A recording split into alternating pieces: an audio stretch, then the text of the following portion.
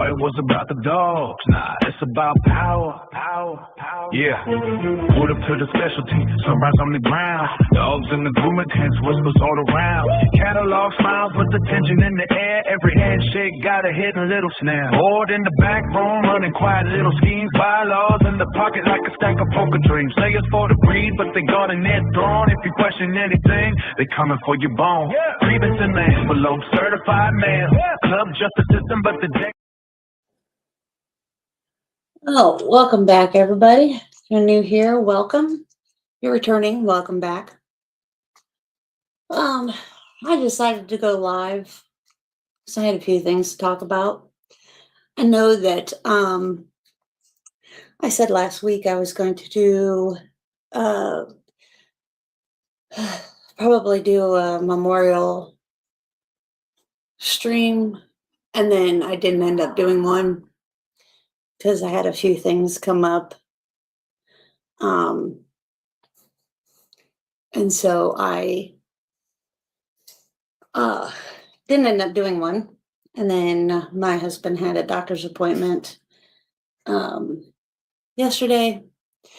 So I decided I would just go live randomly. There wasn't no notification or anything like that, so people probably won't see this. YouTube has a problem with showing me in the algorithm.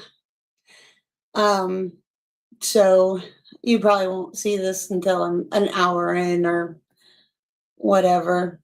So, and it's early. I normally go live around noon or whatever. So I decided to do random, but there's just a lot of things that went on over the weekend. So I decided I would just go live and talk about a few things. One being that, so apparently the breed has some more things, the Corso breed, Cane Corso breed, has more things that we don't really put on our radar to test for or look for, which is cataracts and glaucoma. I have an 8-year-old bitch, and she was diagnosed with glaucoma in her left eye, which she's 8, and that is, there's not a whole lot you can do. You can do drops and stuff like that, and pain pills and things, because it can get irritated and painful and stuff like that, which is something that's not common for this breed. It's not something that's ever heard of, apparently, to a lot of people, people that I've talked to in this breed. And there's only 2 types, and it is hereditary. So thankfully I never bred her. And vets are not keen to put her under, being that she is brachycephalic and going to be 10. So they don't want to put her under for an unnecessary surgery. So we're doing drops right now.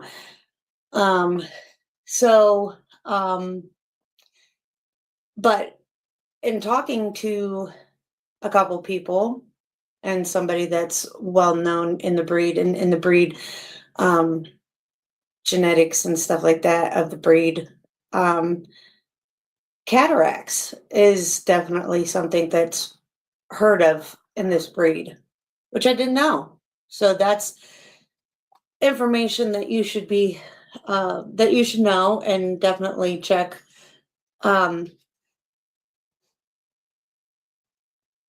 check for in your breed. Just one more thing to add to the Corso list of things to be in search of is cataracts. So I did get I have a vet that I talk to who's also a holistic vet, and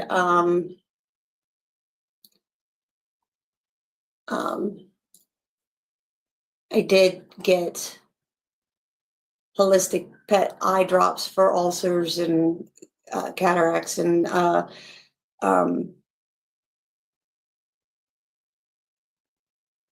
glaucoma and stuff like that, that has colloidal, I can't say it correctly, silver, that helps with swelling and stuff like that, and it seems to do really well.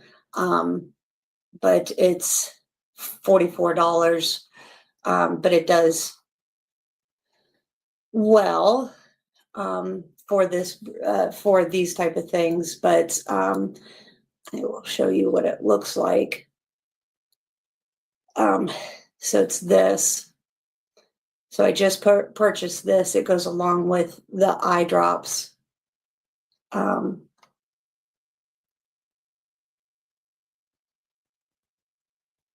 it's got that colloidal silver in it and stuff like that. And from what I see, it seems to help. But holistic vets will give it's all natural stuff like that, and it helps with cataracts, eye ulcers, stuff like that. And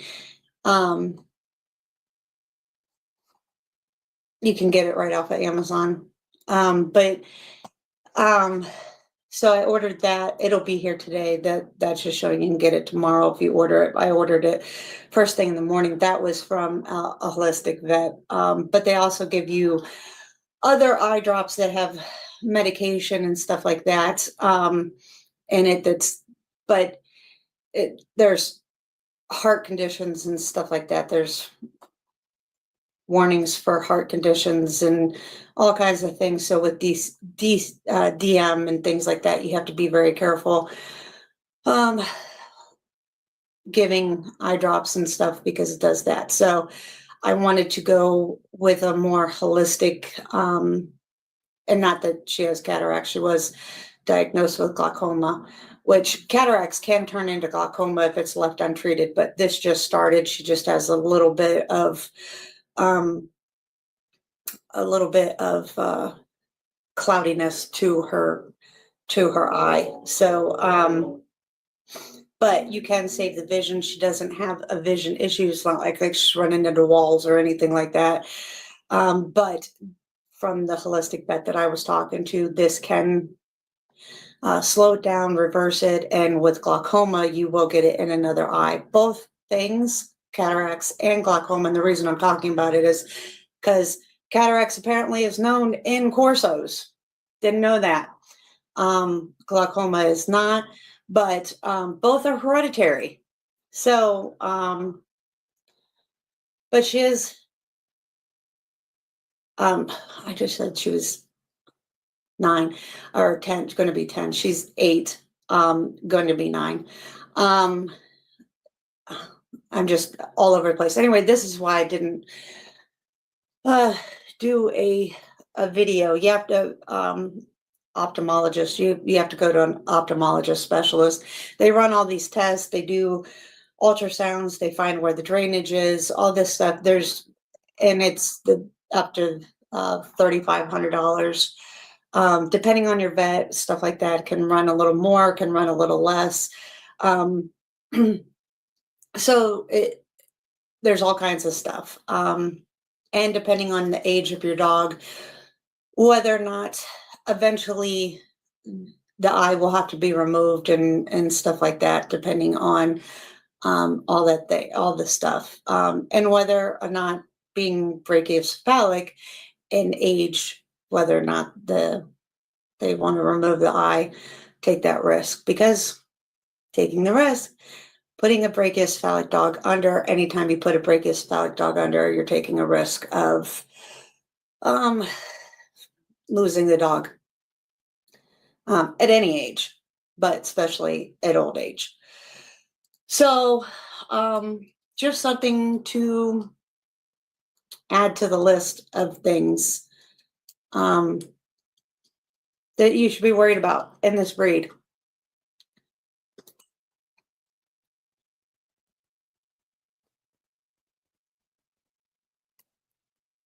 So, of course, that was more on my mind than doing a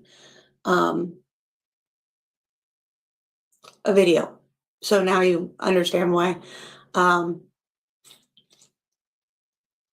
Hey, buddy. It was nice seeing you. I'm really sorry that I couldn't come on your show. When I'm in between making dinner and stuff like that, I just run back and forth and just typing stuff. And so couldn't come on your show. So, but we will set up a time. Maybe we can do a collaboration or something like that. So I would like to do something like that. I was watching a couple of your things and I thought it was pretty cool. So yeah, so that's why I didn't do something over the weekend, over the holiday weekend. It's because I was more worried about that. There's a lot. There's a lot of different horses, a lot of different, a lot of different information. And there's a lot of different channels that you can get a lot of information on. But I think it's cool. Knowledge is power, and you should always be searching for it. So, and I love giving information. So that's what my channel is built on, is giving true facts and information. I'm very blunt, and I'm not everybody's cup of tea, because I will, I don't say, I don't apologize for just being blunt and honest. So, let me give you a link and you can come in now. Cause I'm just sitting here. I just went live because I was talking about my dog, and what happened over the weekend and why I didn't do the thing. So let me see, people.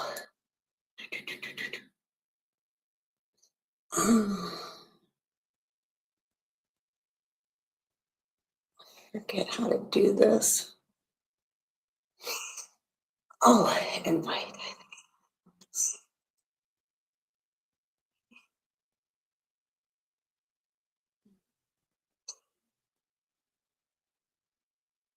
There you go. You just come in. We'll just bullshit for a minute.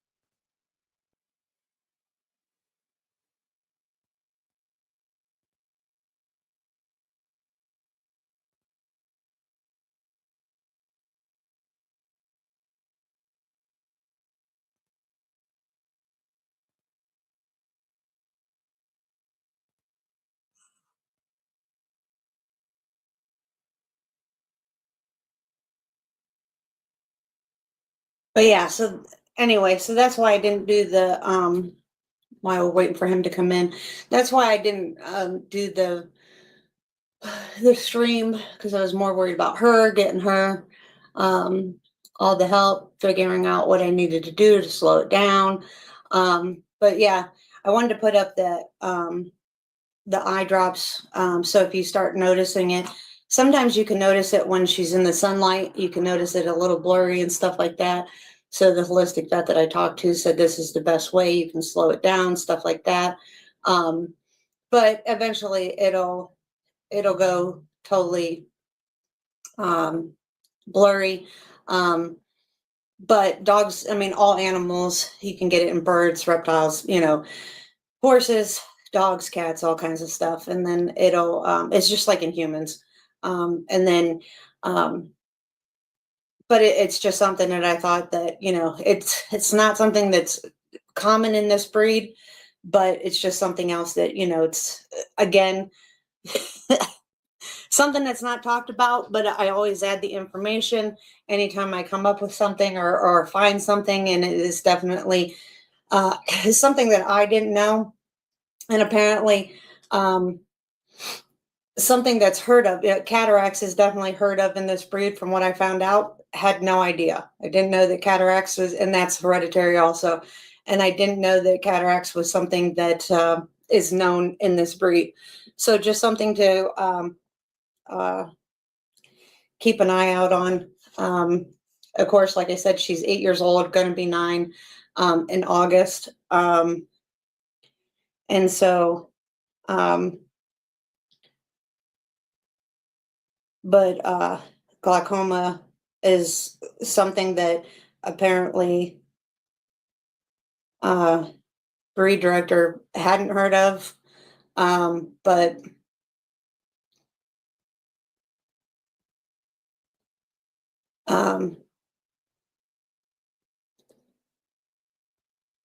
it's just one more thing, and of course that's hereditary too.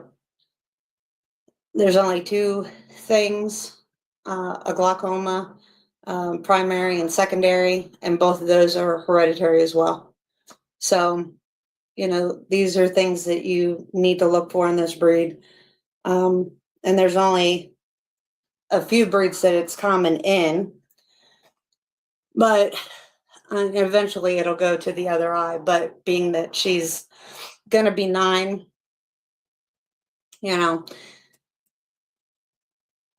what do you do? So,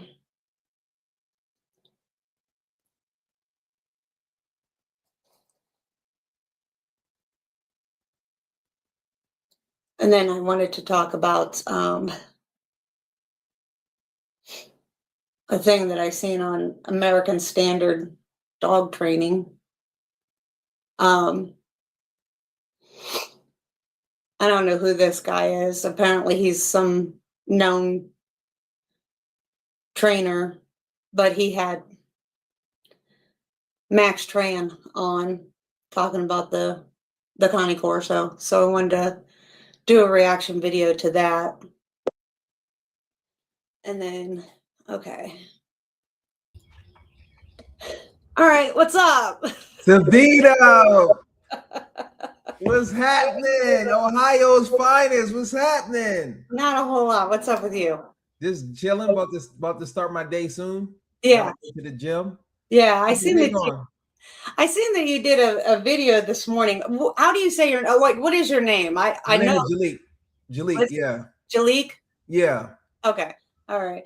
Yeah, so I seen that you did a video this morning, and like I said, I was sorry that I couldn't come on. When I'm doing dinner and stuff like that. You don't gotta. I didn't even think I was. You like saved the day in a sense because, yeah, as you can see, I know nothing about horses. I just like them. Yeah. But you was able to help the chat, so I really appreciate you.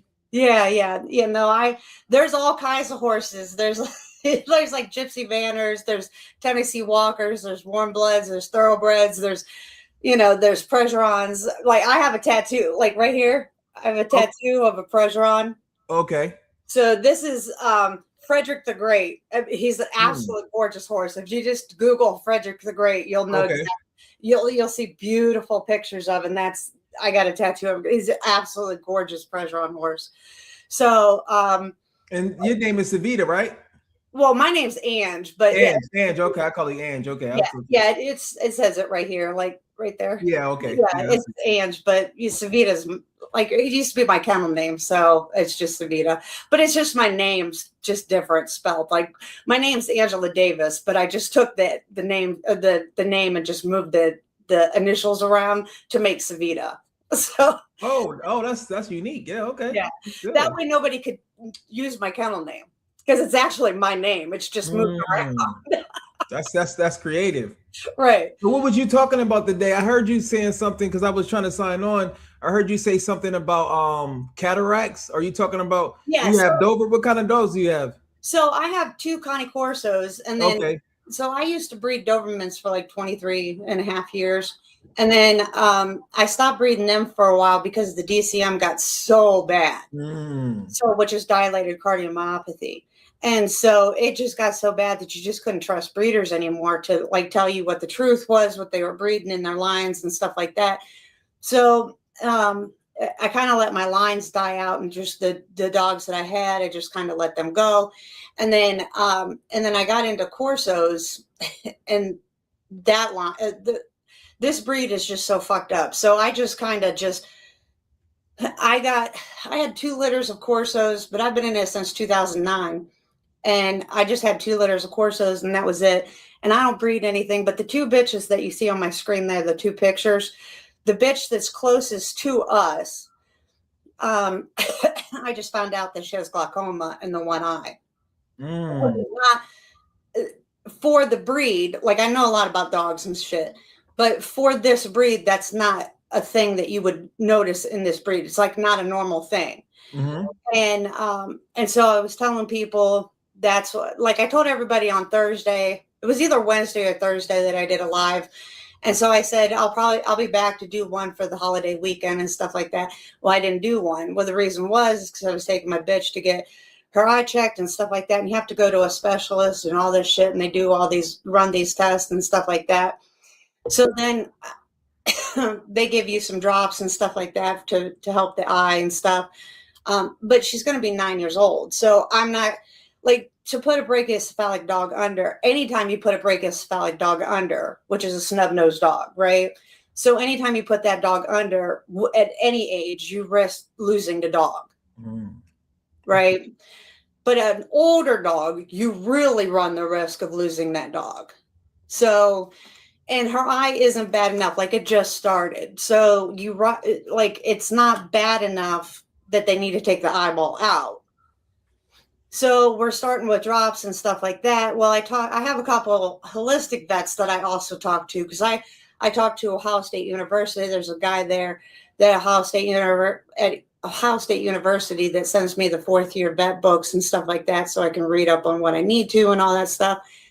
And so, but I also talk to a couple holistic vets so that I don't have to do all this medication, because we way over medicate our dogs and do all this crazy shit that we don't need to do. And so I was like, is there a holistic vet, or is there a holistic drop that I can do that I don't have to use this medicated drop?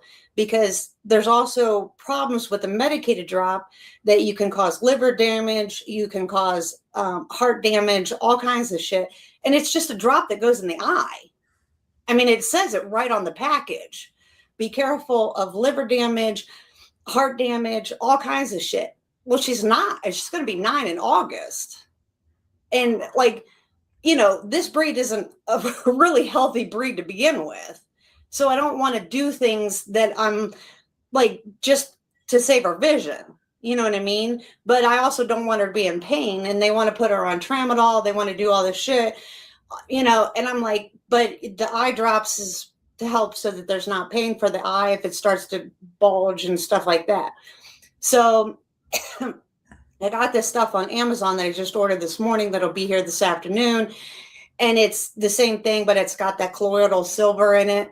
So it does the same thing, and it helps with flushing the eye. It helps with eye pain and stuff like that. So I wanted to, anytime I learn anything, I put it on my channel so that people understand, like, hey, this is the holistic way you can go versus adding all these things that we don't need.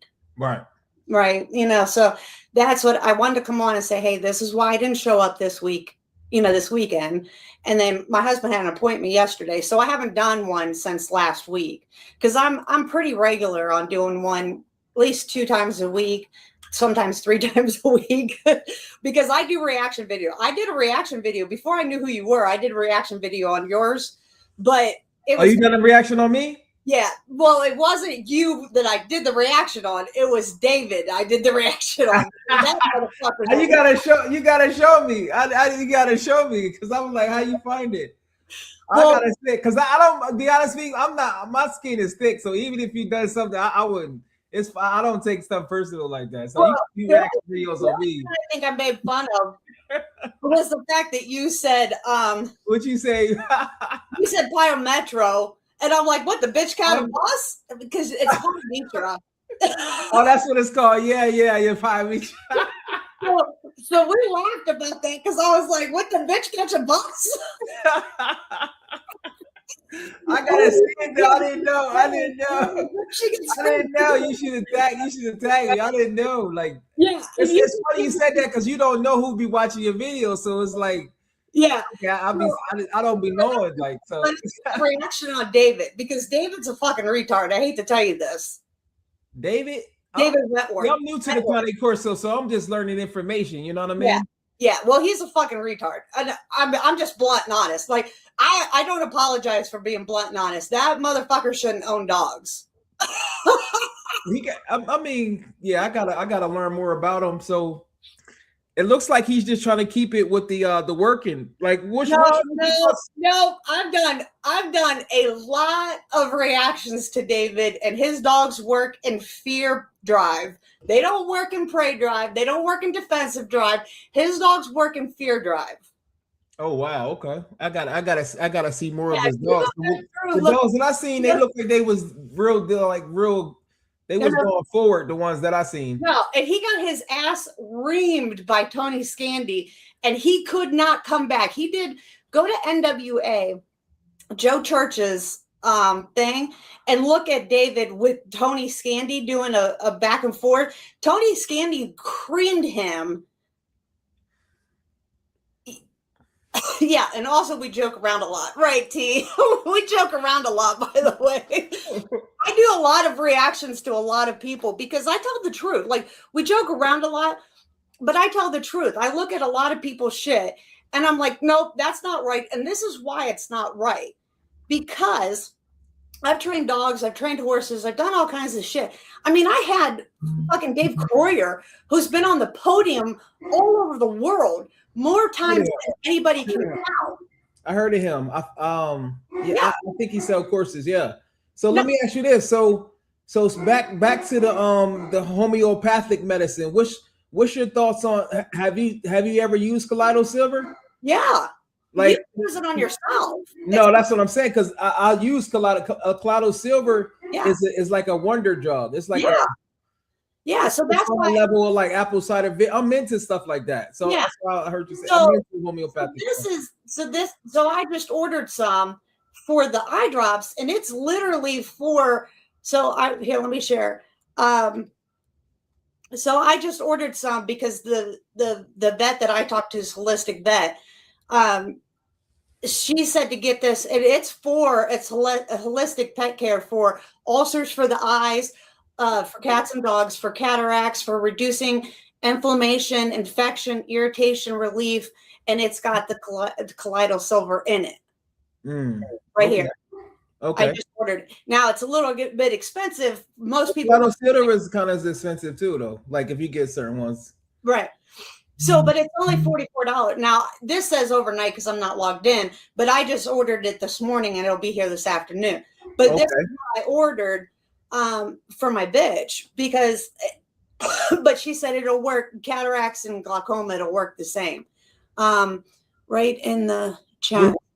What's your thoughts on CBD? Have you ever got into that? See, this is the thing. A lot of people use this is the problem that irritates me. A lot of people use CBD on dogs because they want to calm the fucking the temperament on the dog, and a lot of times they use too much. They overdose the dog. It causes the dog to act in a certain way it shouldn't, and they're also trying to calm a nerve on a dog that is an aggressive dog, and it'll fuck them up, and then they get too fucked up. You know what I'm saying? They're trying to make a dog. Like if I bring you a dog and it's just like calm and everything's normal, then that person takes that dog home. And in a couple of days when the drug's no longer in its system, then all of a sudden your dog's all over the fucking place and that person can't handle that dog. I don't like drugging a dog if it don't need it. I don't like Valium. I don't like all this shit. You're breeding a bad fucking dog. Just say you're breeding a bad fucking dog. Yeah, I can see your point on that one. But from a holistic standpoint, CBD works good in addition to the Why are you okay? But here's my question. And in addition to the calmness part, not just for calmness. T's right. Chat spelling gets all fucked up. So everybody's chat. OT, what's up, OT? Oh, they was on my chat. Hey, what's up, OT1? Yeah. T and K9 are all over the place. I love it. Shout out to you, yo. Yeah. So, but listen, why do you need something to calm the dog down? Why do you need something? What are you using it? It depends on what you're using it for. If you're using it to calm the nerves, if you're using it to straighten the dog out, if you're using it, my dogs don't react to fireworks. My dogs don't react to gunfire. My dogs don't react to loud noises. It's how you're raising that dog. It's the genetics that you started out in the whelping pen with. And when I mean whelping pen, the breeding genetics, right? Mm-hmm. So if you started that dog out that way, then you're the problem. You're the breeder. No, I'm talking about you funny. I'm talking about CBD oil as like a healing, because let's take away the calmness part. It's good for recovery. Like if you work your dogs out and the muscle recovery, it's also good externally for wounds. It's multi-uses. And since you mentioned glaucoma, a lot of people that take cancer, so CBD oil is amazing. And I don't work for a CBD oil company. No, okay. I'm just saying. Okay. It helped me. One more thing. It helped me one time because I do a lot of yoga, right? Right. And my shoulders was out of place. And after 30 days, the shoulder pain went away. So that's what made me. So I actually had, because I heard many people like, oh, it's good, but I actually done it. And I was like, whoa, it really do work. So it changed my mind. I was like, okay, it really did work. Okay, I just have a different mindset, okay? And the reason you said because of cancer and all that, okay, I fought cancer for 13 years. I didn't use morphine pops. I didn't use weed. I didn't use all the shit that they give you, right? And my doctors were like, what the fuck is wrong with you? And I'm like, because personally, I want to know that my body's getting better, right? Mm-hmm. But that's me. Right? I understand what you're saying. Most people want to use something that makes them feel better. So you saying Colloidal silver is superior to CBD? I want to know why you use it. Colloidal silver is multi-use. But I've seen people use it for bad intentions, right? They're going to the show ring. They got to get their dog. Yeah. Well, some people are like, yeah. Can touch the damn dog. Right. I see what you mean. Yeah. I see what you mean. Yeah. Right. Some people some people just to calm them out. Yeah. I mean, because certain dogs is a little, and you are right. You funny you said that. I went to a Hollywood feed and they can bring their dog, but the dog was so calm. I was like, what's going on?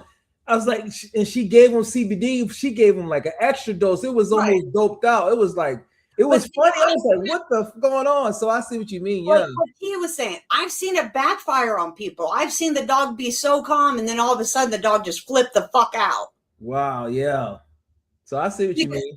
Right. So I want to know why you're using it. I want to know why you're going to the point where they need to use a thing. Yeah, it works for it makes sense. You breed an unstable dog, then you're right. Yeah, if your dog unstable, their dog unstable. It ain't no amount of right. Well, or nothing. So I've not seen it being used for to heal, to do this, to do that. I've seen it being used to calm a fucking temperament down because the dog's unstable. Yeah, I'm just talking about for healing properties, like Colloidal silver. I like that. Right. CBD. Okay. I mean, if you're going to use it for that in the right dosage, I don't mind. If like a holistic vet is telling you, okay, we'll use it for this, use it for that. But then, is it changing your dog's mental? You know what I mean? It's not. I don't think it's I don't think it's. I don't think it's like super negative. I don't. What can we compare it to in the humans? What can we compare it to? Like if a person was like, what's that pills? It's like, well, heroin is bad. Like it calmed you down. Heroin is bad. It's not like heroin. Heroin is bad. Yeah, heroin. Oh, well, we can CBD oil to like, I don't know, meth. I'm trying to think of a comparison because a lot of people use the CBD. Like I used it once for my shoulder, but I don't use it all the time. Right. And a lot of people use it on a regular basis. And we know a lot of people nowadays smoke weed. A lot of people do gummies. Some people function even in the human world. Their nerves chill out. They do it they don't use it for healing. But they do it to chill out. It's a form of healing to them because they might be anxious. I'm fucking honest why people are smoking weed. They're not doing it to chill out, or they're not doing it to heal. They're doing it to chill out. They're doing it to get high. They're doing it to all this shit, right? I mean, they're not using it to heal. It's not like we went to the gym, we ripped some muscles and did this shit because we're bodybuilders and shit. They do it to get high. We're gonna really fucking talk. Let's fucking talk real. Yeah, go. So Ange, so let me ask. So we understand that nerves, it's levels to nerves, even in dogs. Some nerves is a 10, some dogs is an 8 or 9. Even in humans, some people's nervous system isn't as good. So a lot of people suffer from anxiety. How fucking person? Wait, no, wait. How's your nerves? Like, are you social in public? If you get around people that you don't know, how are you? I don't fucking like anybody. How old are you? Well, I'm grown. No, how grown? Nah. Hold on, let me finish actually, Ange. So say if you had to go to like an interview and you had to meet people, Ange, right? You have a strong personality, right? Mm-hmm. You have a strong personality, but you said you don't like people. But if you was able to calm down a little bit more, maybe you can deal with those people. That's a form of nerves right there too, though, Ange. That has to do with your nervous system. Am I lying? Come on, Ange. Yeah. That's your nerves, though.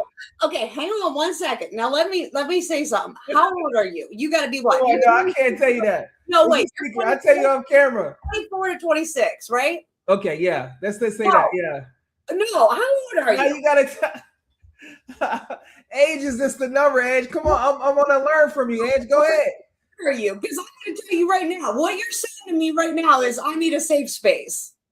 No, I'm not saying that. What I'm saying is a lot of people's nervous systems, human-wise, isn't the same. So a lot of people is taking gummies. A lot of people is taking CBDs because all of us got a lot of people drink Valium. A lot of people's taking Xanax. A lot of people's what? You're doing all this shit because you need to be around. You have social anxiety. Is that what you're telling me? Right, and that has to do with your nervous system too. Yeah. Well, I was born in 78, and I can tell you right now, we didn't have fucking social anxiety. You dealt with it. You pulled up your bootstraps and you went out and you fucking faced the world. Yeah. But you know, each just like the dogs. What you think? Hey, Ange, how you think the dogs was back in 1978? The German Shepherd and the Dobermans. They was better, right? Yeah, they were a lot. Right, and each generation get worse. So that's how the humans happen. It happens to humans. Worse because humans go, you need a safe space to go cry. Exactly. But I've heard stories about the dogs. They said back in all the dogs was better back then. The Dobermans, the German Shepherds, the Chow Chows, all the dogs. I mean, Cane Corsos, was they out in 78? Cane Corsos, maybe in Italy, right? Cane Corsos in 78. Yeah, they were in Italy. I'm sure they was spectacular. You didn't have to deal with people. I'm sure it was better back then. You know what I'm saying? I'm sure their nerves was better and everything. So yeah. But no, the thing is, we walk down for people who need to cry in a fucking room. That's the truth. We didn't have safe spaces. We didn't go to college. People that needed a safe room. We didn't have people that said, "Oh, you hurt my feelings, and now I'm in my feelings, and you can't say that shit to me." You know what we did? If you got bullied, you were, "Oh wow, you got bullied." It happened. That's why and that same mentality is what passes down to the dogs, so they make the dogs weaker too. Because the humans is here, and then what the dogs and the society is a reflection. So I agree with you on that. Right. Yeah. Because today people couldn't handle. Today's people couldn't handle a 1980s dog, a true 1980s dog. That's the truth. Let me go take my dog. Just give me 2 seconds, and I'll be right back. Okay.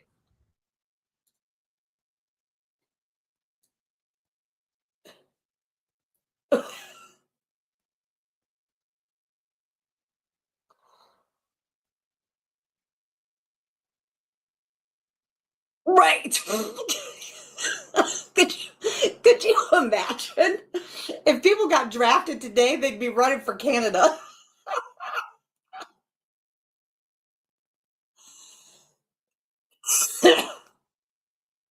I couldn't imagine.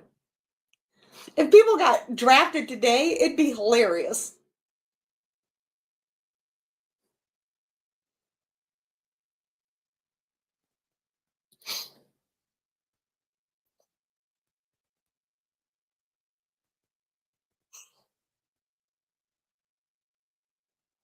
I'd laugh.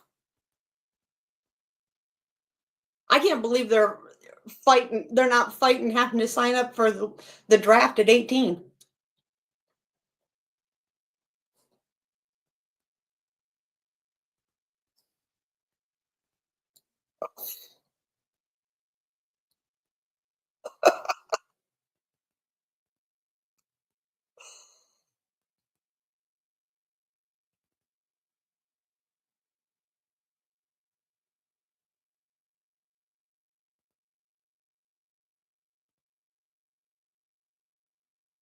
Did you guys see this?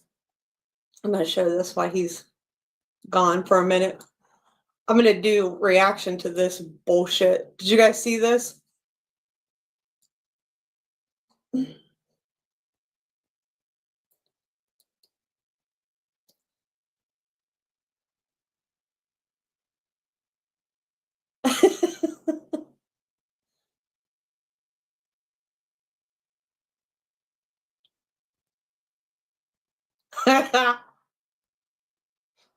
I laughed so hard. He's such a hypocrite. You know, he breeds blacks and tans, right? Breeds blacks and tans, right? I think it's hilarious that he's even on there touting that you got to breed to the standard. Yeah, this is true, T.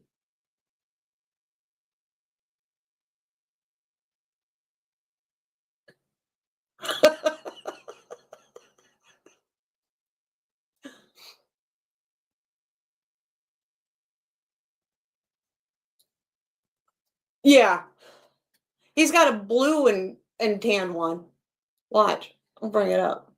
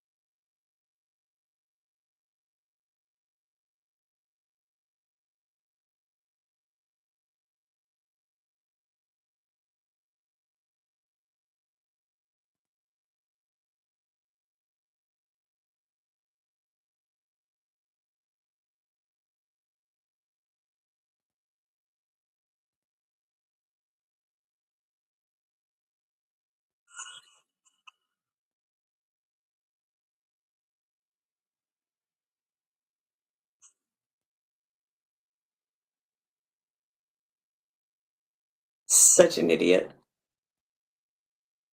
It's one of his favorite Corsos.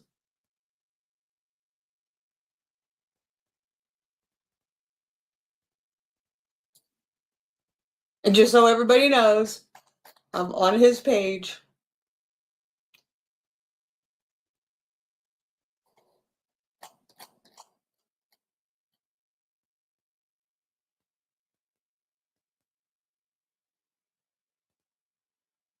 He also breeds these stupid white ones.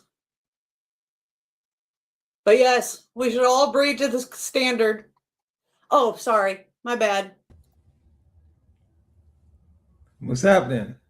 Not much. I have to take my dogs out. Okay, did I put you back in? Okay. I'm back in now, yeah. Okay, hang on, let me go. This one. There we go. Okay. So what was you talking about?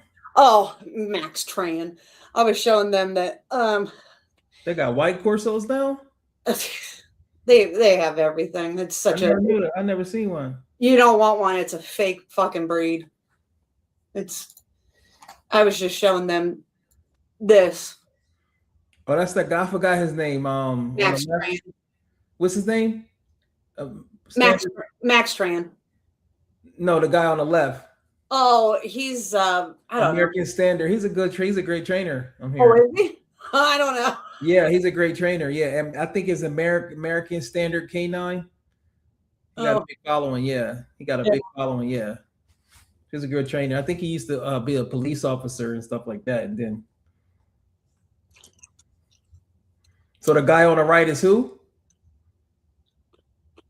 No, he's just a shit ass person. He's got $1 million facility out in California.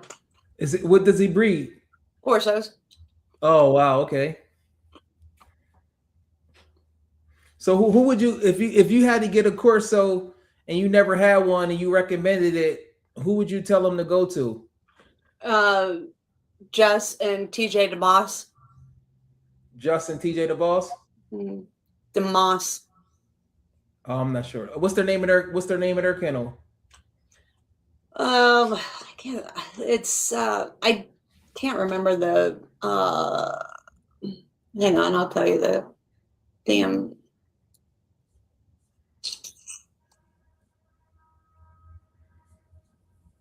And is it? So, what would make you make that recommendation? Is it the performance? How do they perform, or just good nerves overall? And what makes you say that? Corso Diorthus. Oh, okay. And the overall health, temperament, everything that they do for the breed is amazing. Okay. It's the only person I would trust. Mm. They do every health testing available to man. Okay. I trust everything about them. And they have beautiful dogs. They do? Okay. Yeah. This is one of their dogs right here. Okay. Gotcha. But they're just, they do everything that they do, everything that they work on.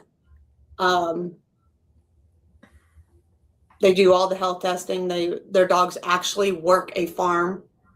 Oh, they say they do perform. Okay, that's what I was going to say. They do every health testing. Everything that they do is amazing. Okay. No, I mean, for real. No, that's great though, because that's what I'm into. Perform. Like I got a live later talking about performance over pedigrees, because performance, I mean, pedigrees is cool, but your dog got to perform. Yeah, I mean, just everything about them is, and they're honest.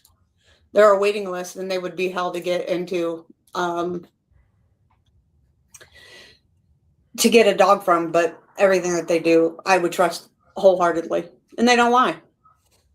So when you do reaction videos, do you do reaction videos on them? On them? Yeah. They don't have videos. Oh, they don't? Okay. No. I was trying to see, do you do positive reinforcement reaction videos, Edge? Like, do I show videos? Do you have positive reaction videos where you say, oh, that was a great job that they done? Yeah. I mean, if I see somebody doing something good, yeah, I'll be like, that was good. That was a good idea. You know, like I did one on Dave Croy that I thought was funny. He did a resource guarding one, and I'm like, that's common sense. Like how, like it was funny how he did it, but it was common sense.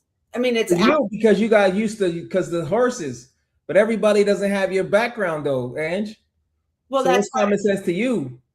Right. Well, that's what my husband says. He goes, you know, yeah, the stuff that you tell people, it's because you know it and you think everybody else. Yeah, that's not how the world works. Everybody know what you know.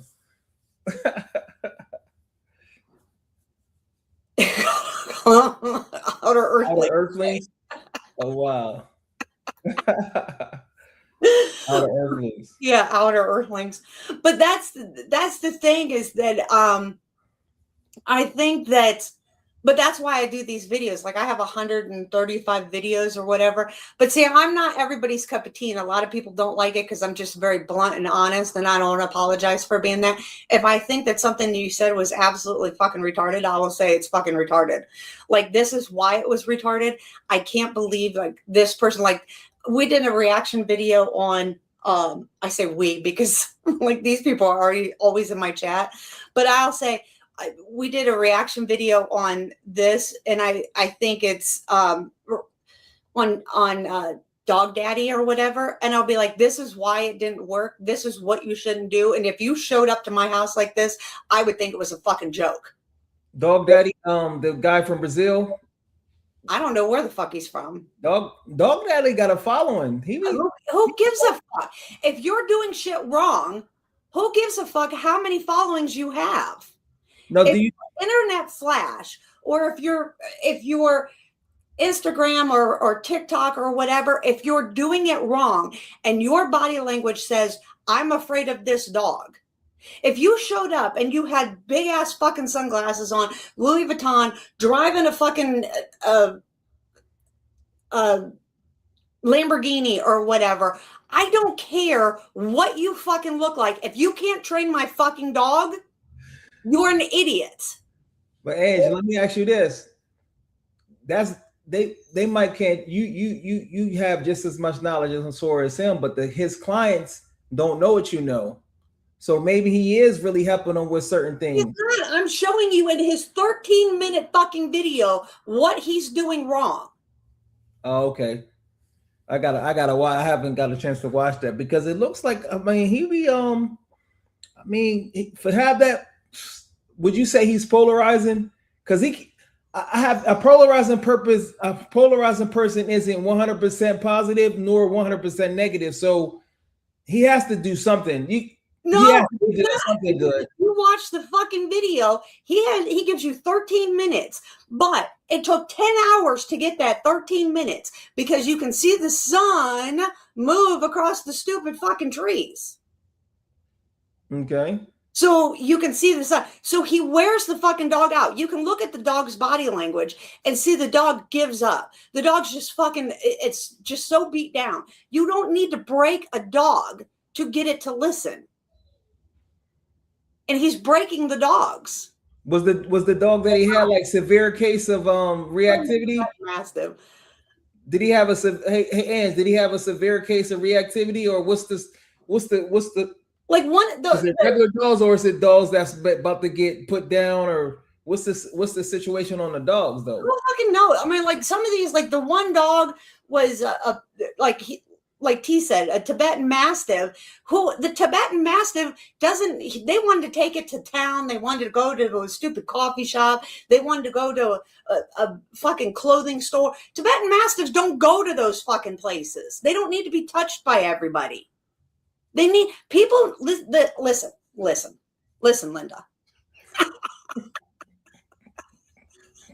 This is the problem. Go ahead, Edge. Go ahead. I'm learning from you. Go ahead. This is the problem with people. You get a Tibetan Mastiff. He got it to originally guard his avocado field. Great. That's what a Tibetan Mastiff will do. But then his family, his wife and daughters, wanted to take it to a clothing store or coffee shop and all this stuff. Well, the dog doesn't want to be going to these places and being touched by other people, because that's not a Tibetan Mastiff's genetics. You bring up a good point, Ange, but back to what you were saying about Dave and his Cane Corsos. Dave was saying the same thing, that a lot of these Cane Corsos shouldn't be out in public and petted, because didn't Cane Corsos grow up in a situation similar to Tibetan Mastiff where they was protecting? So why is it that Tibetan Mastiffs can't do it and Cane Corsos? Come on, Ange. Come on, Ange. No, I'll agree with this. I'll agree with this. Yeah, go ahead. He didn't want the farmer of the avocado field didn't want the people to lay out the people in front of him dead. Dave does. There's a difference. Ed, you're an amazing human being, and your new nickname name is Outspoken Edge. Outspoken Edge. Trust me, there's people that love my honesty, and there's other people that are like, "Fuck, I can't handle this bitch." Outspoken Edge has entered the building, but you're outspoken too. But I gotta tell you the truth, Ange. It seems like you're being a little bit. You say that. Why can Cane Corsos be out in public but Tibetan Mastiffs? Answer that for the public. Why is that? Even though both of them. So why is that? Why is Cane Corso scanning Tibetan Mastiffs? Wait a minute. Should he be able to take his Tibetan Mastiff somewhere?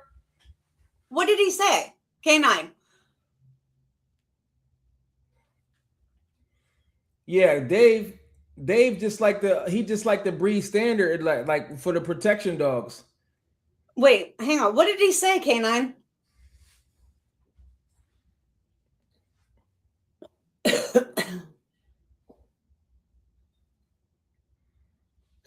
I'll bring it back up because I'll get into this. I'll engage with all this. I like to hear your opinion, though, Ange. Yeah, no. But that's a legitimate question, though, right, Ange? What was your question? Go ahead. So you saying Tibetan Mastiffs shouldn't be out in the public, but why should Cane Corsos be out in the public? I don't take my dogs out in public either. And I have 2 Cane Corsos. My dogs don't go out in public, and I don't believe that everybody should touch my dogs. Like I said, my dogs should be indifferent to people. And neutral. I agree. Right. Yeah. Because if I would have an accident or something like that, and the police or EMS comes here or whatever, the EMS should be able to come here and it should be okay. It's no different than I told the story of I had a chest freezer, an old chest freezer removed and a new chest freezer put in. My dogs were placed. They sat there. They watched the whole time. The people that were here had no idea that I had dogs. They didn't make a noise. They didn't do anything. I placed them. They did not move. And the one guy said, "Oh shit, you have dogs. I thought they were statues. They're alive." And I'm like, yeah. Sounds like you're a good handler and a good trainer. Well, I mean, I'm not pat myself on the back, but yeah, because I don't want my dogs to do anything. Now, they took a door off the inside of my house. They took a door off the outside of my house, and they opened up my double gates. So when they did that, my dogs didn't move. They didn't do anything. They didn't bark. They didn't anything. They removed the old chest freezer, put the new chest freezer in, all that stuff. It wasn't until they put the doors back on and they locked the gates. Then they were standing there talking to me. I was on the inside of my gates. They were on the outside of the gate. Then the guy touched the gate. That's when Maze lost her shit. The dude backed up so fast he tripped over himself. And the one guy said, "Well, what the fuck did you think was going to happen? Those are well-trained dogs." Because at that point, everything was done. And they were like, "Oh, no, you can't touch the gate now." Because they had been released to go outside. Let me ask you this, Ange. Who would you, if a person was saying they want the best trainer in the game, who are some recommended trainers that you would tell people to go to besides yourself to get their dog nice? It depends on what you're looking for. If you're looking for just a pet trainer, see, this is probably trainer, obedience. Well, I think you should find a good, like, There's a couple good trainers, but it depends on your area. It depends on what dog you have. It depends on what temperament you have. There's a couple good trainers, but the thing is it depends on what state you live in. Do you see what I'm saying? I don't know what state you live in to recommend a good trainer. It's not for me. Well, that's what I'm saying. So because every state has a different trainer, and I personally am against board and train. Oh, you're against that? I am 100% against board and train. Okay. If you got a dog, why'd you get a dog? Remember, if you're going to board and train it, why'd you get a dog? Because they want their dog trained, and they don't have the knowledge like outspoken Ange. No. But this is the thing. If you got a dog, aren't you going to bond with that dog? If you send that dog off to be board and trained, you have no idea once you hand over that leash and they close the door, what they've done with that dog. I have seen too many people that have come to me afterwards that have paid $7,000 for a board and train, and that dog doesn't do anything. Yeah, I agree with you on that. That happens. That happens a lot, you know. Working. Western lines are working, but light. Yeah. OT. That's a bit amazing. Once a year. I wish other breeds. Is there? I think the older breeds do once a year. I think Basenjis do once a year too. I wish the other breeds done that too. That's amazing. I'm still waiting for your canine. Who's talking to? That kind of what feral dogs do. It's predatory, and they're way different. Tibetans. So you had Doberman, you got Cane Corsos now, you got that situation with the eye. How does it make you feel? Do you feel optimistic that there's a solution to the problem, or how do you feel? No, I mean, with glaucoma, it eventually go to the other eye, but she's gonna be 9. So eventually, if it goes to the other eye, she'll be older. I'm hoping that the eye drops that I get with the colloidal silver will slow it down. I mean, she's not bumping into walls. She's not like she can't see, anything like that. We just noticed it because when you catch it in the right light, you can see it. It's not like so bad that it's real noticeable. Yeah. I just noticed my dog, they live with me 24/7. It's not like they live in a kennel or anything like that. You know what I mean? So, so when you catch it early, you can slow it down at a slower rate. I'm hoping that the colloidal silver will help slow it down more. But it's just one more thing that, when people like this breed doesn't talk to anybody. This breed doesn't, it's not like with Dobermans, it's not like with Rotties, it's not with Neos, where the breeders talk to each other and say, hey, do you notice this? Do you notice that? Whatever. This breed lies about everything. They lie about what they have in their genes. They lie about it's the truth. You saying paper hanging happens a lot?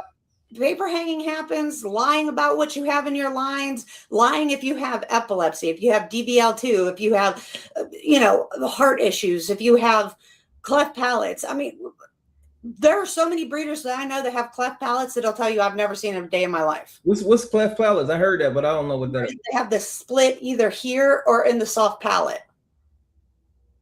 Oh, okay. Or they either have to be put down or they have to have a surgery to close it. Oh, okay. I will have to see a picture. I'm not sure what that is. I'm not sure what that is. I'll show you. So, outspoken Ange, have you ever done comedy before? No. You as a comedian too. You have your own show on Netflix. I can see you doing it too. You tell me. You're on Netflix and everything. You have your 2 Cane Corsos in the down position. So this is a soft cleft palate. You don't. Shit.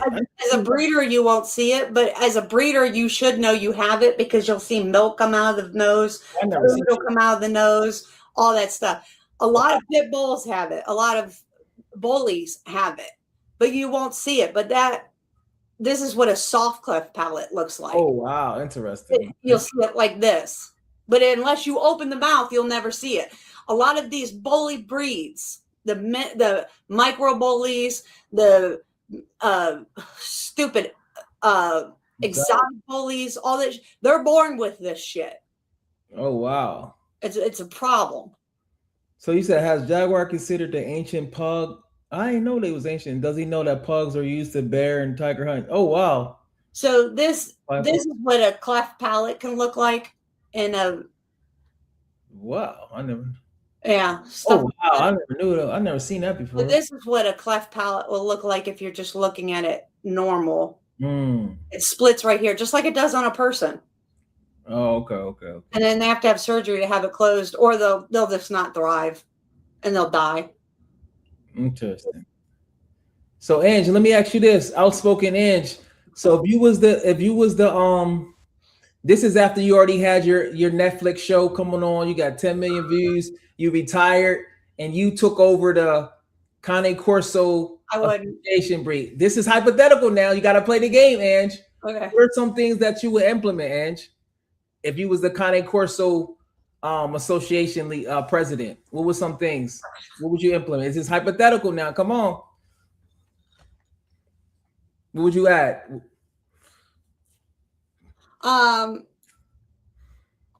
Well, better health testing, open transparency. They don't have that.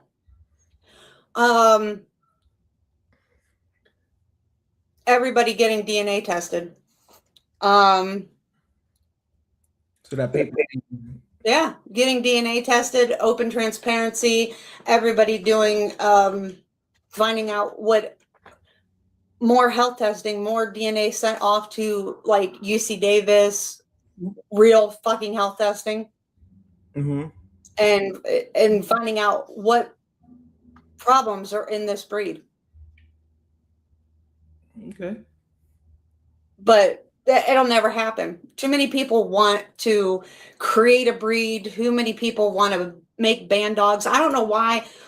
I don't understand what the issue is with this breed. The people in this breed, first of all, criminal element of this breed, the people that want to make a breed, make a band dog. If you just want to make a band dog, just make a band dog. It's no different than David, the American Corso. The American Corso was a band dog. Mike Sattelli made a band dog. It was a lie. It was a farce. It was a myth. It was bullshit. And it's not a Corso. And I respect Dave for even admitting that. Right. I respect that. He said, and that's what he's doing. Why call it a Corso? The only reason you call it a Corso is to sell puppies for people who want Corsos. That's the only reason you'd call it a Corso, because it's a band dog. 3 to 5%. He did a DNA test on it. They came back 3 to 5% Corso. That was it. That's not a Corso. 3 to 5% does not make a Corso. So what are some breeders right now that you would consider that's not paper hanging, that actually has Corsos then?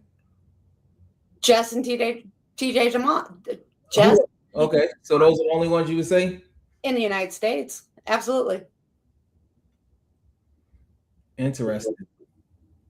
There are probably 5 people in Corsos that I could count that I would trust. That's why I don't breed Corsos. This is why I will never get another Corso. So what you thinking about getting after your Corso? I already bought another puppy. It was born 8 days ago. So what you get? You gonna reveal it to her? So what you get? Nope. I'll reveal it. I was hoping Ange keeping secrets now. Come on, Ange. Come on now. I'll reveal it in 8 weeks. I can listen. Outspoken Ange. I can see you with one of them exotic bullies. Have you seen me do reactions on exotic bullies? Are you nuts? I can see you with one of them, or I can see you with a Frenchie.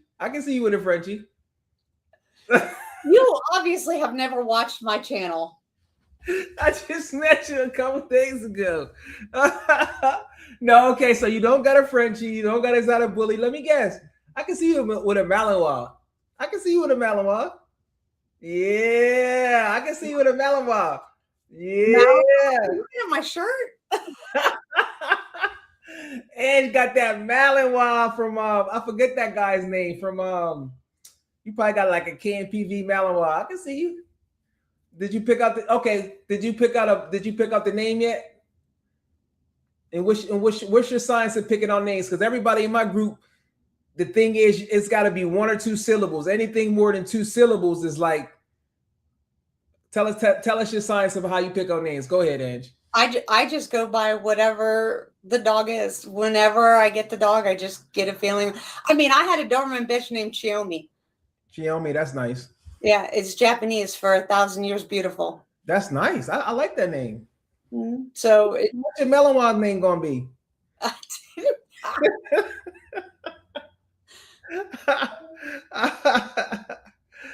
I don't know if you get a German. You kind of unique. Let me guess some more. Let me see. I don't think you're gonna get no presser. You ain't gonna get no presser. Malinois, they got super high prey drop, but you're a great trainer, so that wouldn't bother you. German Shepherd might be your speed, but let me see. Maybe a Dutch Shepherd. Maybe a Dutchie.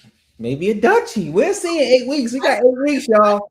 I've trained Dutchies. I've talked about the breeds that I like and don't like on this channel. I gotta see. I gotta look at it. Yeah, I gotta look at it because I don't see you getting one of my favorite breeds is a giant Schnauzer. Oh yeah, what's that lady name in California? Scanson. Yeah, I like. That's one of my favorites. So we definitely agree on that. I love giant Schnauzers. So yeah, I just love their attitude. If you didn't have to hand strip them, I'd own one. Say what? If you don't have to hand strip them, I'd own one. What you mean? You have to hand strip them. Like you have to take in with a comb and hand strip them, pull their hair out. But they don't really shed though. It's called hand stripping. But to keep them like nice and tight and clean, you have to hand strip them. Oh, you do? Yeah. Yeah, I would just probably cut their hair off. Yeah, I like giant Schnauzers. What else I like? I don't know. Maybe you'll get an English Mastiff. Maybe you'll get it. You got a good poker face too. Like you used to be a lawyer. You like trying to give up. You went to law school. God, you're good. As soon as our birthday, you got your poker face like.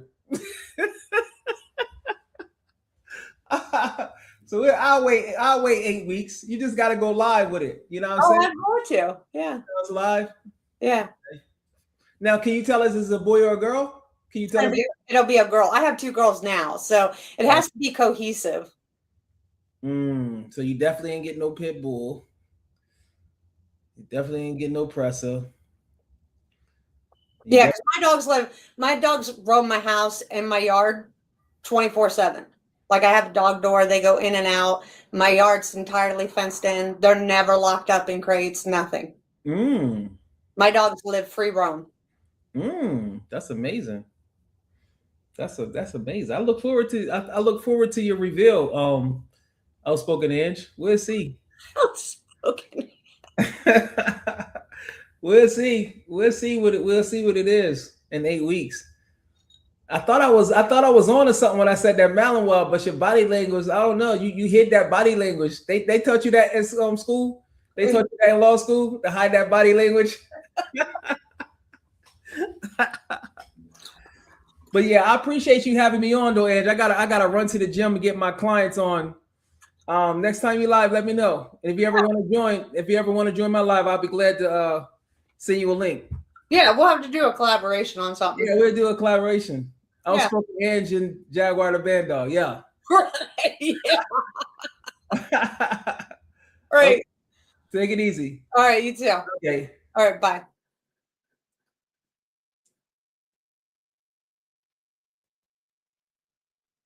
That's funny. Outspoken Edge.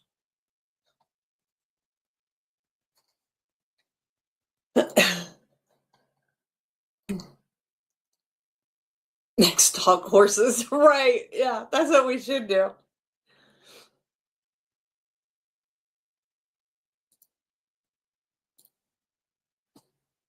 All right, I'm going to watch this real quick because this is hilarious. The shit that he says, being that he breeds this shit.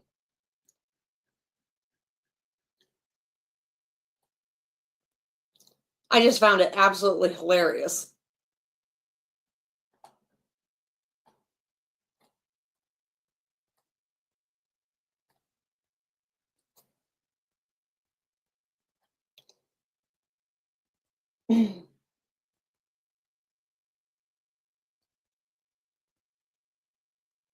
I don't know.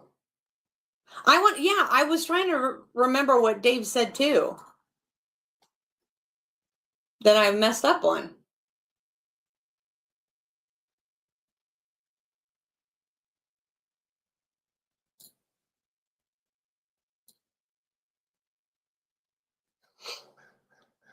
All right, I'll be right back.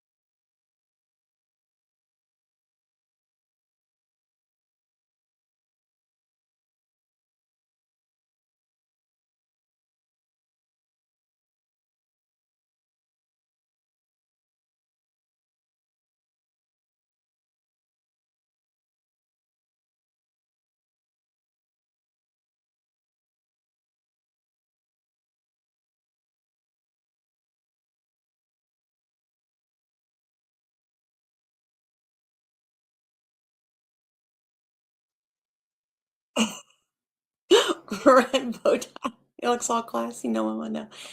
So Boston also. I try to grab it. Oh no.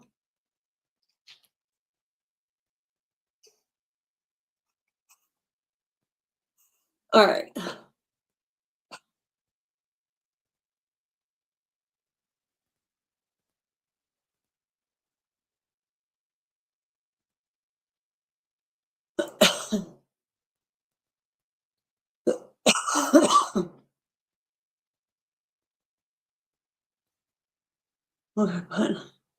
He's all fancy. That's too funny. All right.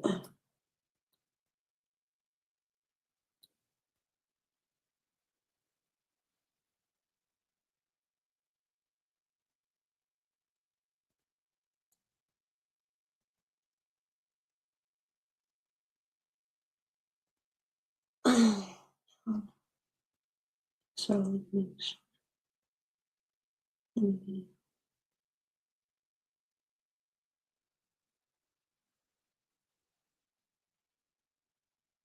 oh yeah? Yeah, right? Okay, let's watch this bull crap. Ladies and gentlemen, in today's video, we're going to be going over the top 5 things you need to look for when it comes to choosing the perfect breeder for you to select that perfect puppy. We're joined today by Max Tran of Maximo Kennels, over 22 years experience as a breeder, specifically with the Cane Corso, and over 10 years experience with the Boro Bull. And that's just skimming the surface. Tell us a little bit more about your accreditations, if you will. I have a dog that's won the national specialty. This boy here has won Best in Show multiple times. I produced close to 100 champions and grand champions. I was the judge at the Breeders' Cup at the Nationals. A lot of issues out there. Bad breeders producing bad dogs, which end up coming to you as an owner and us as trainers, and it's causing a lot of stress and heartache. But if you start with the right breeder, it can eliminate a lot of those issues early on. And the first thing we're going to talk about is experience. What does an inexperienced breeder look like? They just got dogs. Their dogs are a year, 2 years old, and they have a litter. They just got, for instance, a Corso. We've seen it. They've only had it about 12 months to 18 months, and they're already like, I need a female so I can start breeding. Correct. Like, what? You don't even know the breed yet, and you're going to start selling these things? You don't know enough. In fact, I would argue your dog's not even fully mature yet. You don't even know what you have yet. Your average breeder that cares is at least 3 to 5 years into the breed already. Minimum. Yeah. We want to be looking at those Google reviews. Mhm. We want to be able to reach out to past customers and clients, see those. Well, I hope they don't look up his Google reviews. He sold a dog named Buddy or Daddy or something like that that had full-on hip dysplasia in both hips and had to be put down as soon as the owner got it. And he was like, that's cool. I'll just refund your money and your shipping, everything. Like, seriously, he sold the dog that way. Dogs, what have those dogs turned into? Has the breeder stayed in touch with those owners, or are they going to just ghost you? They're just there to sell you as many puppies as fast as possible. This is not what we want. So Yeah, this was like 2 or 3 years ago. I think his name was Daddy, because it was like a weird fucking name like that. And he literally, his dog couldn't even walk. Like, literally couldn't walk. He had hip dysplasia so bad and had to be put down like right away. And he was like, no big deal. I'll refund you the money and your shipping, everything. I'll replace the dog if you want it, blah, blah, blah, but I'll refund your money. No big deal. He just doesn't care. But he does. He literally has like $1 million facility in California. Welcome back. Okay, so can you tell me what I misinterpret of what David said?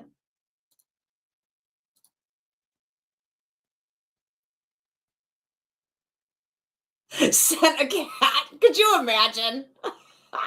experience in this game matters like with anything else. 3 to 5 years minimum, 5 to 10 to 15 to 20 plus. And this guy is on the CCA committee or CCA or he's something on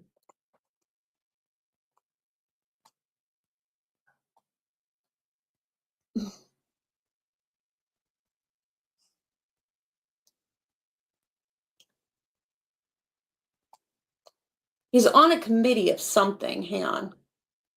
I'm looking for it. Or used to be. Maybe he's not no more. They changed people like they changed their underwear on that damn boards.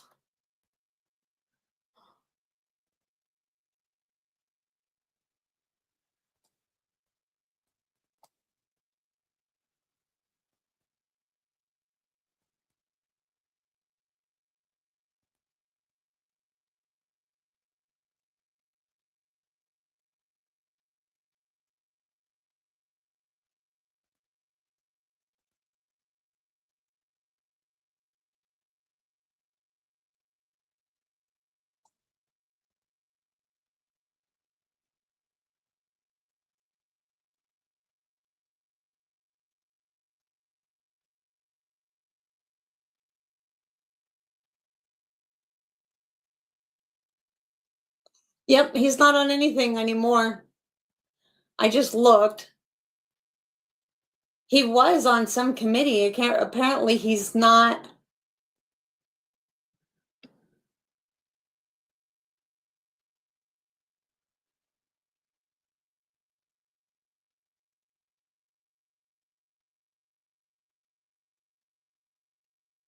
On anything anymore.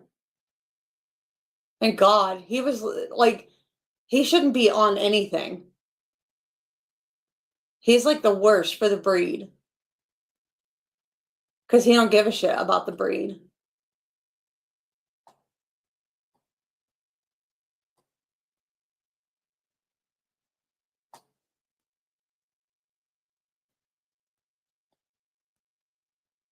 This thing is going to stay like vacant forever.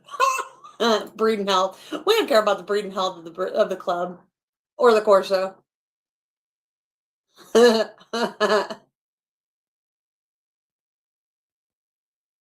It's like whatever.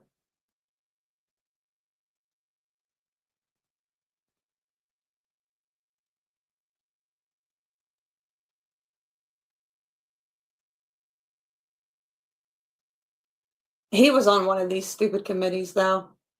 I swear, they have a committee to have a committee. Anyway. Okay. Oh, not you, Jared. Dave didn't say anything about taking dogs in public. He just said he'd shoot his dog. Yeah. Yes. That's what it was. I knew there was something because that's why I was like, I'll bring it up. Okay.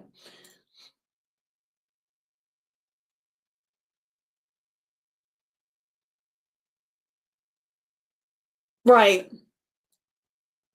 Okay. Thank you. I couldn't remember.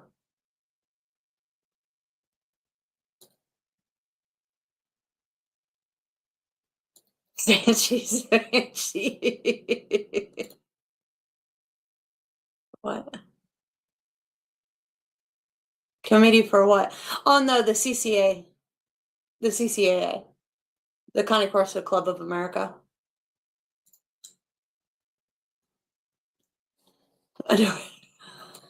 Even better. The next thing we want to talk about is health testing. Make sure your breeders got health tests on their dogs. Passing scores. Not my dog's healthy, my vet told me. I need to know, are their hips okay? Heart okay? Elbows okay? Genetic testing now, it's easy. It's cheap, 125 bucks, done. Yeah, so both parents should have the genetic testing. And when we think about hips, we're not just talking like, oh, does the dog walk funny? No. Did they actually spend the money and go to the specialist to have that dog's hips x-rayed? What score did they get with the hips, etc.? This is what the part that I found so funny, because I was like, because of Daddy, I was like, you sent a dog that completely had full-blown hip dysplasia and both hips had to be put down. And you're like, this face says it all.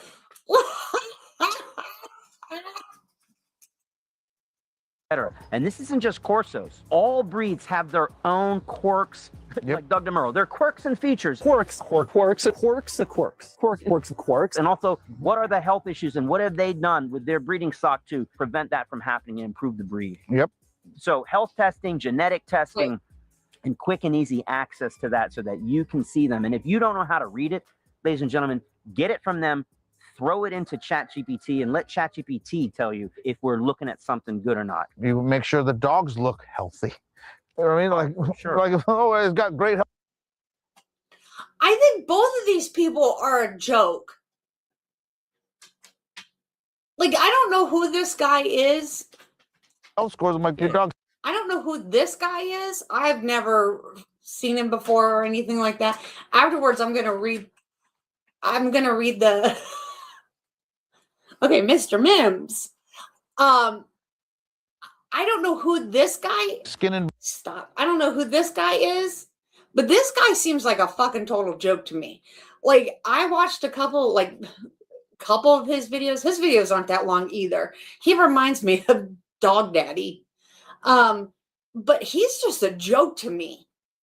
And then Max Tran. I got a whole lot to say about him. Max Tran to me is a joke. Joke with a capital J.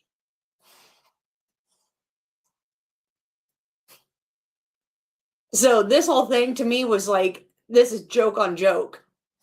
Bones or dog doesn't look right. And, you know, there's something isn't right. Does your dog look healthy? All right, Does your dog look healthy? I don't know. Do you feed old Roy and your dog shit piles of diarrhea in your kennels. Because, well, that was pictures taken when somebody came to pick up your puppy and your dogs were just running all through it in your $1 million kennel. Come back, we're going to get into number 3, which might be the most important one.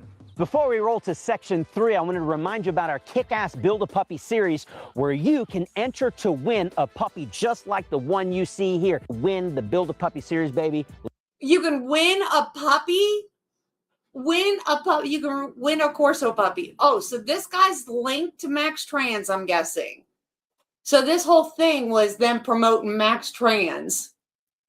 How gross. Let's get back to the best breeder. How do we find one? All right, for the third section, we're labeling it accomplishments. What are we looking for with accomplishments? Have they titled anything? Any obedience titles, championships? Meaning like showing the dog? Meaning like paying my handler to...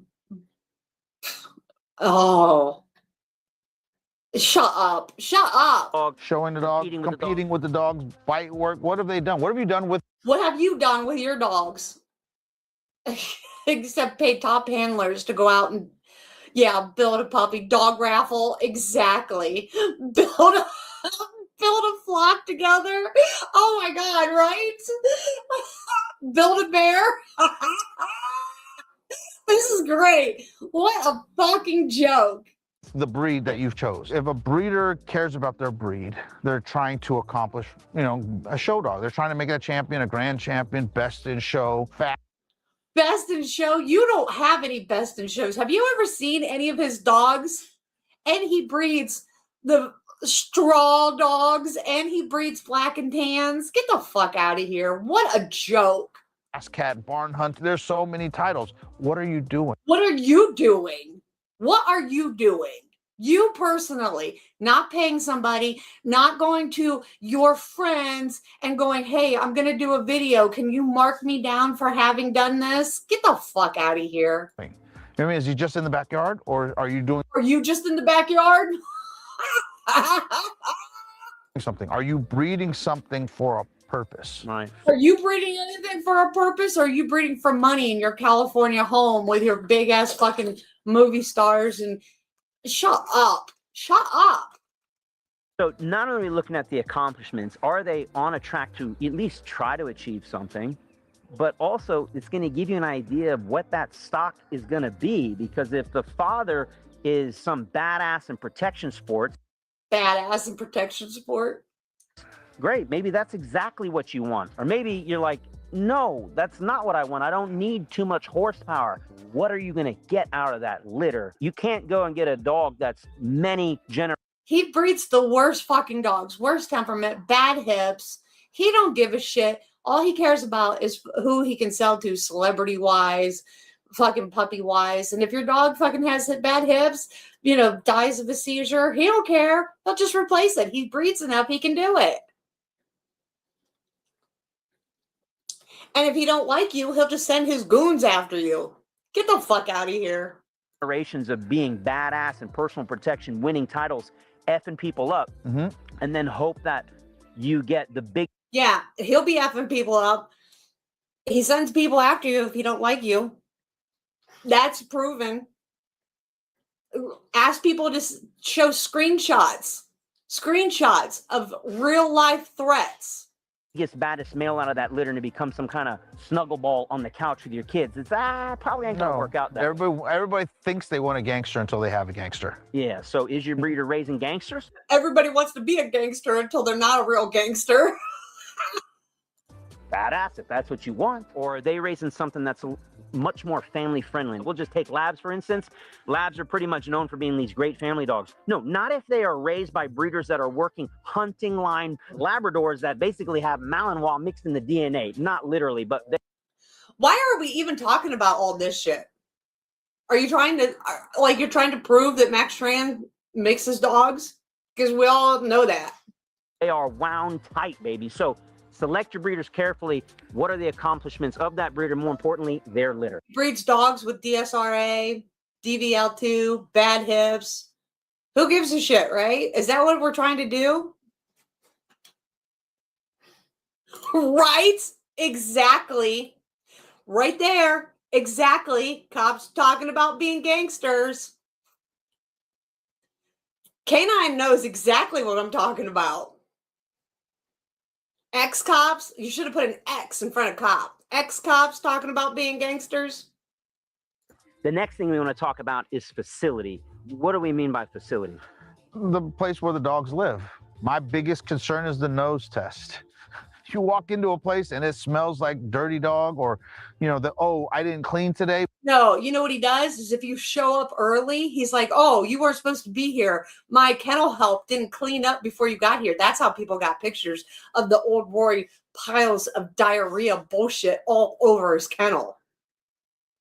But it smells, they're not No clean. excuse. There's no excuse. Yeah, if that's how it looks knowing you're going to come over, Yeah. Imagine what it looks like when you're not coming over. That is one big pile of shit. How are they caring for these animals? And if that's going to be representative of everything else. And we said facility, but it could literally just be their home. Yeah. There's this term backyard breeder. Well, look, just because someone's breeding from their home. He's a backyard breeder.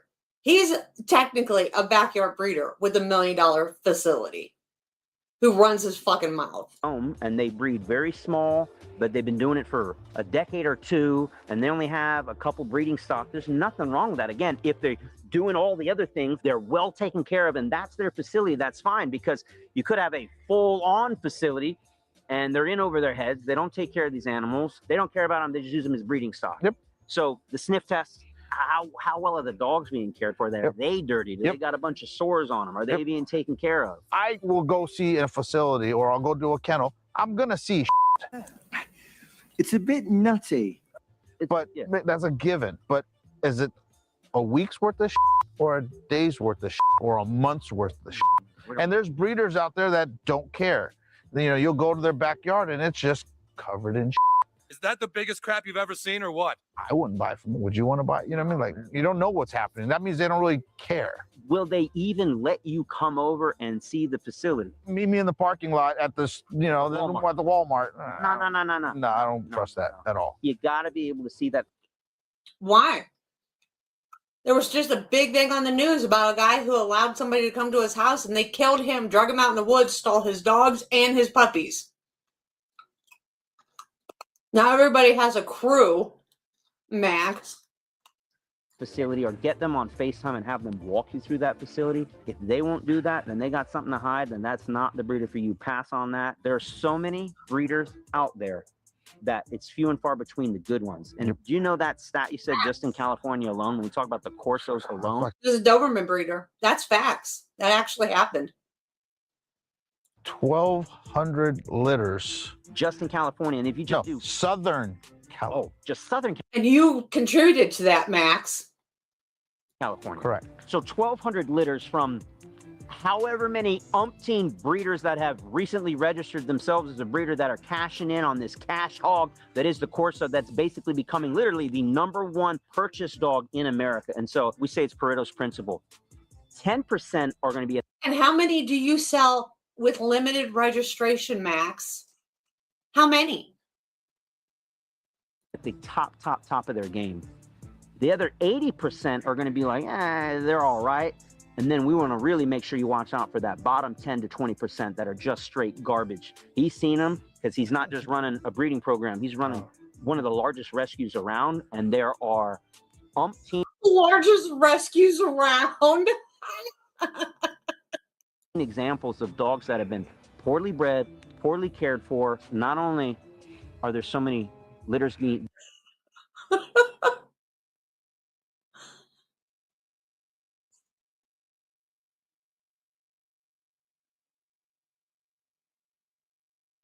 Right. Yeah, right?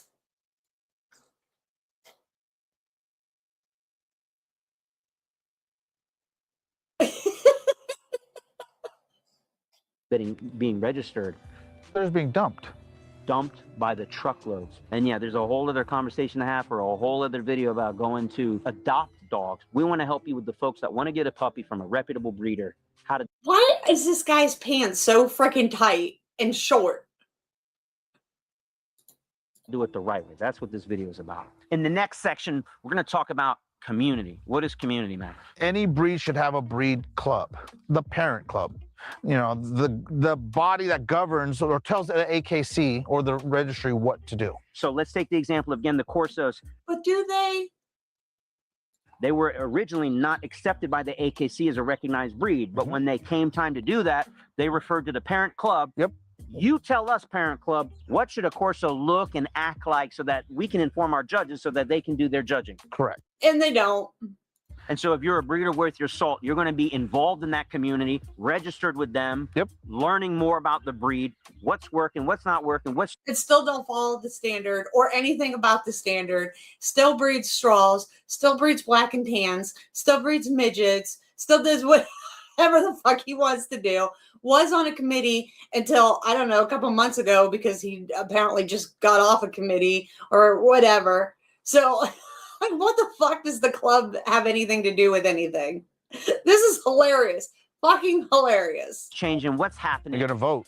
and be a voting member. Yep. To determine the future of the breed. Correct. But other things come along with being part of that community, and that's connecting with other breeders. What are the benefits of that? Experience.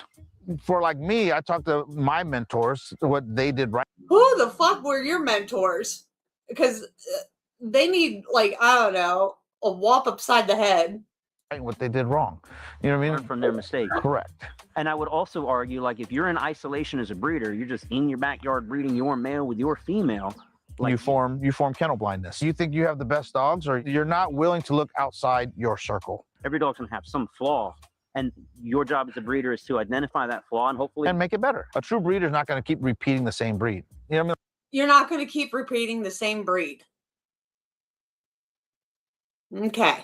Like you have two dogs. You're not a breeder. You're breeding. they want to be adding something in to improve it. Yes. Which means reaching out to other breeders that have the quality of dog that you're looking for that can improve. Bring the The stock. only way you're going to do that is to be a part of that community and not be in isolation. I guess it goes to say with anything, if you're not respected by your peers in your community, probably ain't doing. He's not respected.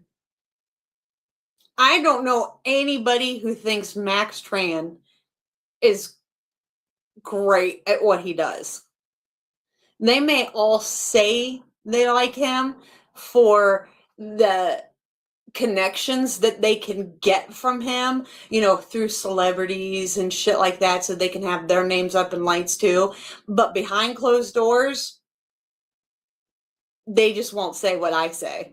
Things right. So Also, they're afraid because literal death threats, like real live, like threats, get thrown around. It's really stupid. Over dogs. we want to look for a breeder that's well represented in that community, well respected in that community, just in the community in general. Correct. To begin with.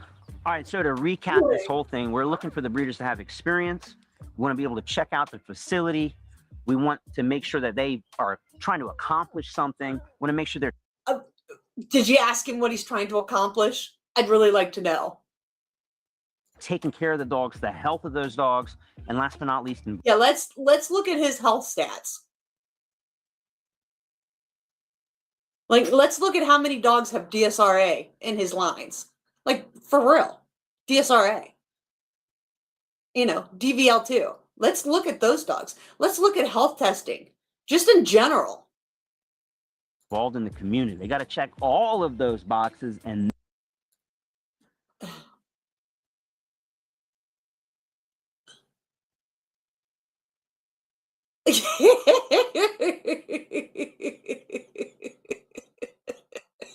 Right? A lot. A lot. It's their go-to. then some before you should ever consider choosing them as a breeder, because man, you're going to be spending thousands of dollars and more importantly spending 5, 8, 10, 12, 15 years of your life with that dog depending upon the breed. So you better choose smart. If you don't love that breeder, move to the next one and avoid all the heartache and all this. And everybody should keep moving from this.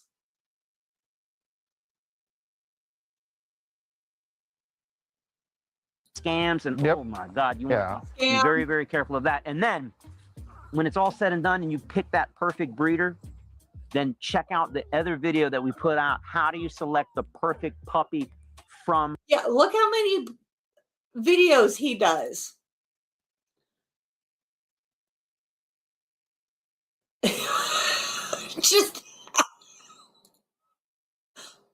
You just have to know the right people.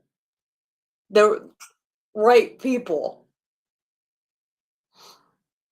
That breeder. I don't care if you get the perfect puppy from the perfect breeder. Look how many cuts were right there. Did you see how much it jumped? That's funny.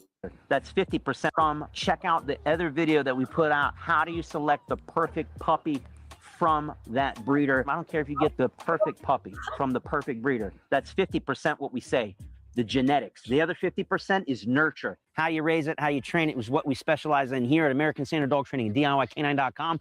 We have every course you need to help you raise and train your dog to be the best dog you could ever ask for. And again, make sure to check out our Build a Puppy series so that we can deliver to your home a perfectly bred, perfectly raised and trained puppy right to your door, or $25,000 cash, or tuition to our academy, or let us help you train your own personal.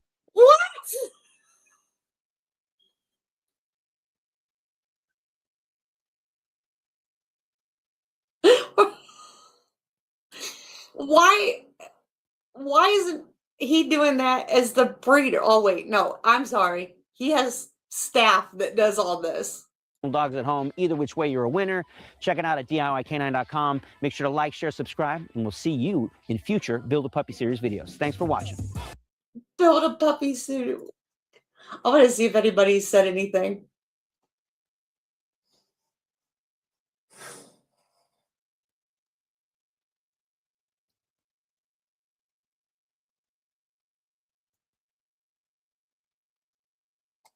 The biggest red flag for me is usually breeders that breed multiple different breeds rather than zeroing in on one. Doesn't he breed multiple breeds?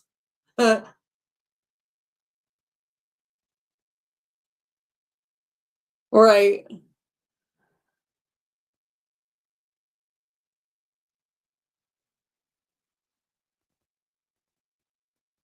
Excellent info, because all of my 11 dogs have been rescues. My next one or two will be from a breeder.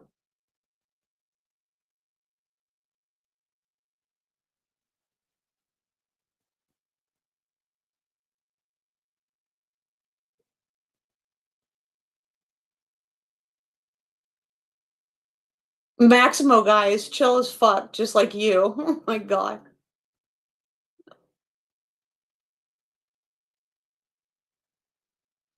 Wait, what? So good. I couldn't agree more. Great info, great series. Garrett helped me decide my first Corso pup to take her back to the breeder. Her and her breeder had many red flags now looking back. So grateful we were in DIY Canine. Who's DIY Canine? And I took the advice. Now I have a well-bred Corso who checks all the boxes and is my dream dog, and I wanted, and still trained by DIY Canine. Wait, what? Isn't Baymax the chick that, isn't that Pam chick that's in the Corso Academy? I thought it was DIY Canine is his program. Oh, I thought she was trained by Whitney, Tony's trainer. So many people are misled on what to look for in pups and breeders. Happy you're spreading the word. P.S. No matter what pup is chosen, ask will it have it tip-top training. Excited to watch the series. Isn't Baymax the Corso? Isn't that Tony's dog? Yeah.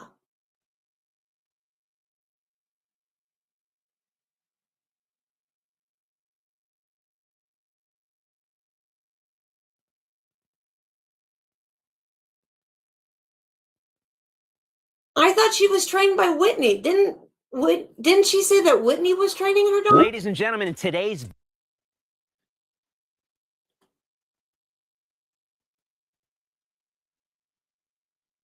Okay, so maybe I read this wrong.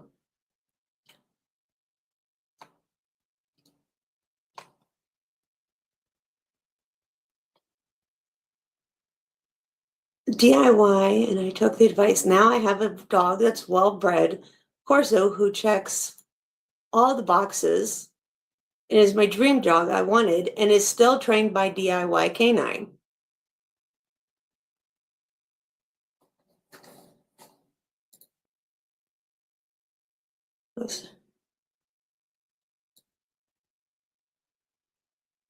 Okay, so yeah, DIY is the course. The channel company. Okay, so his channel is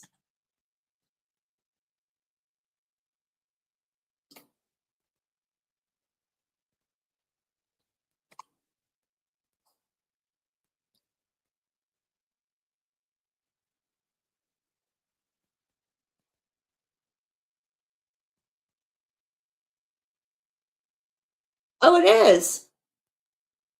So she trains with both people? Weird. Why does the dog need to be trained that much? Oh my God. DIY complete dog training, $1,200.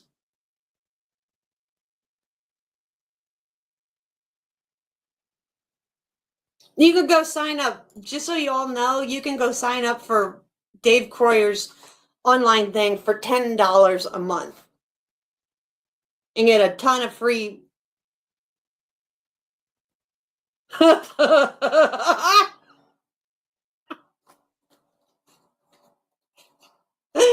you can go sign up for Dave Croyer for $10 a month and get free videos, like free training for $10 a month. $1,200.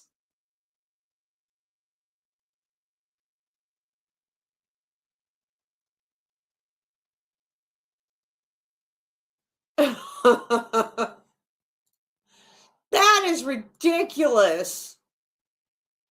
Unleashed, off leash, $700. Crate training, $119. You can't. Are you nuts? You need to pay $200 or $120 to learn to crate train your dog? Come on now.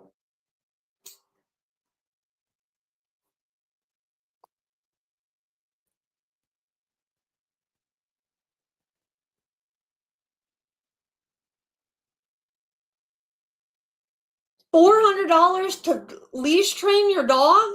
Puppy essential bundle, $300? Get the fuck out of here. Is this retarded?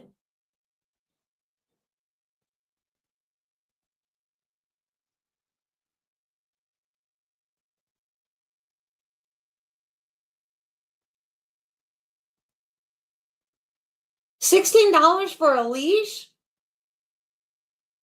Come on. Go to Amazon, people. This is nuts.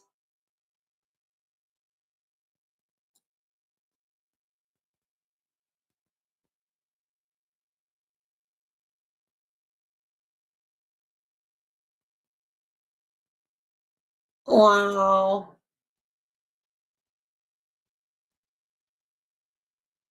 Go buy a book. $1,200. $120 to leash.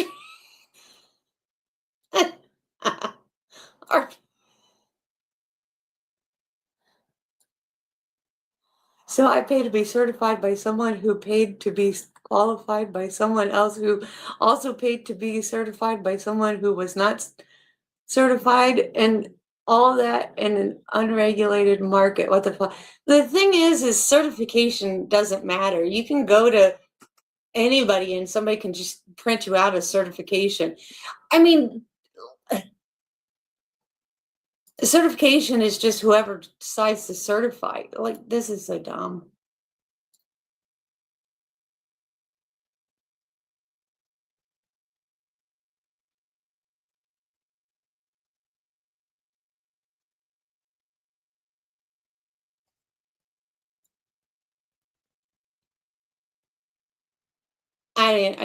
I'm at a loss.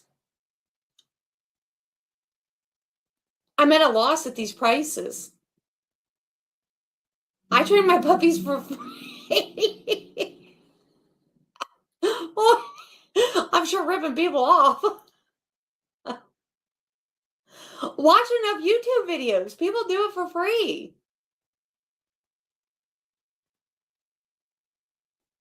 Holy crap. How many videos does this guy have? Who is this guy?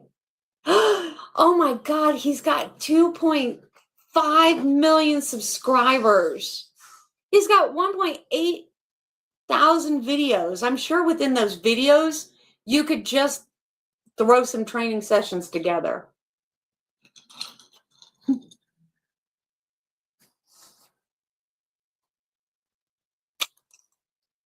Wow.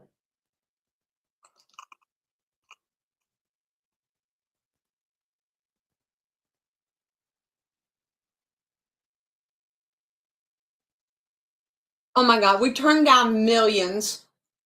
I doubt it. I doubt it.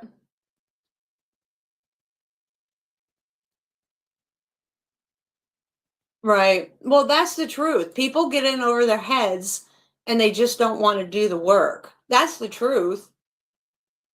It's not that hard to train. He has a lot of Corsos on his thing. I think it's because he's connected to Max.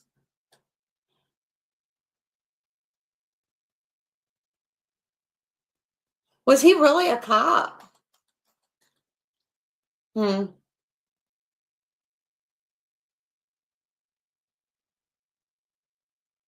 How much for what? Right. Well, so do I. I help people call me all the time and I help them for free. I want the dog to have a good life. I really fuck people over. How much for what? How much do you want to know? Because his prices are stupid. Yeah, he said he turned down millions. We turned down millions. I doubt it.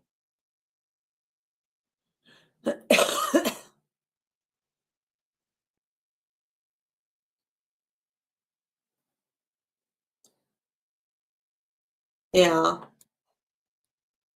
You do. You learn from dogs. This is ridiculous. Jesus. I don't even know who this guy is. I just seen this episode because of Max Tran, and I'm like, oh my God, what a joke.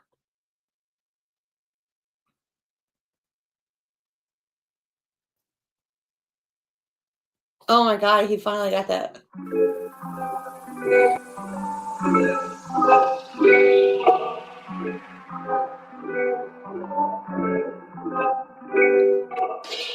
Really?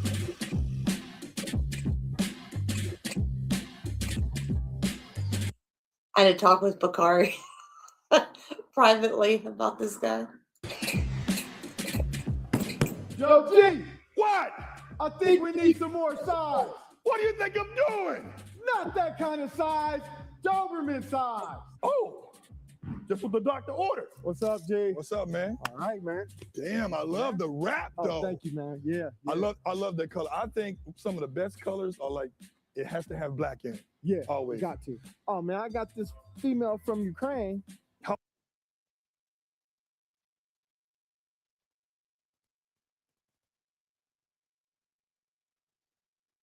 She's very narrow. Oh, is she? 14 months.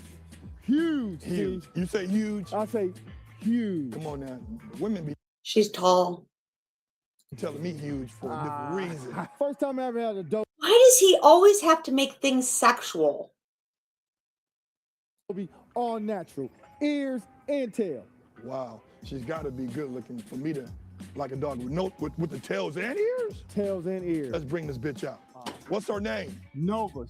It was Hellfire, and now it's Nova. Nova. Wow. God damn.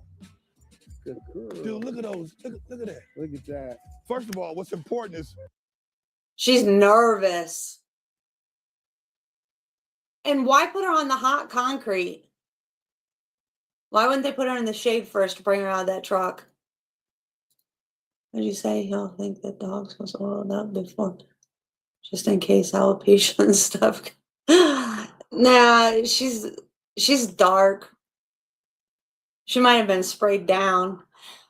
In Dobermans, we use 25% Listerine, 50% water, and 25% Skin So Soft. Makes them nice and shiny and clean. If you want to know a trick.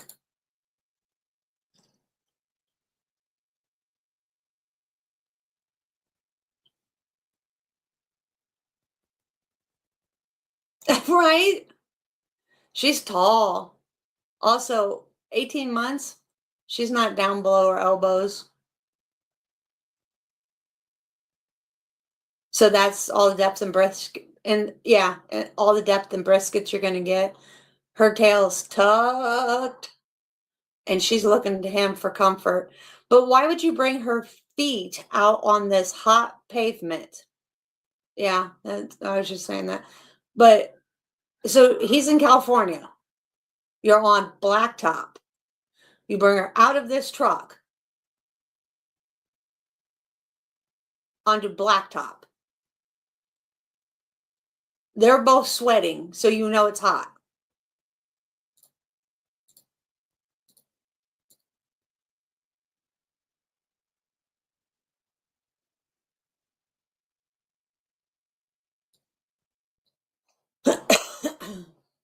Yep.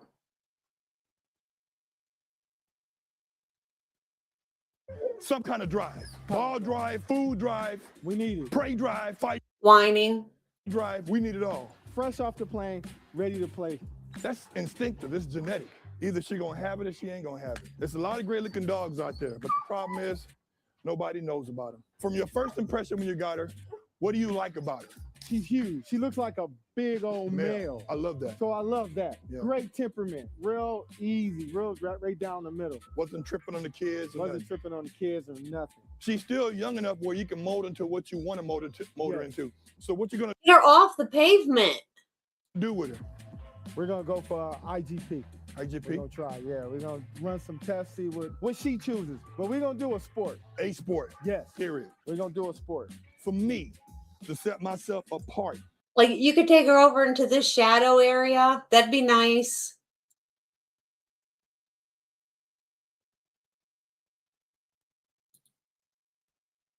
From other breeders, because there's She's not wide at all. a lot of Dobie breeders out there, is that my dog has to have a college degree. Yeah. Equivalent of a college degree is a dog being tried on the field, and that's a sport. Now, dock diving's cool, barn hunting's cool, tracking is cool, but I like to do protection sport as well, because we are talking about the only breed that was genetically created to be a personal protection dog. The only breed. Hey, G, remember that day we was talking about dogs and balls going under, going under the car for the ball? When the people say, "Oh, my boy got drive" or whatever, because they know the word now, drive. Right. But they don't know. They made it generic. Right. But there's levels to this. LaRon's talking about is that you can throw a ball under the car and she gonna figure out how to get up under that car and get that ball. Versus like, okay, it's viewable, but it's not accessible. Right. I'm gonna pass. I'm gonna go around. I'm gonna say I don't want it. Right. We want dogs that are obsessed with objects. Everybody says, don't work the dog. If this dog knows about the sport, knows about it, so you do stuff that the dog is familiar with. So now the dog is like, oh, this is as fun as the last person. You know how to play the same game. That's how you build a bond. Lonzo. Oh, this is Alonzo and Brody. This goes back to your old stuff. That's right. This is what we call OG stuff. Dude, this is the original stuff. Right. And she stacked with the bloodline on both sides of the pedigree. on top and bottom. There you go. Hey, girl. This is what called drive, ball drive. Buddy. Look at that, look at that. Girl. That's what I'm talking about. If you got a dog and you're trying to do any kind of sport work, they got to be like that. Yes. I mean, there's levels to it, of course. Drive. Yes. Level 2 is of course, but they got to have some kind of drive. Just because you pull a flirt pole out and you're hanging on the floor and you holding the dog back, doesn't mean the dog gonna activate on other things. Oh, so for her, we're gonna go IGP and then we're gonna say, okay, you can't do IGP, let's try PSA. Depending on how your environmental, how we get that going. If you're not gonna be good at environmental. So skinny. I am hip points. Oh, let's maybe try ring. We're gonna do something. Right. And just because the dog can't do IGP doesn't discredit or devalue PSA. No, it just all because it's levels to it. Yes, and it's all on your foundation of what you were training for in the beginning. Foundation That's work. it. It's just foundation work. I want to see baby Fritzy. Woo! Fritzy. Fritz is the same thing. You got some of your old stuff on top yes. and bottom. Perfect, solid dog. You're gonna see. We sit the ball down. I hate when puppies are growing and you can see all these bones and stuff. They need to have a little bit stuff to use to grow. One of these motherfuckers look like they've missed a meal. He gonna call for it to move. You ain't even gotta move it. You've seen These are fast-growing breeds. I'd rather them have a little bit too much for them to use to grow and to burn than not enough, and they're using muscle. They're burning muscle. A lot of dogs. Yes. You've seen a lot of dobies. Yes. Them dobies have almost like created a bad. Everybody wants their puppies that you can see all these muscles and stuff like that. As they're growing, you don't need to see this. It's mental in people's heads. Bad name for dobies where they work, but they're working a little bit. They People don't understand that when you don't have enough fat on them to burn, to grow and stuff like that, that you're burning muscle. They're not like they're not they're just doing this right here. But these right here are going full in. I remember I was talking to Steve-O, this is years ago. Okay. When he was out here. One of the few things it made sense that came out of his mouth. No shade, I'm just with Steve-O. But one of the things that made sense, he said he likes to stake his dog out sometime or just let them aggressively bark for hours. Get the wind up. Right. So now what is happening, that chest is expanding. They're working their lungs, they're getting their cardio in, but they're also building muscle in the chest. That's why a lot of them dogs that bark a lot, boom, boom, boom, boom, boom. When they sit down, they got that big oval shape going on. Yeah. I believe in a dog barking, getting it out, digging hard. But the best exercise for dogs is the pool. Fritzo. There go Fritzy. I like fat, roly-poly puppies. It gives them so much more to use to grow, especially fast-growing puppies. Fritz is now 4 months. Oh, you want that? You want that? Huh? Huh? You want that? Oh, the boy. Good boy. Oh, the boy. Boy. Huh? See that? He gotta go activate it. Go call and get it, Fritz. Go get it. Oh, don't bite me. Go get it. Huh? Oh, Fritz. Look at that was great. He came to the camera. I'm gonna show ball drive on Cisco. Now that's ball drive. Hey.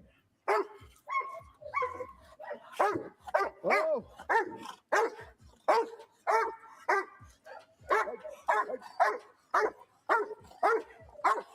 Hey, the boy.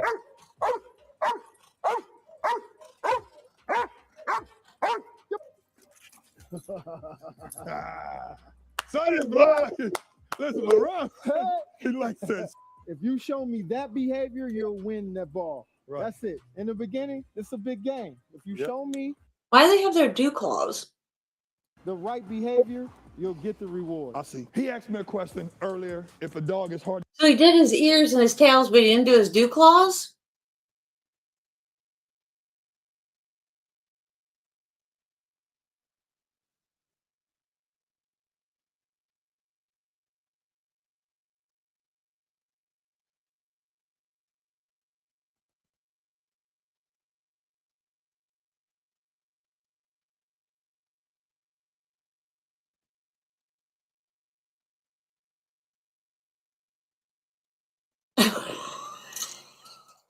No, you are so wrong. Why do you tell people that?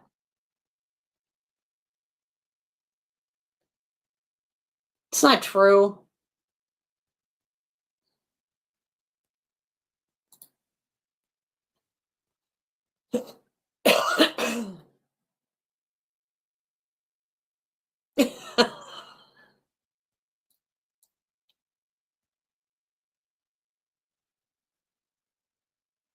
I know. I hate when they jump up on you. They scratch the living shit out of you. Hard to get a balance of workability versus the lookability, right? And it starts with nutrition. What I did today, shout out to Larry Hansen, she turned me on to it. It's called Restaurant Depot. And I bought a case, drumsticks, the chicken legs, $27. It's like 30 pounds of it. And then hind quarters, chicken quarters, 40 pounds, $30. That's how them dogs gonna grow. That's it right there. That's how they're gonna grow. That's how you drive. Now that's how you supposed to drive. I haven't been working him. I know he got on my body. I haven't been working my boy Gasson a lot, but guess what? He's only 7 months. We still got time. Yeah, I like my dogs to be on a flat collar like that, agitation collar. I like to. Yeah, the first time somebody gets them tore off, they'll never have them on again. That is something you do not want to see in person, ever. Dog to not have to pull. If he pulling through that, he pulling and he barking, and it's really holding him back. He really, if he barked through that, he really barking. He really meaning it. And sometimes, not all the time, but sometimes certain dogs will get bad habits in the harness. They'll start bouncing around, backing up, doing all this different stuff. I like the dog to feel that tension and really want to go get it. I thought he sold food. Doesn't he sell food?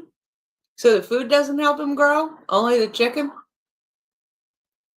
I don't know. I don't know where these people get this shit. Of course, you know, I was reading comments and shit on the exotic stuff. They give them steroids and hormones and this powder shit that they give the bodybuilders and all kinds of shit to grow muscle.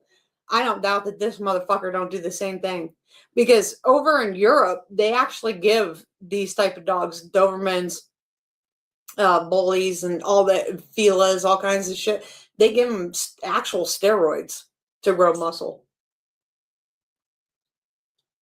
But over there, it's legal to do that.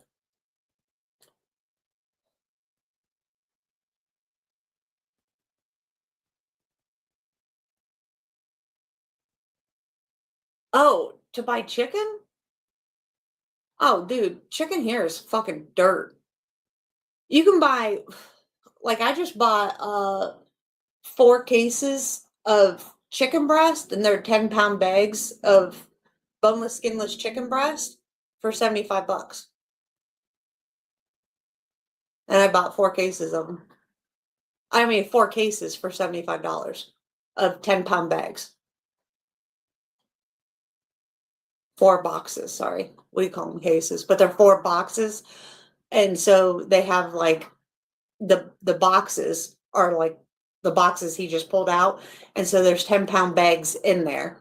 And they're a bunch of bags, bunch of 10-pound bags. And there's just like the last bag that I pulled out that was there was like and they're split. But they're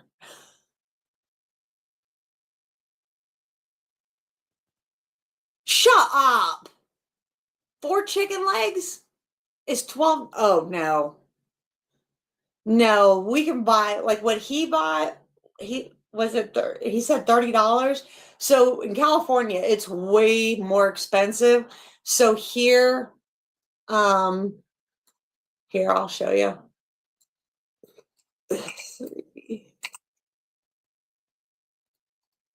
You'll probably shit your pants.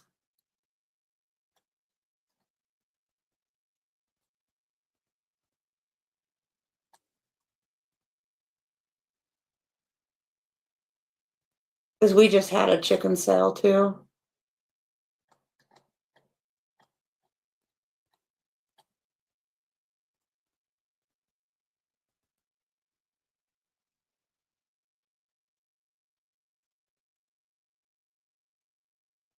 See, we just had a meat sale, and it was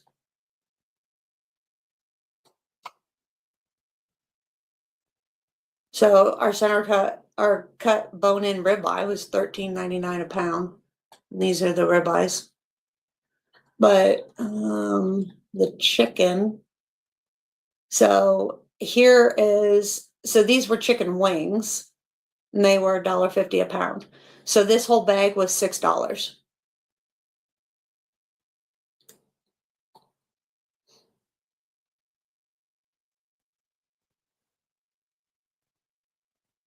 So it was 3 to 4 pounds of wings for $1.50 a pound. Came out to $6.14.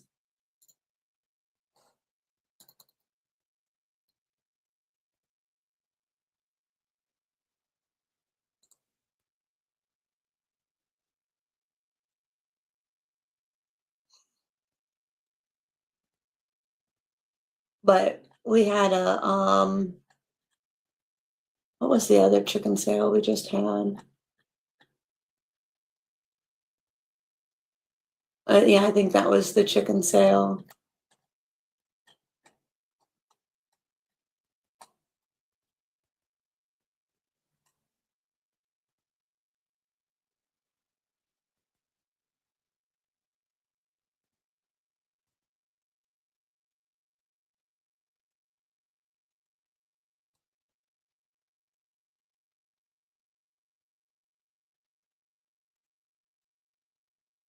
Yeah, so here's the 50 cases of chicken breast.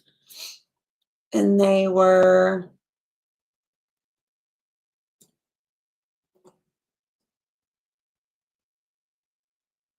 so they have boneless, skinless chicken breast and drumsticks. And I'm trying to see what the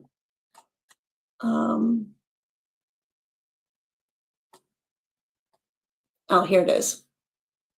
Yeah, so 40 pounds of chicken breast were $70, and then the chicken drumsticks was 40 pounds for $25.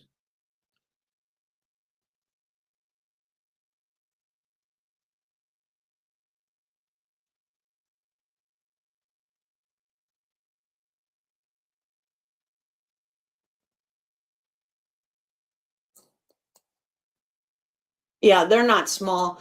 And so the 10 pounds of the chicken breast there was 10 pound bags, and there was probably 5 or 6 split breast. So, like you have the 2 breasts, it looks like a fillet, it opens up like a fillet, and they're split in half. And there was probably 6 breasts in there, but they look like they're coming off of a turkey. They're huge.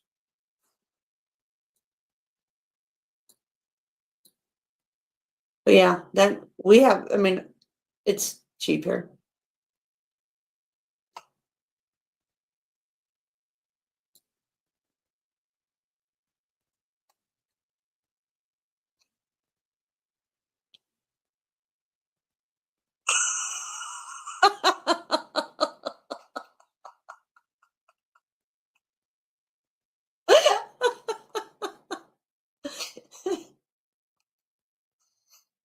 Well, we have a 3-bedroom house. You should we only use one. We have 2 bedrooms we don't use for anything.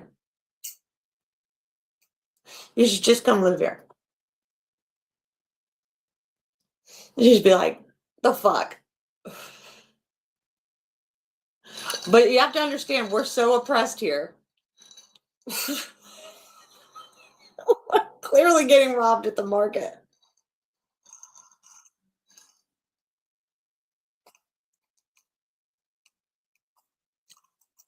Yeah, and chicken thigh quarters, they go for dirt.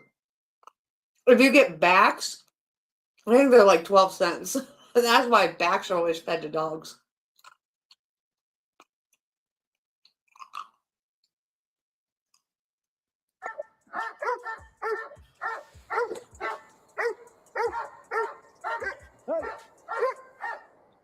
I would personally like to see more activity, like going crazy over it. You know, Dog Man said something, made me think and said, you got to wait on it. So, all dogs develop different, right? When I got Titus, I took him over to the South Bay, over here in Gardena. Yeah. And he was That's why we smoke everything. We have a smoker. We put everything on a smoker. Believe it or not, though, people bitch that everything's so expensive here. And I'm like, have you been to the rest of the world? staked out by himself.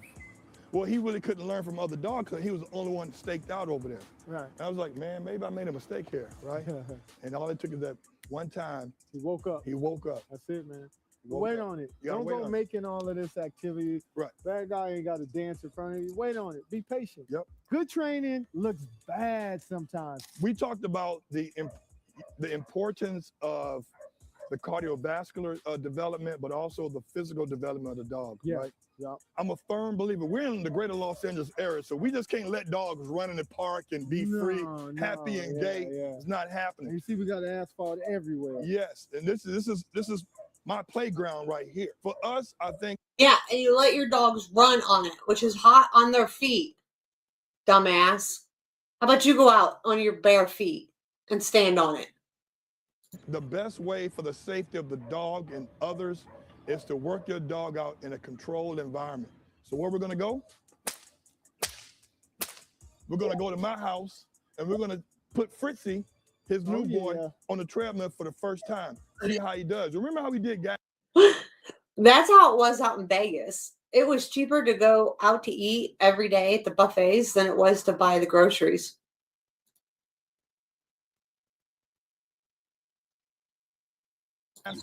Look at that video, how we did that gassing about a month ago, how he was barely on it. Well, we're gonna show you 3 phases. We're gonna show you a puppy getting on it for the first time. We're gonna show development of what gassing has been doing. And then we're gonna show you how Cisco fires up. Boom, go. Look at him. Dog is so confident, man. That's just... Why would you put a puppy on that? I mean, I'm just asking. Why would you put a puppy on that? You can't buy that. Can't buy that. You can't buy that. It's got to be in here. You can breed that though, right? You can breed that. I start all my puppies out on the treadmill. This is a wood sliding treadmill. It's not motorized. The dog controls the speed. It's not electric, number one. And even if it was electric, we know we're going to control the speed where it's good for the dog. The goal is for the dog to feel comfortable. Now, I'm not an expert. I've just been doing this part a lot longer than a lot of people. Now, the cool thing about this right here is that in about 3 months, he won't be able to fit this one. I don't want him over the ledge. I want him right here, all right? So put this on while I get the ball. Okay. And wrap it down here. You have the ball right here. All right. Now, he's gonna move, and you're just gonna try to motivate him to move. Now, what I do is, so, you see how it's uneasy for him right now, but he will figure it out. That's a boy. Yeah. That's a boy. So now he's gonna motivate him. You see his tail wagging. Look at that. Look at that tail. Get it, Papa. Get it, Papa. Yes, yes, yes, yes. Yes, yes, yes, yes, yes, yes, yes, yes, yes, yes. Fritz. There you go. Then we're gonna let him There have you go. it. Look at that. Look at that. Look at that. Cause we got what? Ball drive. Right. Now what we want to do at some point, hold the ball up. So I want him to be running towards with his head up, not with his head down. And if you want to get one, don't be asking me. If you want a $400 treadmill, don't even hit him up. We don't do $400 nothing. But the person you want to go is Cali, right here, Cali.mills.818. Look at this boy. So we'll do this for 2-3 minutes, and guess what?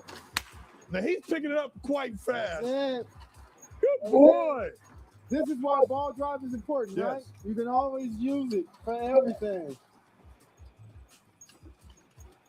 And I would, at some point, let him have it. Let him have it. Sure. There we go. I'm just getting impressed, to be honest with you, because Gaston wasn't doing that. Now, what I usually do too is that I bring out different objects. Like that one's cool, but this is what I want him. I love him to do too. Oh, look at this. Look at my boy. Look at my boy. Look at my boy. Now that's the same material that's on the bike sleeve. Woo! Oh boy. Get him, Fritz.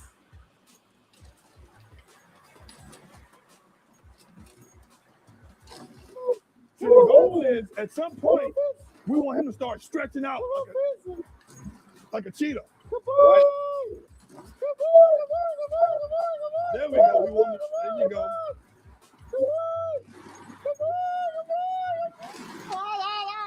Yes. Every time he does this, he realizes, like, this is nothing.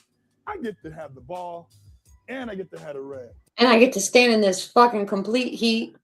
One of the most beautiful things is to see Adobe run. It's like the most beautiful thing. Yeah. He's still an animal. Come on, get up. See, he knows He has all this shade over here. Why doesn't he put it in the shade? the game. I got him on here as a baby. Cisco knows. Soon as I take my foot off, he's gonna do at least 1 mile in 4 minutes. Here's the toy I like right here. Okay, go!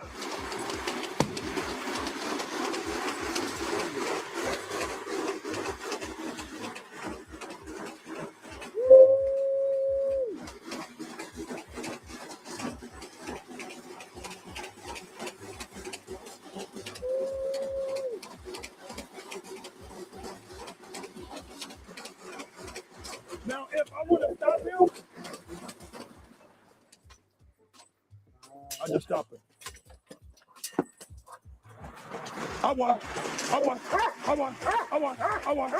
That's how we do it. That's how we do it.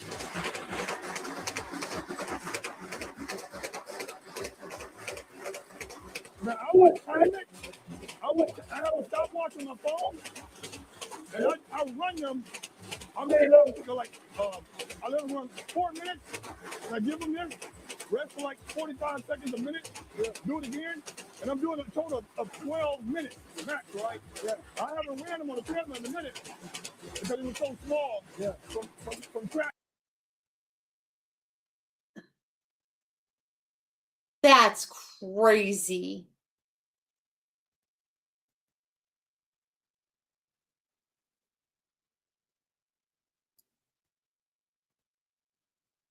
That's crazy.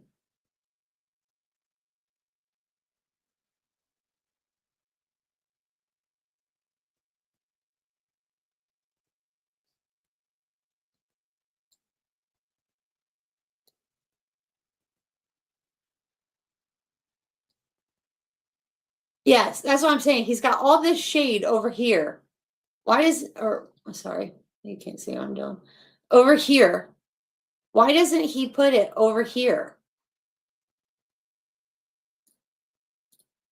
Oh, his chicken. We were talking about chicken while you were gone. I was showing him how cheap the chicken was here, and he was like trying to figure out how he could get across the border. Yeah, right? But you don't do this all day. Dogs don't sweat, so you got to be careful. What the fuck? Is he going to keep saying dogs don't sweat?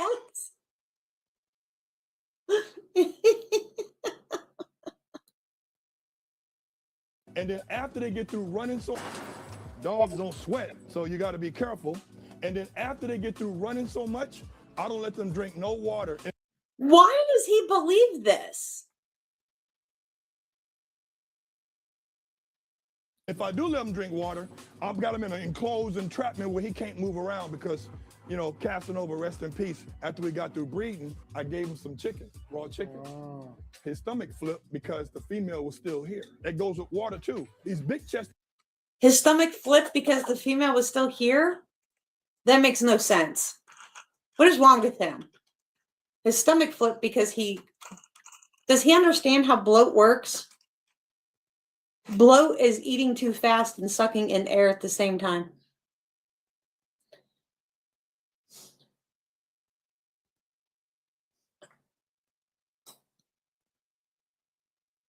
I don't eat goose pate.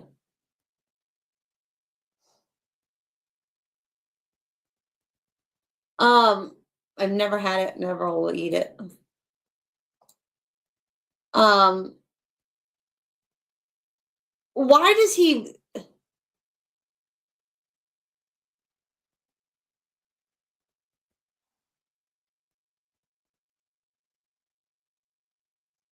No, shut up.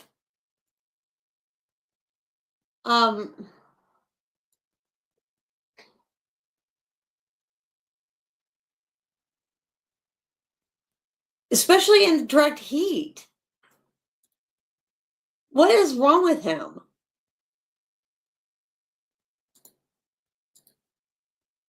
The dogs, when you let them go, right, you got to be careful with that, with giving them water after they work. I let them just rest for a minute. Yeah. This is how you work these dogs out. That's why I tell somebody, nobody got better dogs than us. And you know why? Yeah, a lot of people have better dogs than you.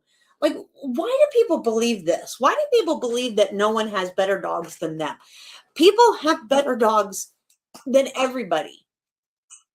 I will say this, and I live by this. There is a better dog being born right this minute in a whelping box somewhere in the world than everybody has in their kennel. Doesn't matter what breed it is. Somebody is breeding a better dog than you have right this minute is being born in somebody's whelping box. If you believe you have the best dogs in the world, you're delusional. Because it's going to take about two or three dogs to match our 4 or 5. Because what the other ones don't have, I got one that's going to take that slack up. Look good, work good. But what? Huh? Look at that. That is such an asinine comment.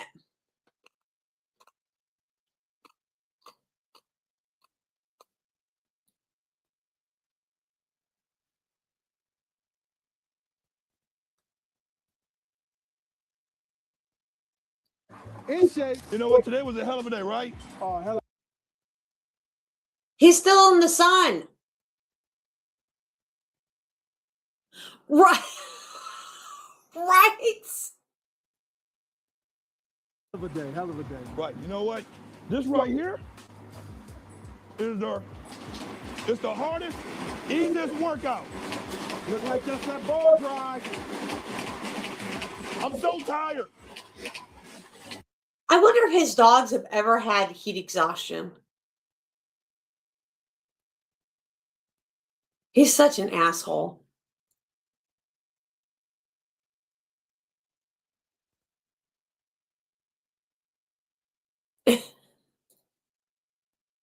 Exhausted. But you know what, guys? Real talk. You know, hopefully you enjoyed this show today and you learned something. I always say at the end of the... Didn't learn anything. Everything you said was stupid. Who taught him dogs don't sweat?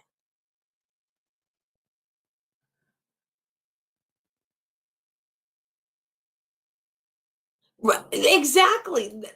Exactly. So it takes 5 of his dogs to average.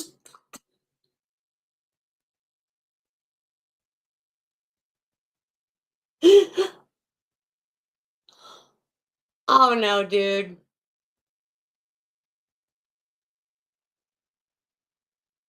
What is wrong with him?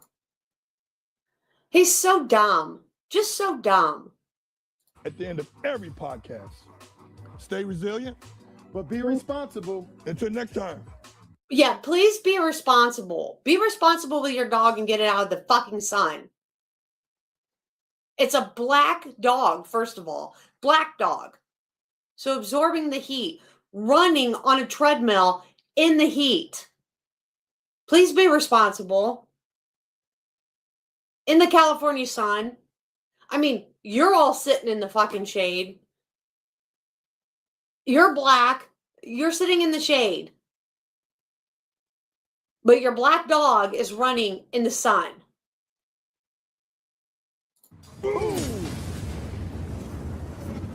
Fucking morons. I hate dumb people.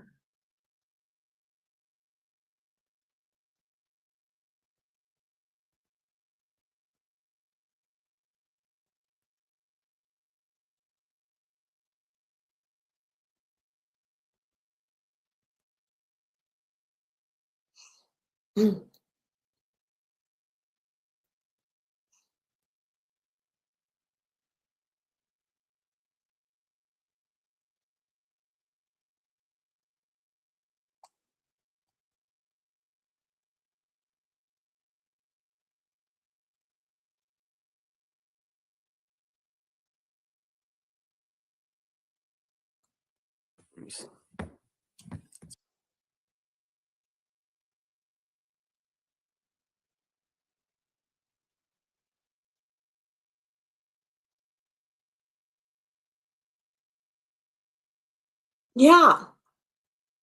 I don't either. I don't understand this need to act retarded. So Oscar's asking, does it look pretty good? It looks amazing. This is the most popular man in the dog training space. Right. And it's true. Who do you have beef with? You're out in California, and I would say you're revered amongst the old heads, and you're revered with the like the millennial trainers. What do you think it is about you, Oscar? I was just talking about that yesterday. I'm like, because I have a club here, and it's a lot of young trainers, and I'm like, it's like I'm now. I'm like, when I first came in, it was right. I was the young guy, and it was during a time where there wasn't a lot of young people getting into dogs because social media wasn't what it is today, And so, and I was just telling them yesterday, I'm like, damn, it's crazy. I was that young guy, and now I'm like, with the old people, I'm now like part of their crew, and then with you guys, I'm like the old guy, That's just how it goes. Would you agree with this? And tell me yes or no. I think so much of this space, where we kind of like pat our chest, a lot of it comes from, I've been in the game for this many years. But what I found, and I think what you're doing for the next generation, it's not how long you've been in the game, it's who you learned from. Okay. Like, I think that mentorship early on, especially the first or second mentor, where you're kind of forming your philosophy on dog training, those first two mentors they make such a difference. Yeah, I mean, it's when I started, it was like I had mentors that were very much like the people that didn't want you to go anywhere. They want you to just stay with them, and as soon as they see that you are stepping out a little bit, they get offended by it. And then I had, and actually a lot of them were like that, and I still see that today with some people. They don't like if you're training with them, it's like, hey, you're training with me, you stay with me. I know, right? I'm like starting to wonder like why he keeps saying it now, like all the time, like he truly believes it. Like you can literally look it up. It's not like it's a kept secret.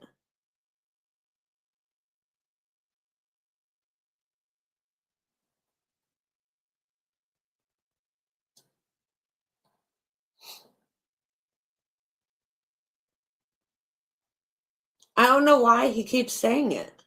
It's so weird.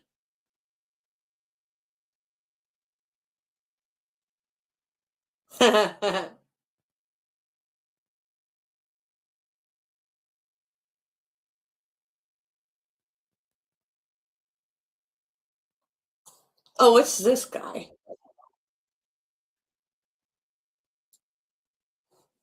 This guy is so weird. I don't know how to take this guy. My wife when I'm at work on my breaks, you know what I'm saying? Because I got to check up on the household and all of that. And last night, she told me that, she was a little disturbed about a comment. I said, well, what the comment say? She talking about the dude talking about, it's something, I'm paraphrasing, but I'm going to put it on the screen for you. Basically, he's saying, it's a nice yard or nice. There's beautiful dogs, but the yard with that many just turns into a toilet, and the homeowners become nose blind to the smell. But the neighbors, unfortunately, can't open windows, living that close to others. Wait, we can't reveal that dogs don't sweat, guys. That is secret knowledge that people who pay for the okay. Size yard, but with 4. Well, I mean, you would think that he'd literally be like, you would think somebody would tell him, like, stop saying that.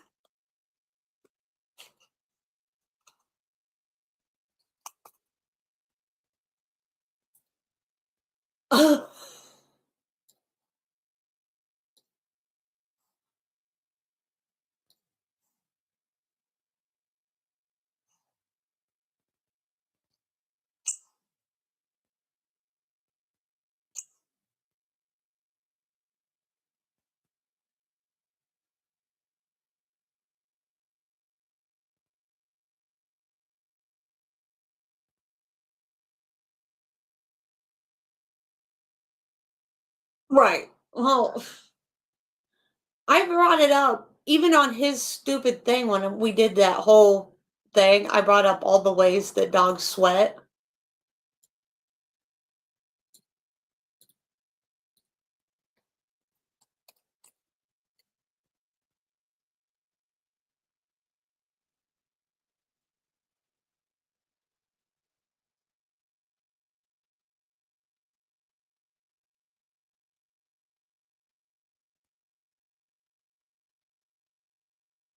The eccrine glands and apocrine.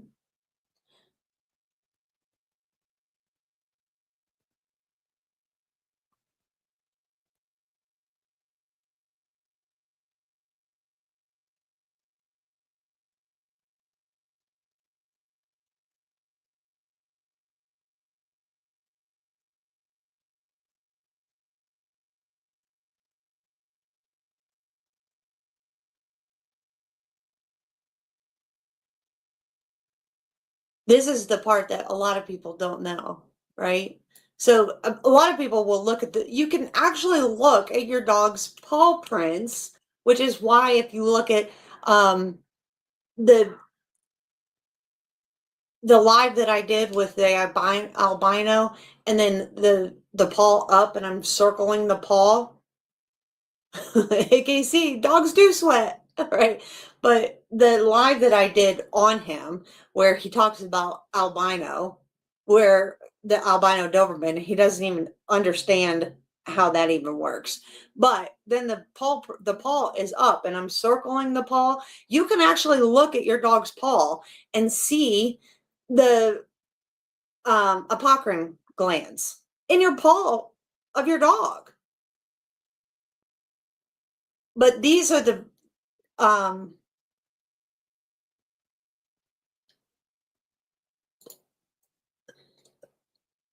are the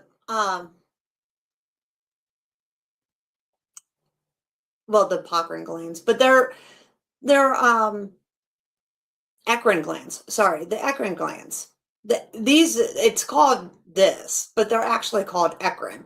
The eccrine glands in the pads of your dog's feet. The apocrine glands are located throughout the whole body of your dog. Ain't no one got time to talk about apocrines.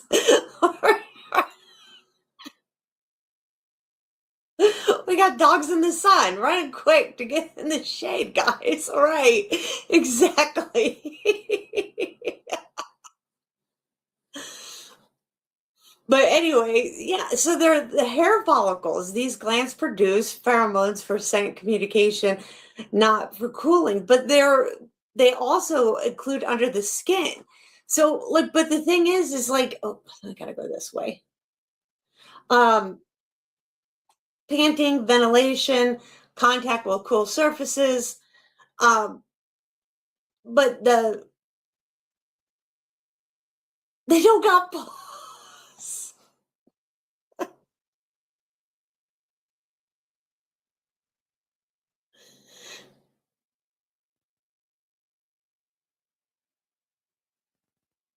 But so anyway, this is what I said in the whole thing is the main part is their thermal regulation.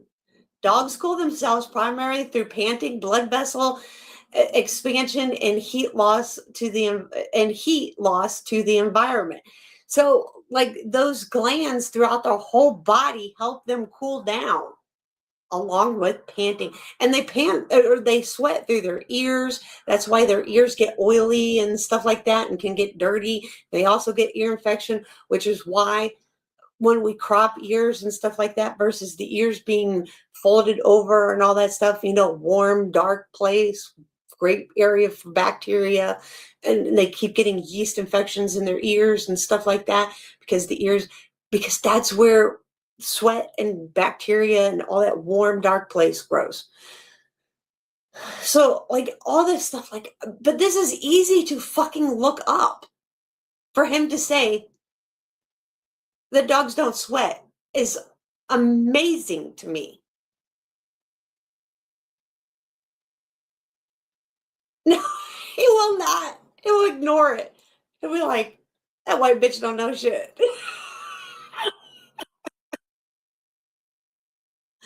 They don't have feet. They don't have paws. They don't have feet. They don't have nothing.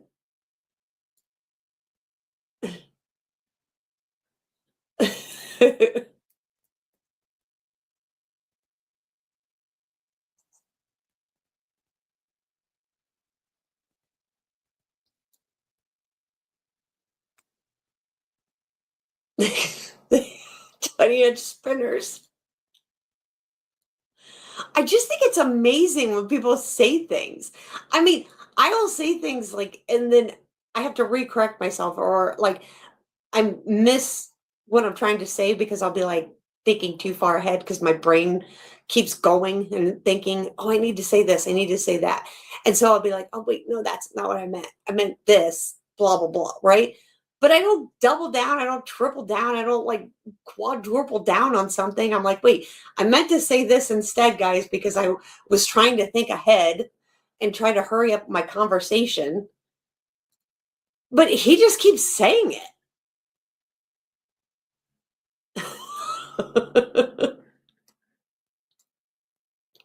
I thought that's what you meant by the ex-cop. Because I didn't realize the other trainer was also an ex-cop. Because, you know, he's very deep into the Max Train thing. He's very close.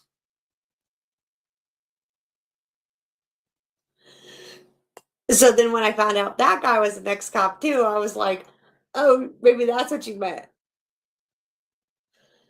Right. So when you were like, cop, also, I was like, that's why I said ex-cop, because he's an ex-cop.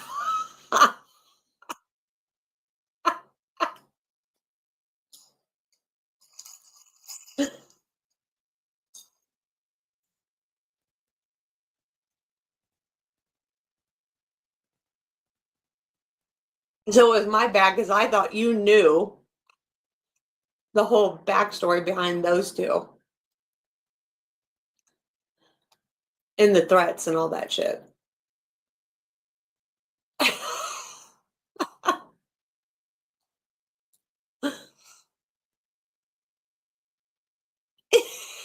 You're not an idiot. It's computer.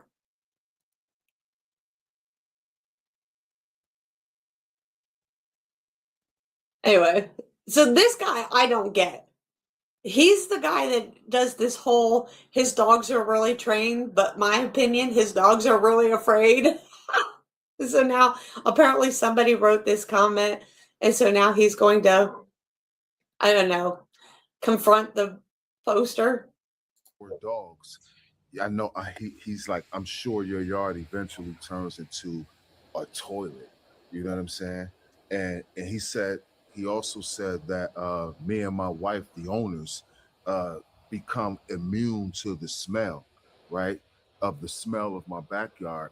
And but my neighbors, right? He said, but my neighbors, they're not immune to it, and they scared to open their windows up because the smell from my backyard is of living so close to each other like that. The neighbors can't open the windows. Basically, he's saying my backyard is a toilet, right? Right. And that this is you know, I know I don't have to respond to this, but hey, man, give me something to talk about because that's where you're wrong. See, I come out here every day, right? when I'm working nights, and the first thing I do is I go in the yard and I clean up every day. If I skip a day, it's because it's raining. Maybe it's been raining for 2 days in a row. I might skip. But do you ever notice how he favors certain dogs? Do you ever watch what he does sometimes? A day, but there's no way that I normally would skip a day. I come out here like right now, I got Nino out here with me, and he's only out here because he was loose in the house. He wasn't put up. You know what I'm saying? But normally I come out here all by myself because I don't even like all by himself? Oh my God.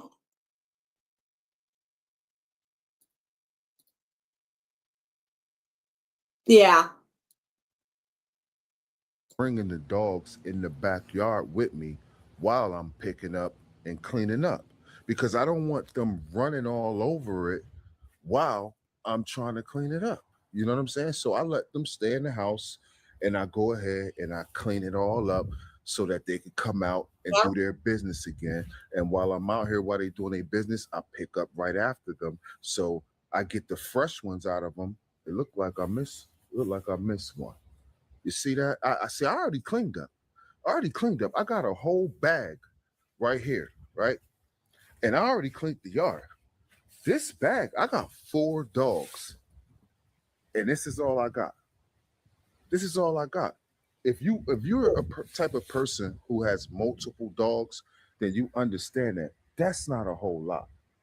You understand what I'm saying? Now, what would make it a whole lot? What would make me fill that bag up is if I didn't come out here daily and clean up after my dogs. My wife commented and responded to him. I was going to do that. I wanted to do that, but she had already done it. So I said, hell, I'm going to make a video about this shit. You know what I'm saying? Now, if I wasn't coming out here every day cleaning up after my dogs, that bag you see over there on that thing, on that roof, would be a whole lot bigger, a whole lot heavier.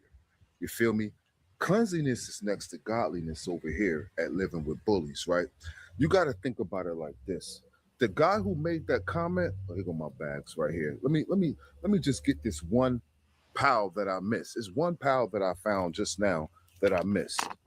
You know what I'm saying? The guy that made that comment, I'm pretty sure that he doesn't watch our videos like you guys do.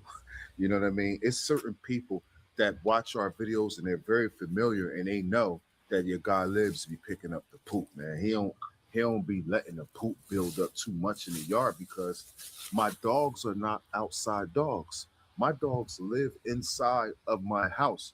So it's a must. It's a priority for me to clean up after them as quickly as I can. Because if they running around in it, then they got the shitty paws coming into my house, having my house smelling like shit. And we ain't having that.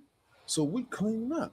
You know what I'm saying? It only makes sense. But I'm gonna tell you about the guy that made the comment. Let me go pick up this one last time.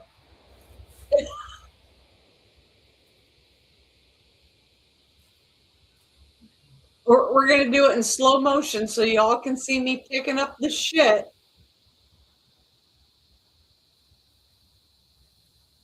Yeah, see, right? So the guy that made the comment. Wait, why was he over there and then went over here? That, he doesn't watch our videos, and I think that he's used to his next door neighbors.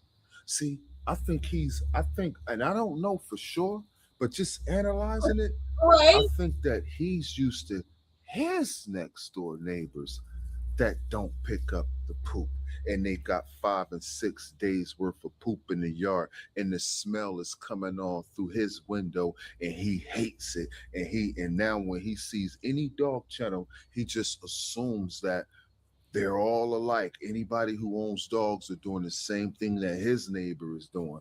But nah, we not like that over here, bro. And I'm glad you said what you said to give me a reason to say what I'm saying, and so that I can invite you to watch more content, watch more videos, Is he get eating familiar it? with our channel, because obviously you like when people clean up the poop.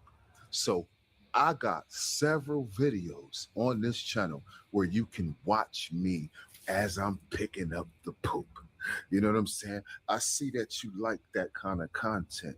You feel me? So go ahead and dive into our channel and get familiar with us, because I'm picking up poop every day. That's the reason why I didn't show you while I was doing that bag right there. I mean, who wants to tune into a channel and watch the guy pick up poop every day? You know what I mean? I figured I could show you the dogs. You might want to see the dogs. Nobody wants to see me picking up poop every day, but it happens. It happens every I want to know what he was eating. single day, except for if it's raining multiple days, or if your guy lives is under the weather and I'm not feeling good, then it's still going to happen, because then my wife will step up. My wife, she will come out here and do it for me if I'm under the weather and I'm sick. The dog's like, I doubt it.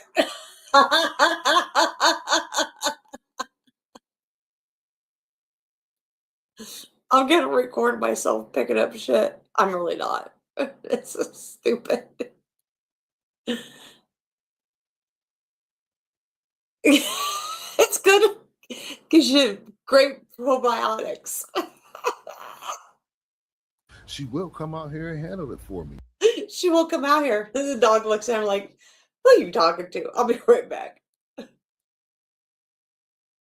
You know what I mean? Because we're a team, and teamwork make the dream work. You know what I mean? I don't like that. I don't like those type of comments. But you know what though? They give me something to talk about.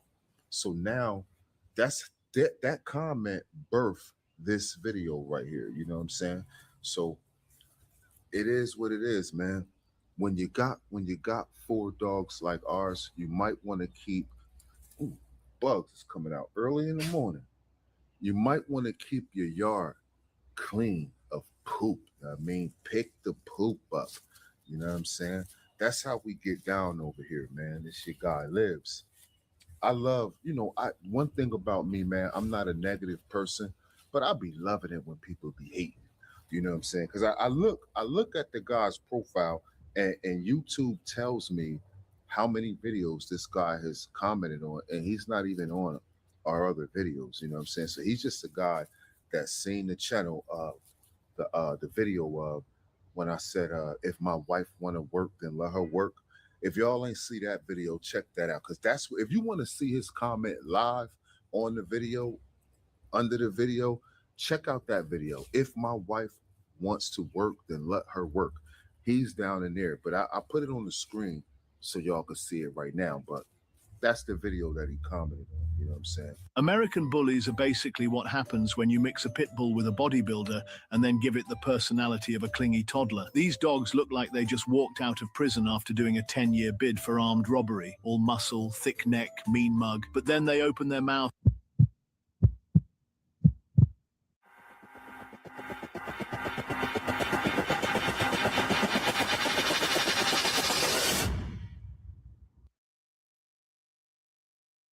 When I came home from work today, I could see that Nino been scratching on this bump again. And I'm tired of looking at this bump on his back right there. So today, I've been spraying wound spray on it forever. Every time he opens. I hope he takes this dog to the vet for that bump. It's been there for like 10 years.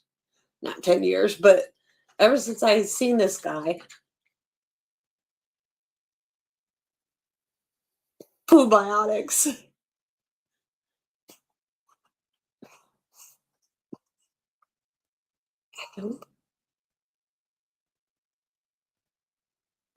Right. Same.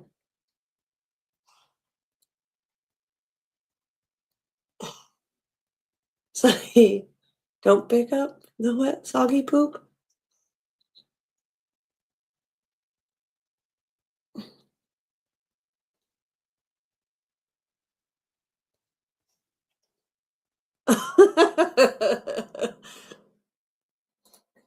I love how he tried to say motherfucking dream work, but he couldn't. He takes him to the vet. Okay, good. Probiotics based on size and breed.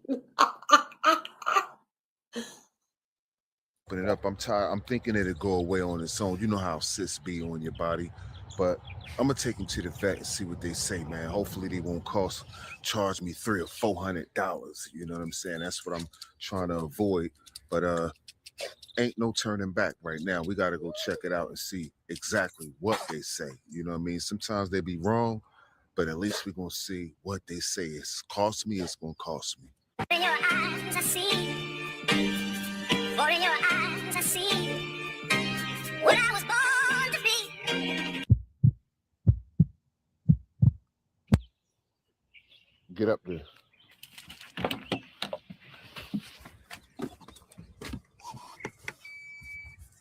Oh, looks like it's abscess. Looks like it's abscessed out. Boy, I tell you, man, if you got a chance to do some home remedies, it's always good to do some home remedies. It'll give your wallet some love, you know what I'm saying? And running to the vet every time you got something going on. You don't do that with yourself. You treat yourself at the house. You feel me? And you get yourself right. You don't be running to the doctors and the hospital every time you ain't feeling good. But today, it's time to take Nino Bino on to the vet. I was watching this YouTube videos where they said, like, you know, like how to treat a cyst with hot water, you know, damp hot water from a kettle. You know what I'm saying? But you got to do it like 4 times a day and this, that, and the third. And I ain't around here long enough to do it 4 times a day. I don't know, man. Do the vet got all the answers? I don't know, but they're going to tell me something.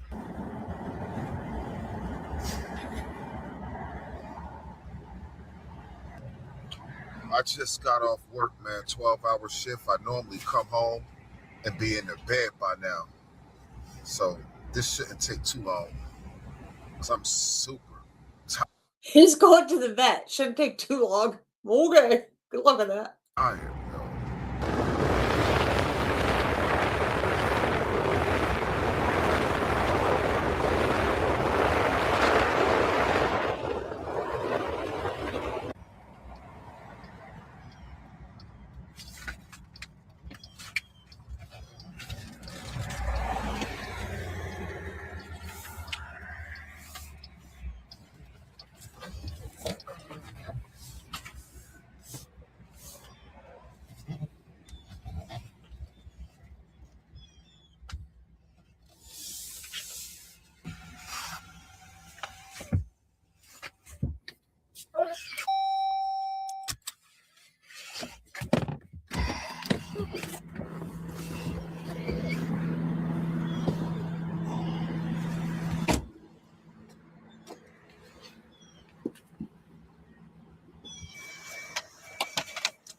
Come here.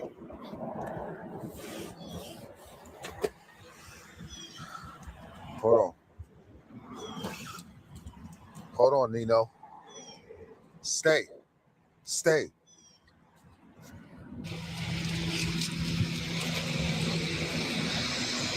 Being it's a pit, I can't believe they're not asking him to muzzle it.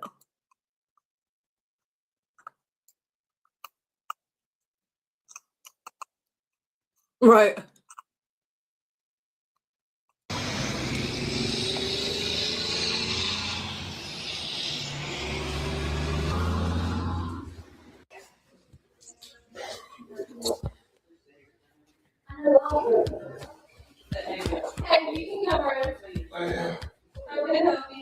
I got a little buddy Hoover out there. Cold, cold. I'm ready to do his shots. Yeah.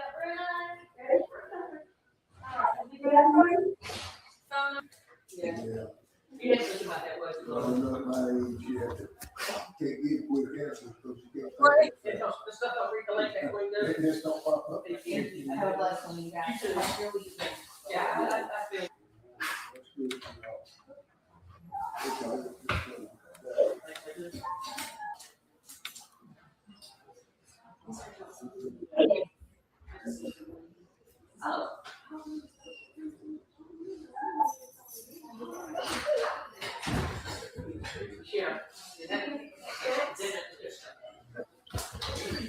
Nino, you stay with me, Nino. Stay with me, man.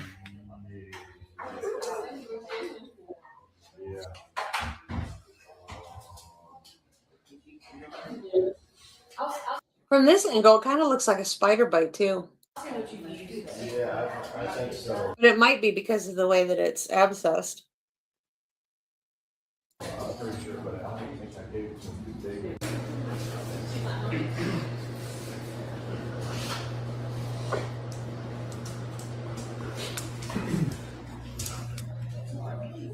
Nino. Nino.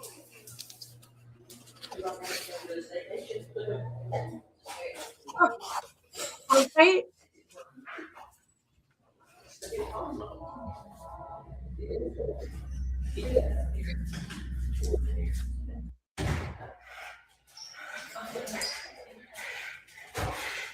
No, sit down, Nino. Why wouldn't you cut all this out?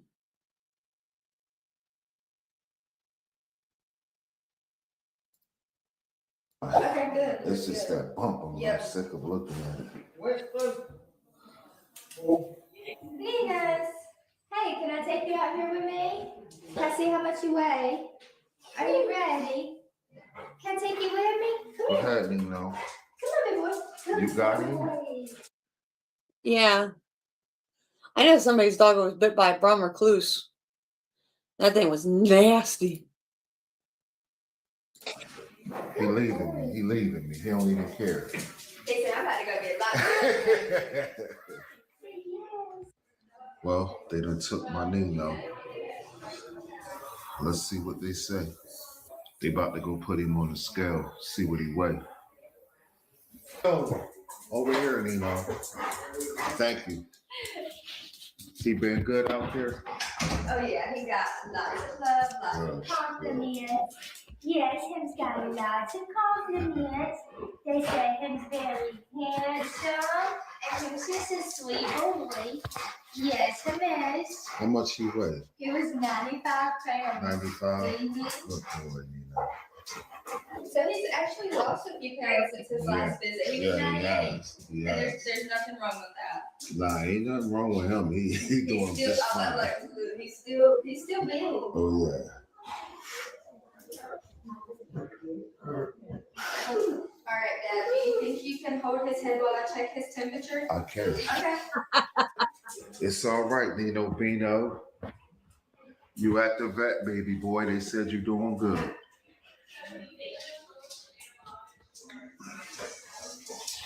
See, this is the part that just totally baffles me, because at home he acts like he could give two shits about his dogs, and then here he acts like, oh.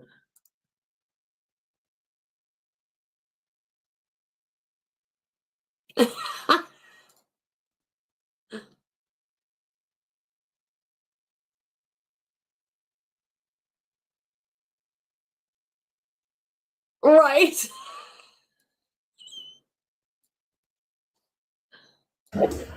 He want to get up out of here.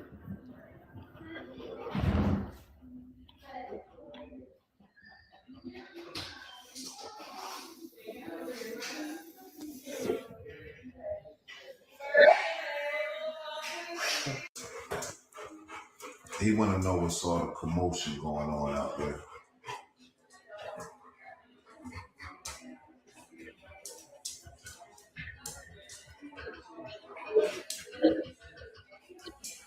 He actually being a good boy. You know, I don't blame him for being excited when other animals come in and stuff. I don't blame him.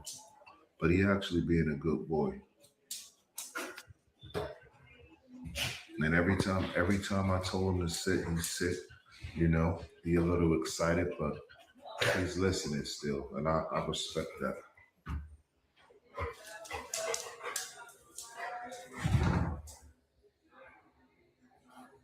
Oh, is he?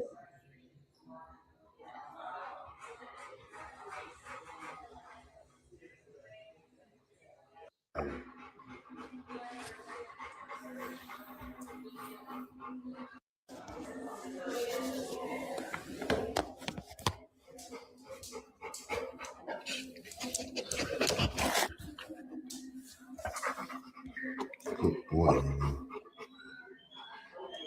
boy. You being a good boy, man. I like that.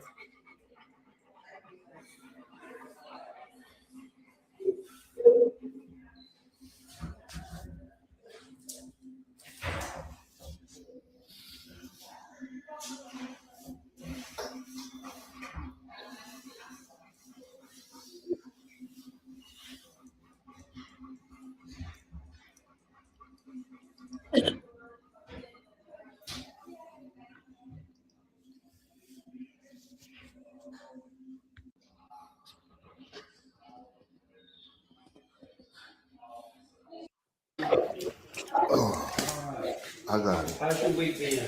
I'm doing pretty good, man. How about yourself? It's been a good week so far. All Good right, to see you. all Good right. to Good to see see you. you too. How you doing? Come here.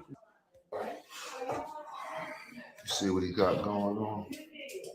Let's see. I see a spot on the side there. How long has it been there now? Like a month. Oh, so it's been there for a while. Okay. All right. Let me do this then.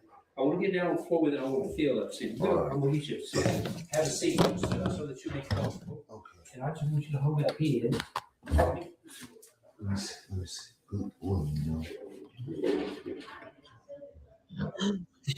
And you see, I can pinch it up. So it's not attached to the skin. It's not attached to the muscle underneath there. So it's a cyst. Well, it could be. You see, it's going to be about that big. Okay? Yeah. All right.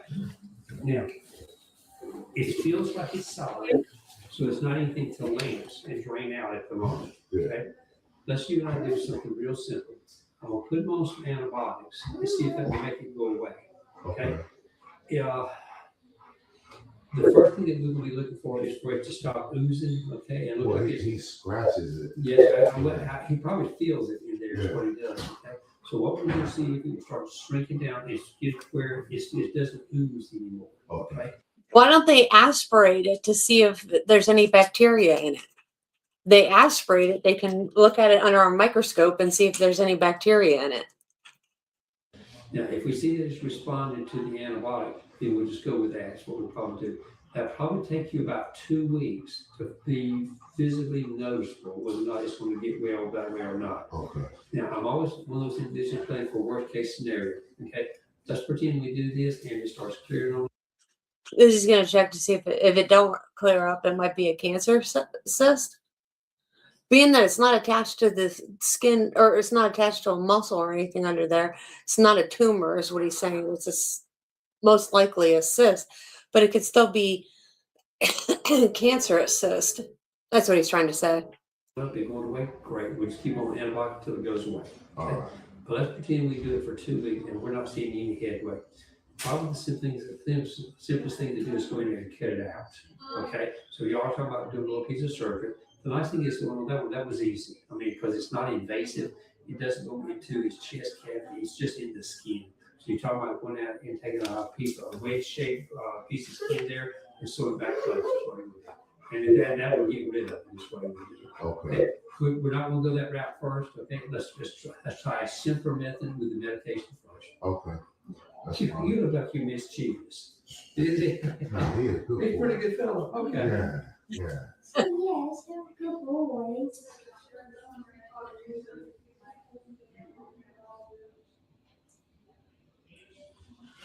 But yes, we're going to call it a skin cyst for now. Okay.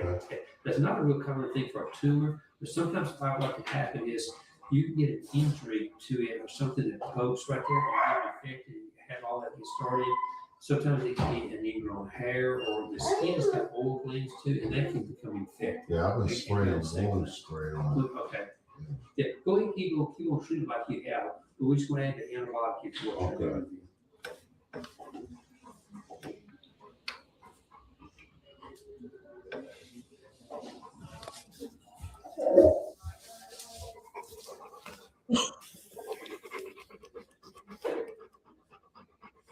It's okay. We about to get out of here.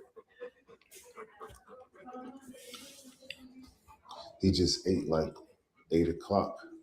Is he hungry already? Nah, he ain't hungry. He probably got to go to the bathroom. Oh, okay. I got to let them other dogs out too. Let them go to the bathroom. All right. Yeah. What Miss Cameron's going to do She's going to give him an injection now to get you kind of jump started. Okay. She'll fix you together some capsules to say twice a day. Okay. It's one tonight, but then it's tomorrow twice a day. Once in the morning, once in the evening. It doesn't have to be 12 hours apart, just twice a day. All right. But for today, it's just one because of the shot. Because of the shot, that's correct. All right. Now, what you'll find, now, as long as you get the message, that's all that matters. You can give it by itself, a piece of hot dog, give it to them. Any way you want to do that will be fine. You've got enough medication there for 30 days. I want us to go out 2 weeks. Okay. If after 2 weeks, it's improved, okay? We're going to finish up for the 30 days, okay? I need to hear from you at that time, okay? Oh, no problem. So after 2 weeks, it's getting better. Call in and leave this, we're doing okay. Yeah. But let's say we got 2 weeks and we're not seeing squat improvement in this thing. I need to talk to you about the Possibility to cut it out and do surgery. Once you open up cancer, though, it's going to go all over the body. Yep.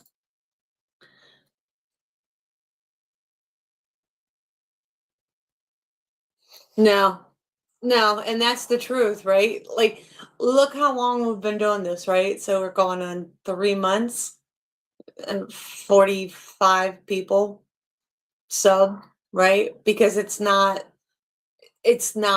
fancy, it's not flashy, it's not whatever, right? Because people are like, well, I don't care about that. But this actually helps people, right? It's no different than given the glaucoma information that I gave this morning. Nobody gives a shit about that, but it would be there for them if they ever had. He gets antibiotics for the dog. Good. Probiotics, right? But the thing is giving information, even the little bit. I mean, we have fun, we joke around, we do all this stuff, but in that, doing that, giving the information and saying, what are they doing, even with the training, even with the information, like who would have known that Corsos can get cataracts, right? Or glaucoma? Like, that's not a known thing in this breed. So to even know that that's something that, right. So for that to even be known that that's something that you should be looking for in this breed, and then talking to somebody that is like high up in the club and all this shit, and that oh yeah, I've heard of that. What? Like, that should be just readily known that cataracts is something that's known. Those are genetic things. Cataracts and glaucoma are both genetic. And here we are, just like that. And that, I don't know if you both, because you came in late, so that's why I didn't get on and do a live this weekend, the holiday weekend, even though I said I was going to, because, you know, took my bitch to the vet. I mean, she's 8 years old, going to be 9 in August and stuff like that, but she's got glaucoma. And so there's all kinds of stuff you can do and all this shit, but being that she's brachycephalic, the vet doesn't want to put her under and all this shit. Not that her eye is that bad, because it's just slightly noticeable, but because we live with her and live with her, we noticed it. And so right away you take her to a vet, and the vet says, well, I'm just a regular vet, so I can say that it's kind of this, but you need to take her to a specialty vet, which is an optometrist.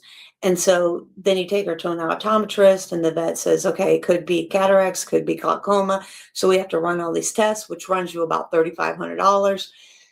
And you do all these tests and stuff like this to find out where the drainage is and all this stuff. And it can cause pressure in the eye, can cause the eye to swell, and it causes deterioration in vision and all this stuff. And it's going to happen in one eye and eventually happen in the other. Of course, she's going to be 9 years old, and eventually, you know, she'll lose full vision in the eye. You can slow it down by doing these drops. You can do all this stuff. And so then, you know, you talk to, you know, Ohio State University, you talk to because I live in Ohio, and I have a friend that works at the veterinary college there and all that stuff. And then I talked to a couple holistic vets, and so I order some other eye drops that have colloidal silver in it and stuff like that to kind of slow it down a little bit and see what we can do. And so yeah, you're gonna have to have her smoke pot. Yeah, no, not gonna have her do that. So you do all this stuff, and yeah, you do all this stuff, but the thing is you're talking to people who have been in the breed for decades. I've been in since 2009. Had no idea that is even. First of all, it's hereditary. Second of all, it's not something that any of the vets said, well, it shouldn't happen in this breed. This isn't a breed that's common in. This isn't a breed that you should even be thinking that it's going to happen in. Yet you talk to people that's in the breed and, oh yeah, cataracts. Yeah, I've heard of it in this breed. Wait, what? Glaucoma? No, but cataracts left untreated can turn into glaucoma. She's just started into it. Like I said, if you catch it in the right light, you can see it, all this stuff. And glaucoma, there's only two. There's primary and secondary. Both of them are hereditary. One's slow moving, one comes on fast, blah, blah, blah. She's primary, so it's slow moving. So it could be years before anything ever happens. But the thing is like, why don't we know this? This breed doesn't talk to each other. This breed doesn't tell the truth about things that are in this breed. They don't say anything. And the thing is well, I know it can happen in all breeds. It's just like of people, right? It can happen. There's outliers, but there are breeds that it's known to happen in. Huskies, that kind of thing, right? I mean, there's a list of breeds, but it's not known to happen in Corsos. So then you have to go, why isn't this a thing where people are saying, oh yeah, it can happen? I mean, I know it can happen. It can happen to anybody. I mean, shit, there's diseases everywhere. CBD gummies, probiotic. Right. But the thing is like, these all should be things that you should be looking at. You know what I mean? It's just one more thing that we have to add to the list of things that you should be looking for, things that you should be testing for. They're hereditary. Why are they not on the list of things you should be testing for? I mean, thankfully, I never bred the bitch, right?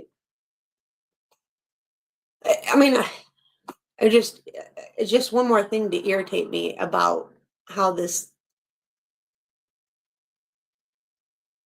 breed doesn't talk to each other. At least in other breeds, like you have Corsos, or not Corsos, you have Dobermans, you have Labs, you have Weimaraters, you have Great Danes, you have whatever breed it is, right? That has been here and we're breeding and all that shit. People talk to each other like, hey, you could be looking at this, you could be looking at that, you could be looking for this, blah, blah, blah. Are there outliers of things that people don't know about? Of course. But when you talk to somebody and they're like, yeah, I've heard about it. I've known about it. There's plenty of Corsos to have that. What the fuck?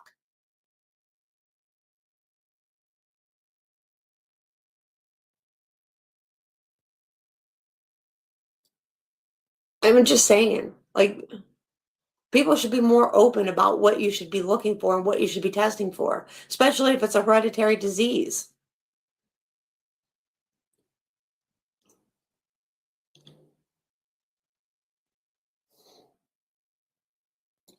Right. It's a lot. Yeah, it's money that you say. And I get what you're saying. Canine and large breeds, yeah. Especially with eye issues and stuff like that. I get it.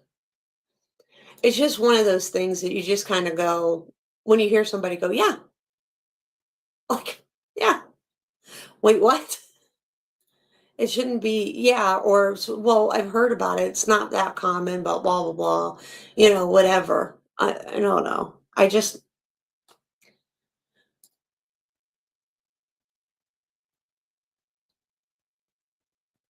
it's a lot. And more so because, yeah, right.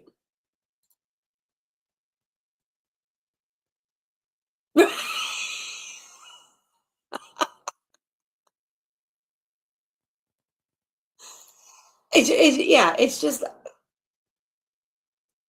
you know, so I'm going to do whatever I can, you know, and being that she's, again, being that she's 8, going to be 9, you know, and brachycephalic, you know, there's the risk because anytime you put any brachycephalic under, you run that risk of something happening just because she's brachycephalic, you know, so.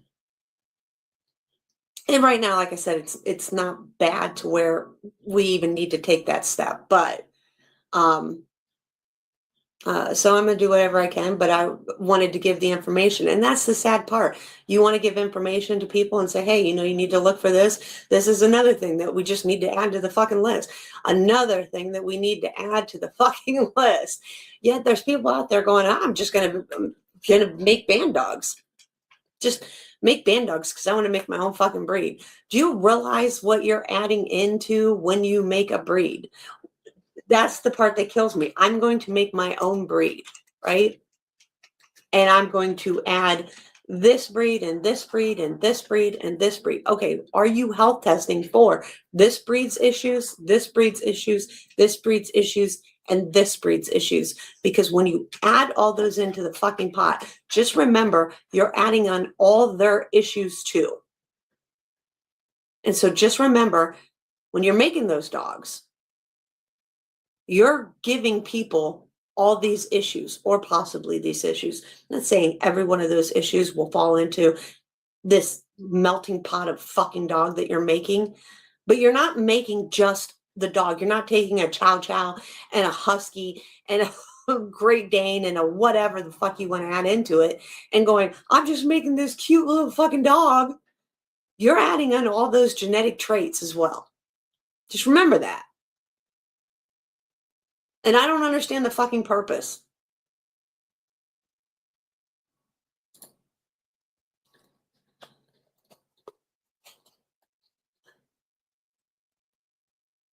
Shut the fuck up.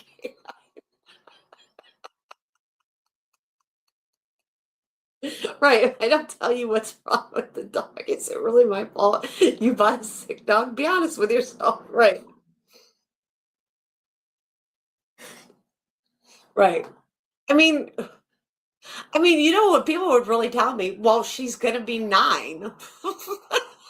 That's what people would tell me. Do you realize 9 years? 9 years. She's going to be 9. What are you bitching about?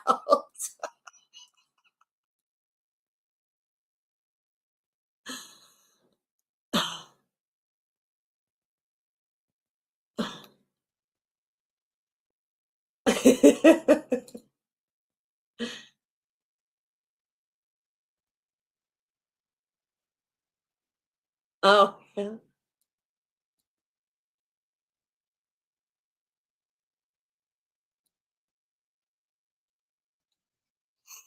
But yeah, so it just kind of pisses me off that people just can't be honest. Just, I don't know. All right. But it should not be anything that's life-threatening to a dog. No cancer. But like, I don't think that it is. Okay. All right. But like I said, that's not a common place to see tumors develop on these guys. Granted, there's always those odd ones that will show up. Yeah, there's always the outlier. Granted, there's always the outlier. It's not a common place, but granted, there's always that damn outlier. More than likely, we just had a little infected spot that just got out of control there. Okay. All right. Anything else? No, that's good. Okay. It's better than what I had. All right. He's looking at some of his vaccines if you want to catch him up while he's in here. Okay. No, not right now. That'd be fine. Okay. I just want to just kind of remind you of all those things. Thank you. I hope you have a good Memorial Day. Okay. Oh yeah. Okay. Thank you. All right. I'll probably be at work. You know what? It's all good. All right, we have to do that. All right. All right. If you think so, please call me. I will. Thank you, Dr. Henry. Thank you, sir. All right. All right. Are you ready? I gotta give you a little shot. Yeah, it's fine, sweetheart. All right. You are good to head up front. I'm gonna step back here, get your medicines together, and then they'll call you up in just a minute. Okay, All thank right. you. Of course. All right, Nino, let's go. This way, this way, this way. Come on, Nino.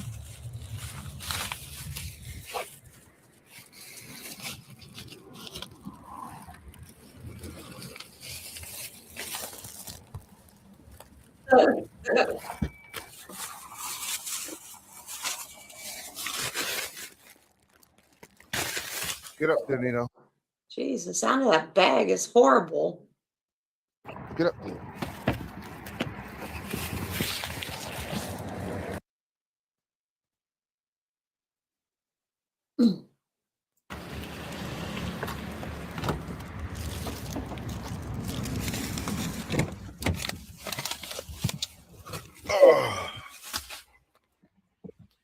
I know he want to use the bathroom, but I'm gonna wait till we get home. I don't even want him around here on these grounds with all these different poops and peas. You feel me? I don't even want him walking around. But I'm about to take him back to the crib and let him do his thing. We only around the corner. That's actually a good vet. Most vets would be like, you have to get your vaccinations, blah, blah, blah, all this crap and try to over-vaccinate. It must be a large animal vet. Large and small animal vet. Well, y'all see what they said. He got to take 2 pills. Yeah. Antibiotics. He got to take 2 antibiotics twice a day. He got 1 shot today, so he only got to take 1 antibiotic later on today. But after that, it's twice a day for 2 weeks.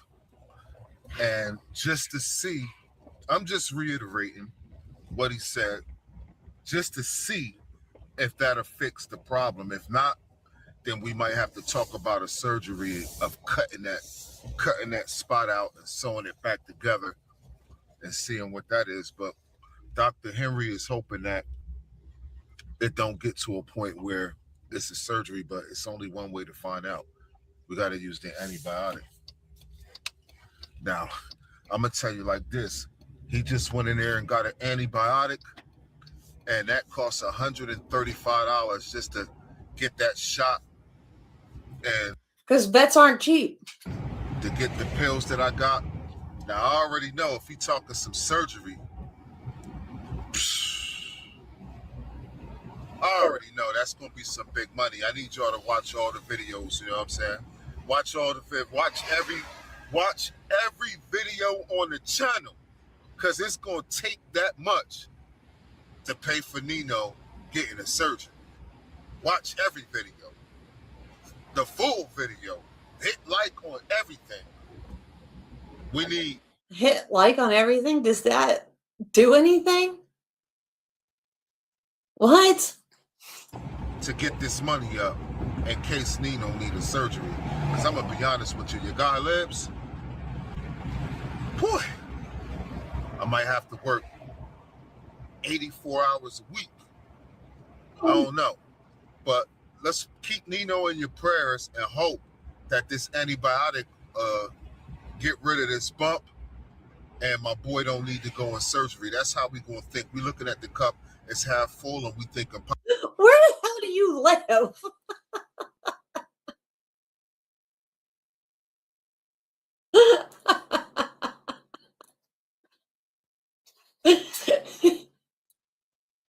I mean, I know you live in Canada, but holy hell. Positive, baby.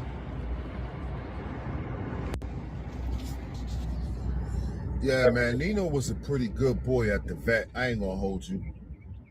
I ain't mad at him for being excited. It was a whole lot going on in there, man.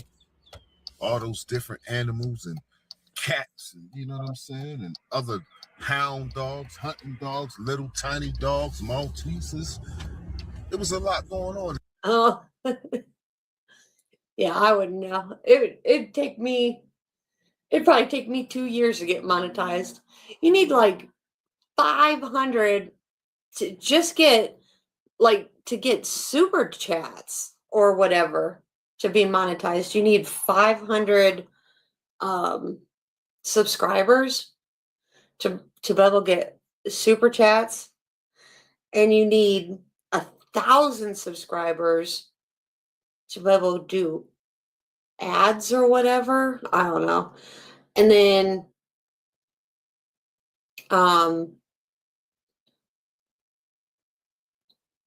so I don't know. It'd take me like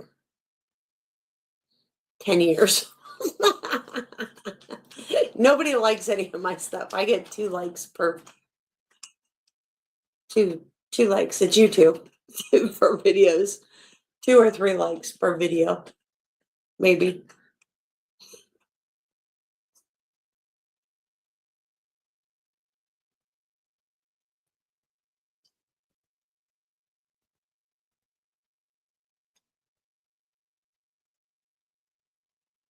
Yeah.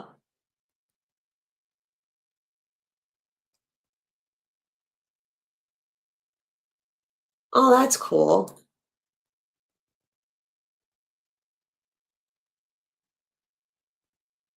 Wow.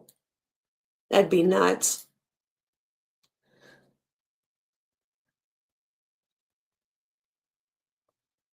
On a lawnmower? Jesus.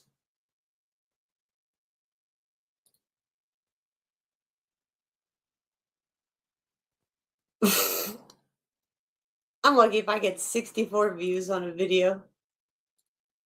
And that's like in 3 weeks.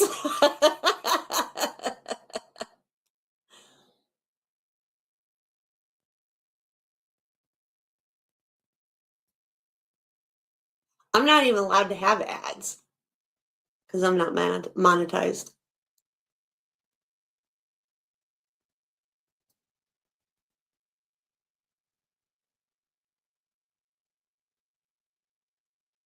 Oh. Wow. Lights and dancers.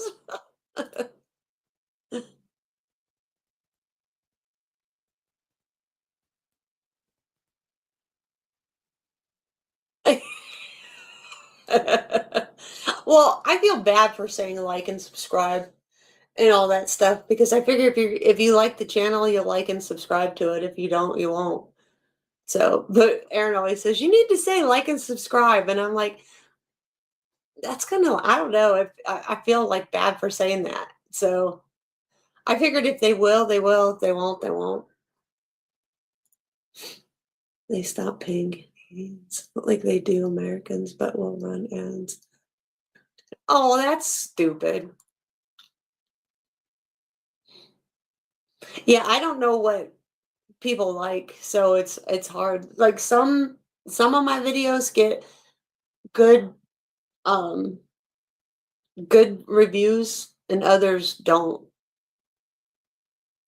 Like good likes and then others don't. And like some people will watch a lot of it and then other people will watch hardly any of it. So, but what's weird is like 64%, it says in the algorithm, 64% of the people that watch my shit are not even subbed to my channel.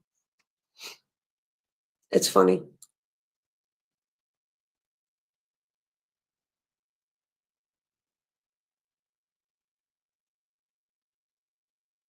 Right?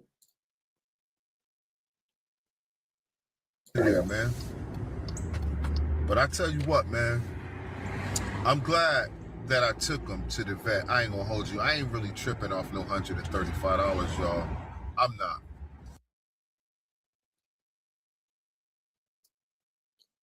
Oh, see, we have to have we have to pay for it to have a YouTube channel.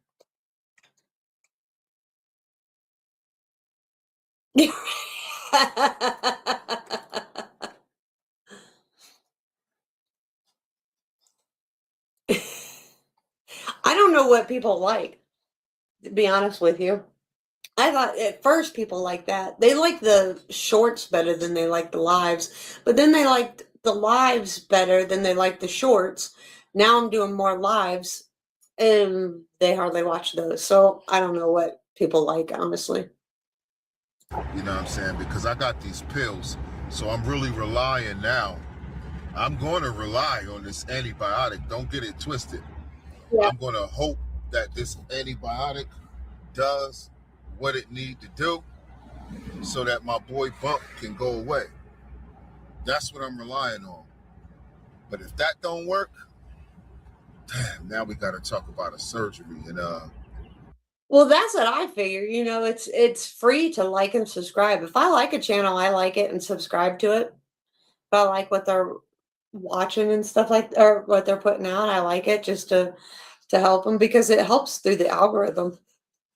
But like I said, I don't know what people like and don't like.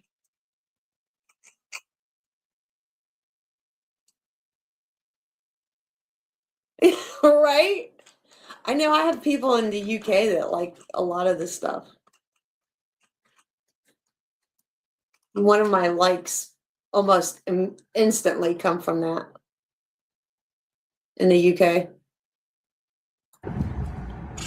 I already know how they're going to be coming. Whatever they want for that surgery, it's going to have a comma in it. I promise you. You know what's weird too is that it only ever shows like YouTube when it shows live people, but like after I get off, it shows that I've had like 4 to 6 people viewing it.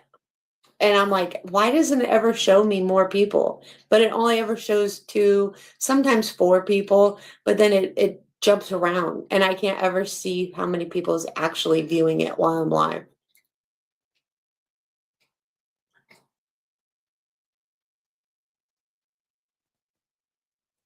You can target people that really? See, I don't know how to do all that.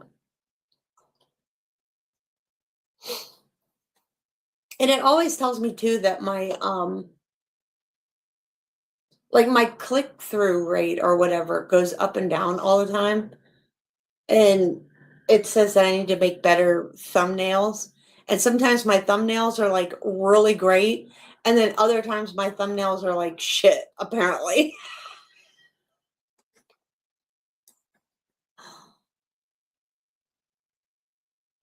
Because they hate watching coming in and out. They hate watching coming in and out. I don't know what that means. How do you target? See, I always thought that YouTube just sent out stuff. See, I'm going to have to take lessons. I don't know. I just made a channel and just. I thought if people liked you enough that would just. It seems ageist and sexist to discriminate. Do you know what's funny is that most of my target audience is between 45 and 60 or whatever. Dancers and dogs. That's what my husband said. He says, quit wearing your shirts up around your neck all the time. Because I dress like this normally. I mean, I don't. He goes, you need to do like what all those chicks do on, like when they're playing games and stuff like that, is show all your cleavage. I'm like, no way. He said, you'll get people watching just to look at your cleavage. Oh, gotcha. I do too. I get what you're saying now. Yeah. I watch channels just because I'm like, oh, I can't stand this. But it's good content.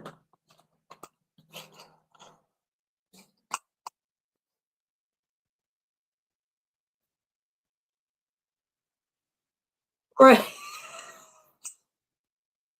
That's my biggest audience, is in that age range.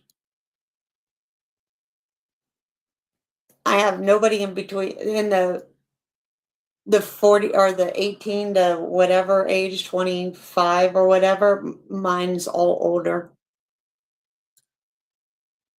Yeah. So that's what's funny. And most of it's male. Which I think it's because of the way I talk.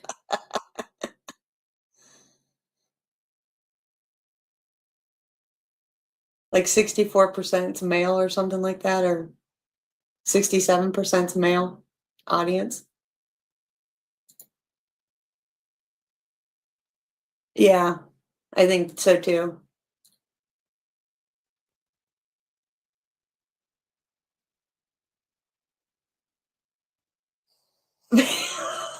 Yeah. Well, and I think because I'm blunt and I don't give a shit, and so I think the more my age range and our generation understand more that we just don't give two shits.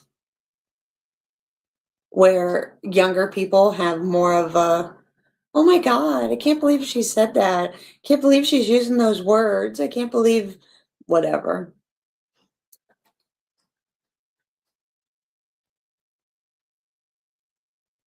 It's gonna have a comma. Well, we're almost to the crib.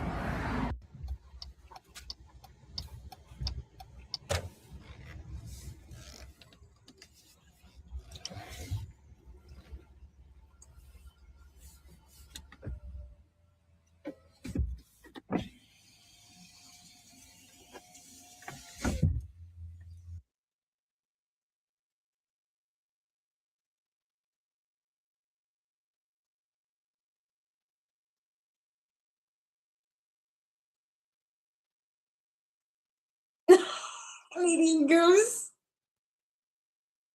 Right. Exactly.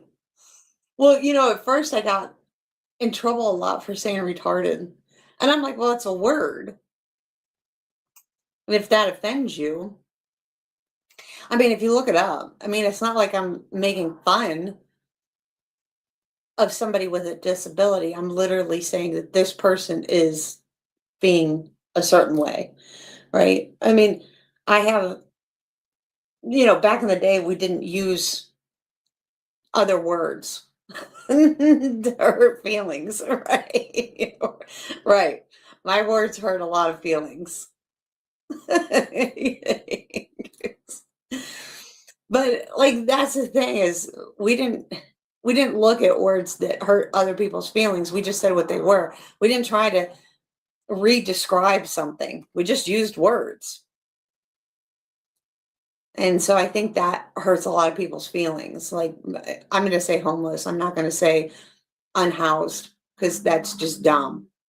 That's just retarded.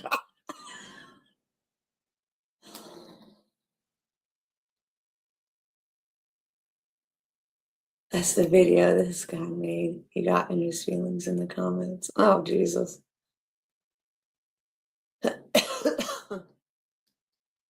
So, we didn't need a safe place to go cry and get our feelings hurt. We didn't need, a separate dictionary to figure out what the fuck you were saying. We just said words because words matter.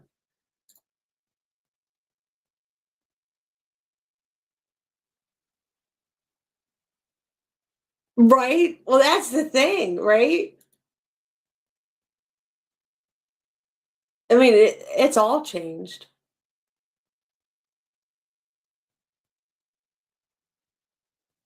Like everybody can't take a word. If words offend you that bad, you might need to seek therapy.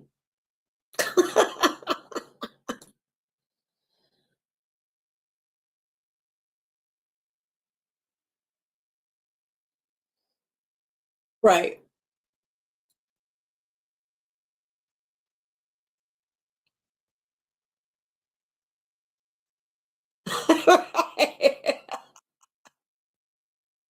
Right.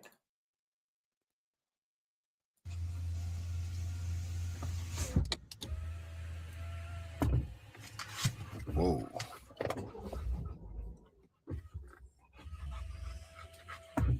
Damn, why is that window doing this again?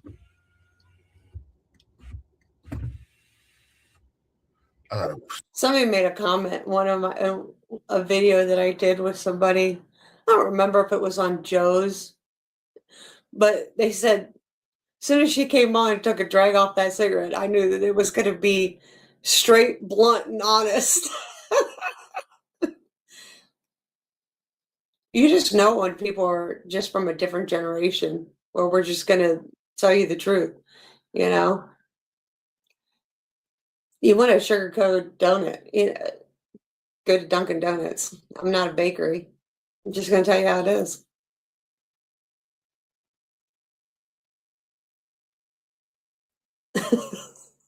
Is that hate speech or self-loathing, right? I don't know. It's only 36 minutes. It's about over.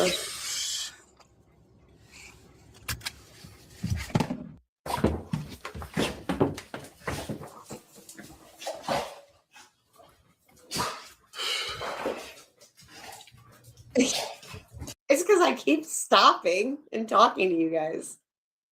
Yeah, relax, canine. Jeez.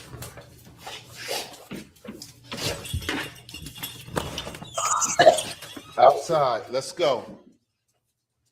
Outside, Nino. You too. Let's go, Nino. Outside.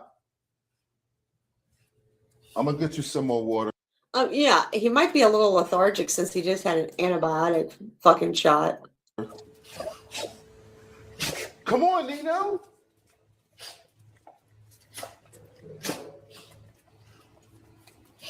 He just got a shot. He might not be feeling it, but I need him to use the bathroom. Outside. Leave him alone. Leave Nino alone.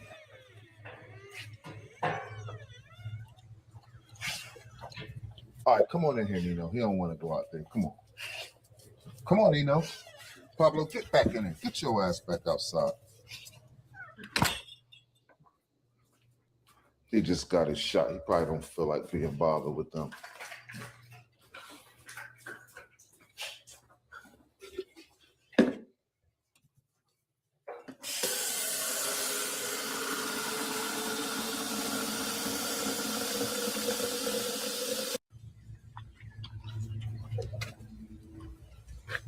Get back.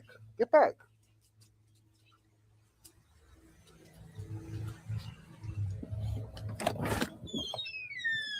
Go ahead outside. You want to go outside? Go ahead outside, you know.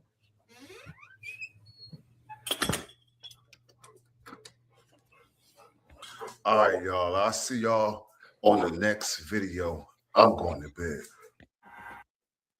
What video did you say to watch, T?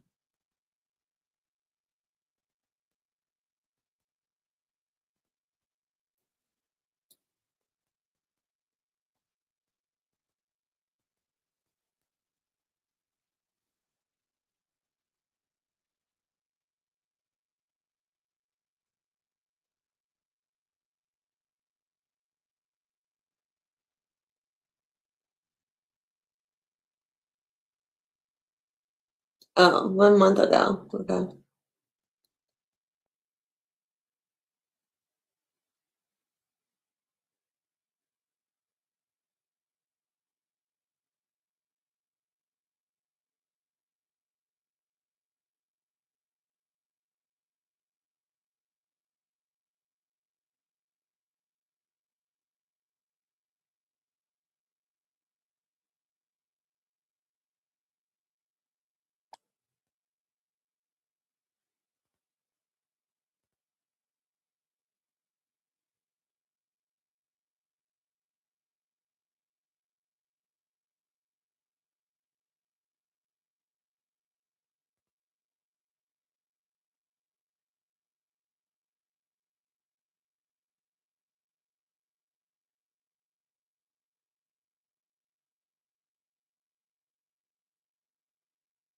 Well, that's 3 weeks ago.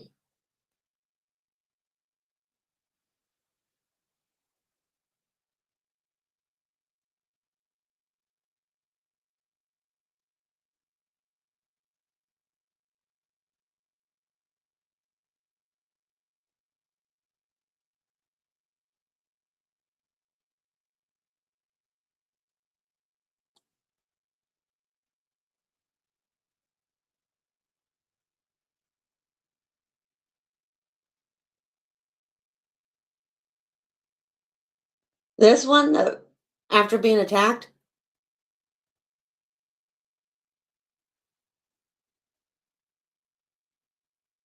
Or the Pablo update?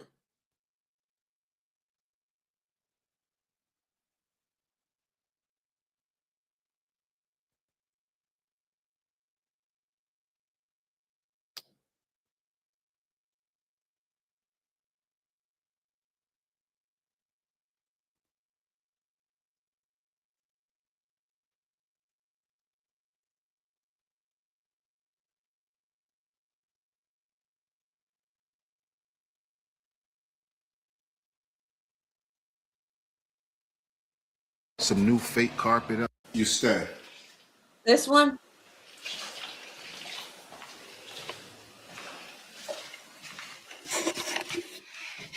You stay.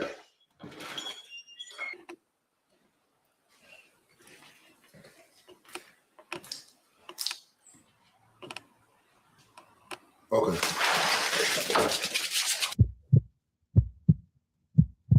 So ever since Nino attacked Pablo, you know, we've been copacetic, treating his wounds, and he's been coming along pretty good. I dropped in the last update video how he was doing, and today is another one of my days off, so I thought I'd give you guys another update since you guys are showing so much love and support on the last update in the first video. I figured I'll give you guys another update on Pablo. You know, he deserves to be talked about because he's been through a lot. Stop, no bite.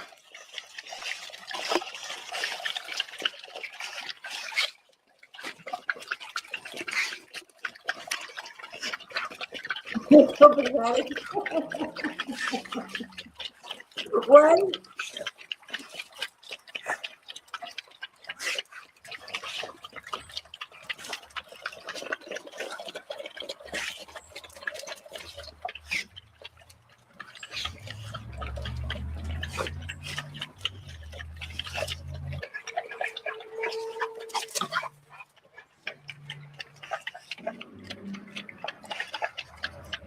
Pablo, let me pour some more in there.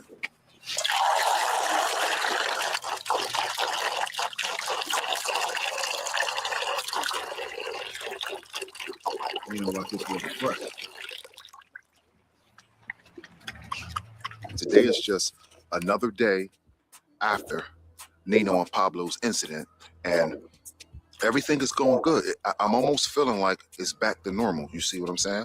So I'm out here in the yard right now. I just fed all the dogs, and I figured I'll come out in the yard and pick up some poop real quick. Y'all all grazing on the grass.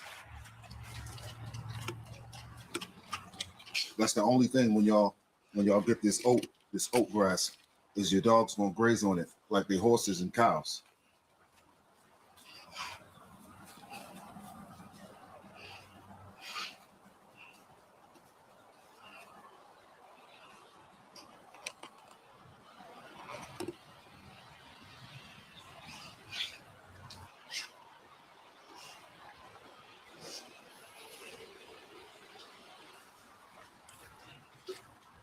I need him to get this sunlight. Need him to get this sunlight. What? Rose is healing up pretty good. I told Pablo to sit, and every other dog sit except for Luna. Everybody's good.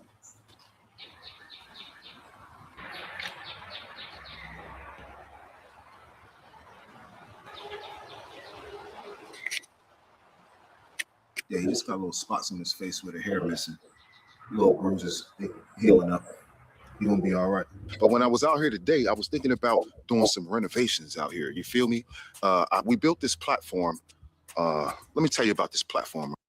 Aaron hates the whole, you feel me? You feel me? You feel me? Right here. We built this platform a few years ago. It was looking real good, especially when it was brand new. You know, brand new wood, everything was brand new. But as you can see, we had like 2 litters of puppies since we had this platform. And oh wait, he's a breeder too? I thought he just had dogs. Puppies just ran through it, and the dogs and the weather and everything is taking its toll. But I'm thinking about doing some renovations on it. You feel me? Like just putting some new, some new fake carpet up there. Those. Is this the one? Yeah, I didn't know he bred either. I mean, you know. Is this the one or his life after being brutally attacked? Holes down there, I'm thinking about filling those holes up, and because the dogs like to go up under there and lay down, and I don't really like them doing that much. And all of this dirt right here. Well, you've seen how he I think it's learned because we've seen the video before, right? Where he like does this whole weird dominance thing.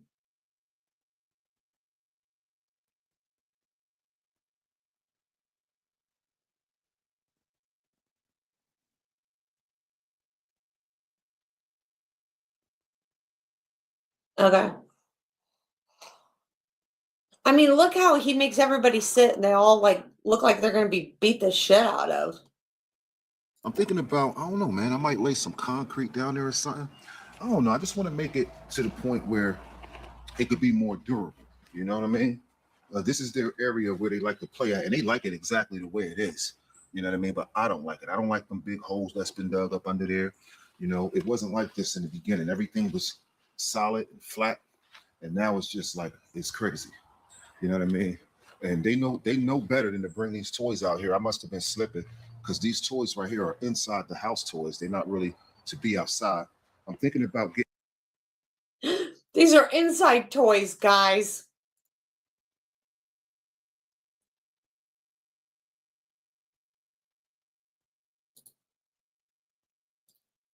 Getting rid of this shed right here.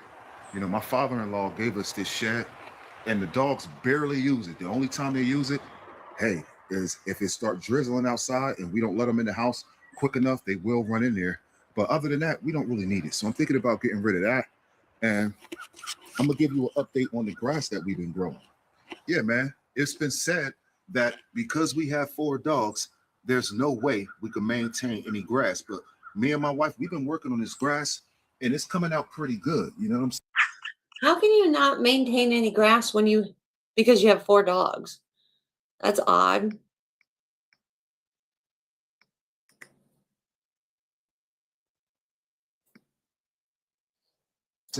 We just didn't do the whole yard. We didn't do every area of the yard. We just kind of like did a test run, and it's coming out pretty good. I like what I'm seeing right now, because I'm gonna be honest with you, all of this was dirt.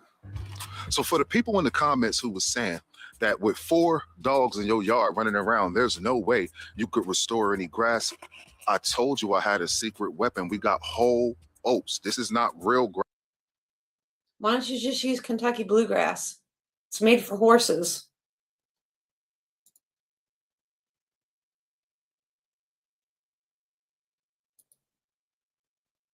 Grass is not really made to be grass, but it looks like grass to us, and it could look like grass for you if you want to try the same thing. This is actually oats, what horses and cows feed off of, but we got it out here because it grows. No wonder they're eating it. Grows really quick, and it looks like grass, and we're treating it as if it was grass. The dogs even be eating on it sometimes, you know? We don't like the dogs eating on it, but if they want to graze, go ahead and graze. Basically, we just got to do some more raking. You know what I mean? So we're going to come out here on a day, probably a day when it's expected to rain, and we're going to do some raking, and we're going to lay out some more seeds, and we're going to give it another shot at growing some grass.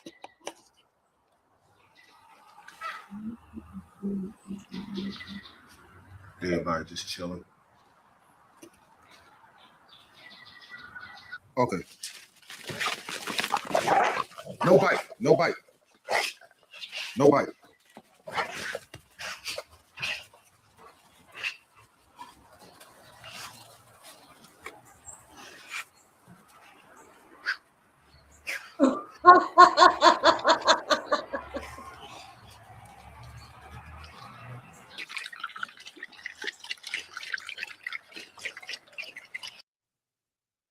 I don't know why he doesn't get Kentucky bluegrass and seed his yard with Kentucky bluegrass. Where does he live? I mean, it's made for horses to run on and stuff. It's very durable.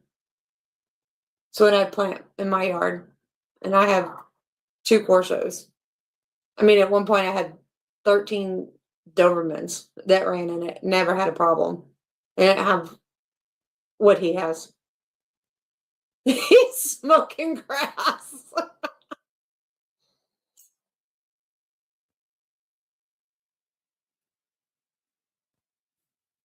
Right. Yeah, I'd worry about that right there.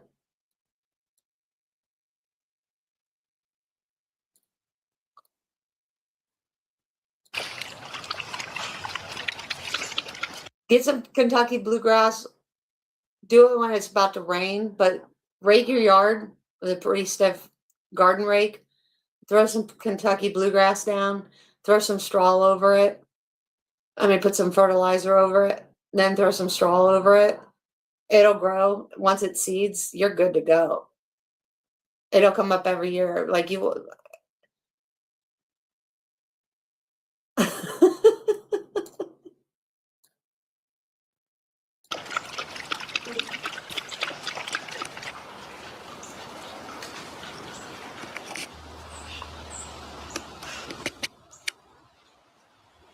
I'm gonna tell you like this: when we moved into this house, it was beautiful grass. It was beautiful grass throughout the whole yard. And this yard is looking the way that it looked right now. It took 5 years to look like this. So I figure if I invest in some sod and just have them lay it down, it'll probably take 5 years to get messed up again. That's how I'm looking at it. And no matter what It's not that hard to put grass seed down, put a little bit of fertilizer on top of it, and put some straw over top of it. I mean, does his dog spend all day outside all the time?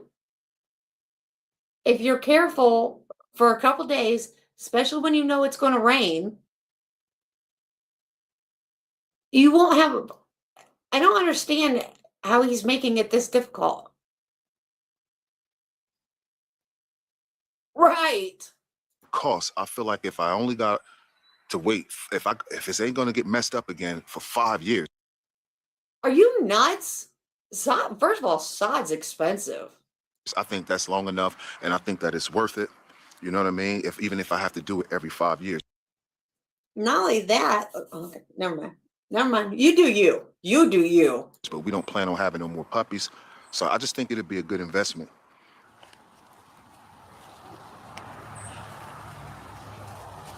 Right.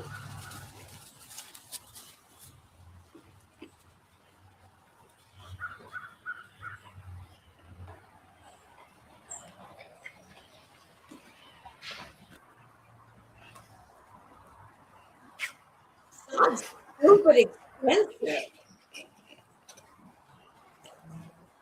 Well, all the dogs is good. I'm real happy that Luna and Ada is not in heat anymore. Lord knows that heat cycle be.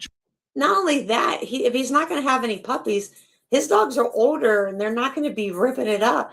And if he goes out there when his dogs piss, because piss is what usually destroys your grass, and waters it, take a hose, water it down so the sun's not baking it, then he shouldn't have a problem with his grass fading out or causing dead spots in the grass.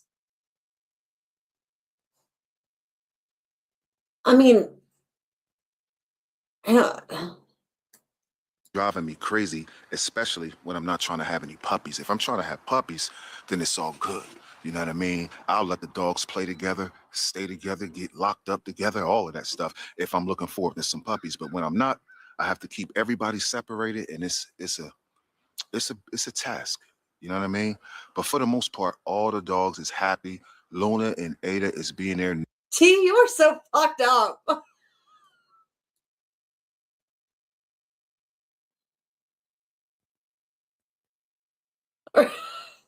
All he's gonna do is what? Oh, okay, I don't know.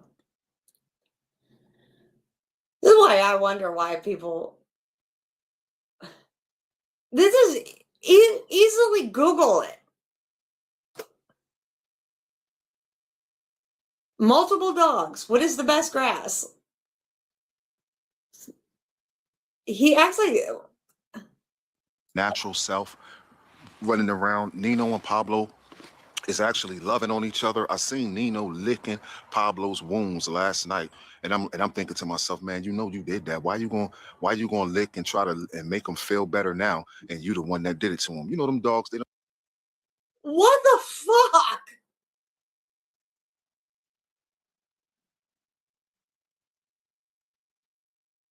Yes, because his dog absolutely is like, I fucked you up. So now I'm going to make you feel better.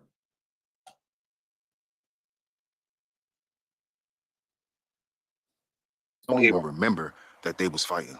They don't even remember that. He just want to help Pablo out right now because he see the wounds. I don't know. Maybe he told Pablo to forgive him. Maybe he was possessed. He might have been possessed at the time. You know what I'm saying? I don't know. And but either or, Pablo has forgiven him. You know what I mean? They back to being buddies, back to playing. What the fuck is this guy even talking about?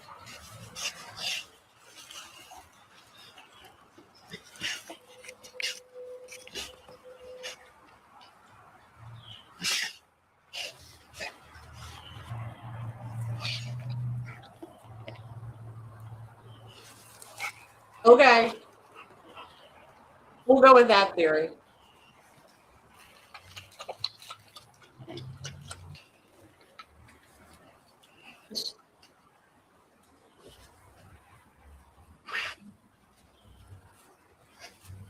Yep.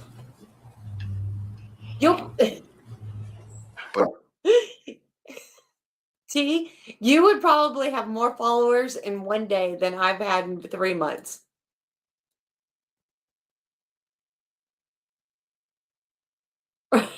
I know. I'm still keeping an eye on all of them because I don't want anything like I hope so. I hope so. that to happen again. Not on my watch. I wasn't watching before, and my wife wasn't watching. My wife was outside, and I was on my way home from work, and then it began. And we're just glad that we caught it at a reasonable time because it could have been a whole lot worse. You know what I'm saying? You locked them in the room together when they had crates. I watched it. But we do appreciate everybody that's been tapping into the channel, man, because without y'all tapping into the channel, there's really no need to make these videos. We make the videos so that you guys can see what we got going on because we feel like our dogs are so beautiful that the whole world should see them. But because we both work jobs and we don't have all the time to parade our dogs around from city to city to state, we use YouTube. Yeah, we use YouTube as a platform where we can show our dogs and how beautiful they are and show you guys exactly what it's like living with the American bully breed. You know, that's what we specialize in. We are not breeders. A lot of people think that we are Okay. Well, good thing you're not breeders. But we are not breeders. We're just two people, a man and wife, who have dogs, and we take care of the dogs. The dogs live in our house. You know, our dogs have their own bedrooms in our house. The boys got a room, the girls got a room. And we just show people what to expect if you decide to have dogs living in your house. We give you an example of what to expect. We show you our ups, we show you our downs. And hey, man, we're living with bullies.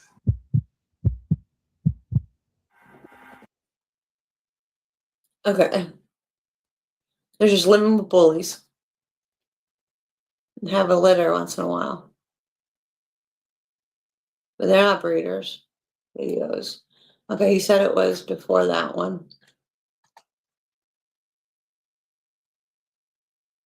Dogs don't eat burgers. Okay, cool. This one?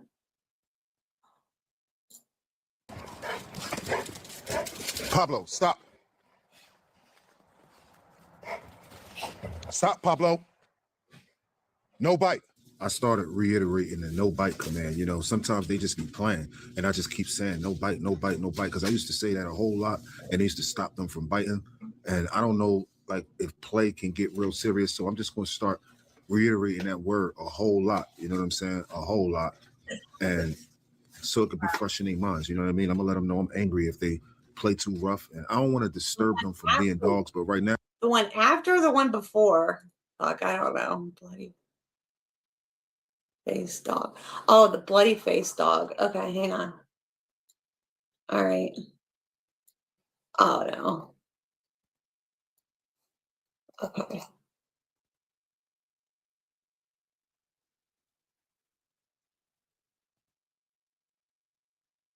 Oh, this one? This one right here?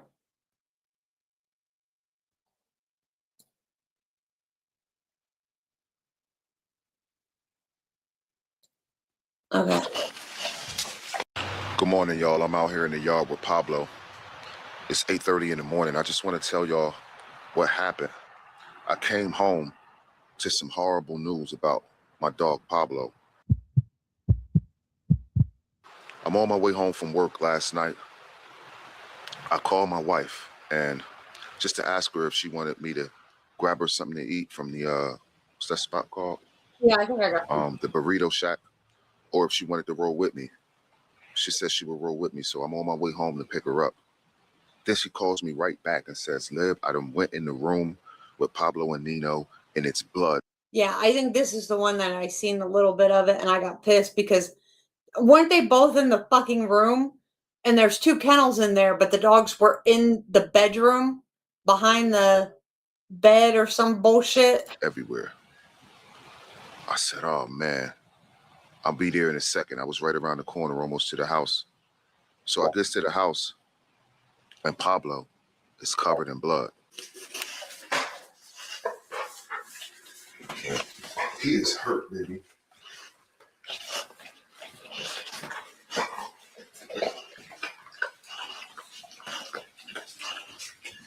I don't know what happened or what provoked what happened in that room, but it was terrible. Pablo had bite marks everywhere. He got bite marks by his eye, he got bite marks on his. Nino went real hard on Pablo. He got bit all over. Good boy. Good boy. Let's see. Let's see. Good boy, Pablo. All right, I know that hurts. I know that hurts.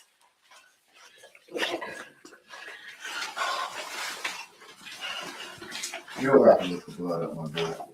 Kirby, can you come in here let me wipe you? Sit. Sit.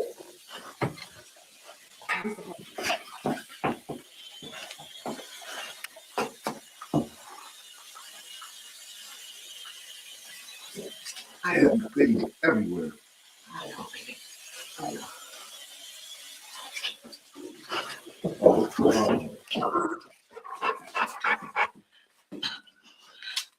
Come here, buddy. And I don't know when it happened. I was outside for about 30 minutes. And that's the part that kills me. So she's outside 30 minutes and she can't hear these dogs fighting. Like, where the hell was she for 30 minutes? That's what happened. Somebody put him in there. And I wish that I was able to break it up. And came in the house to put the dogs in their crates so that she can roll with me. And that's when she discovered blood everywhere on the carpet, dogs breathing, panting real hard, you know. And so I immediately, when I came in the house, my wife started getting busy on Pablo. You know what I'm saying? Wiping the blood off of him. And I was filming it as she was doing it. Why? Why was your instinct to film it? It's going to take forever for him to help, you know. I know, my boy. I know.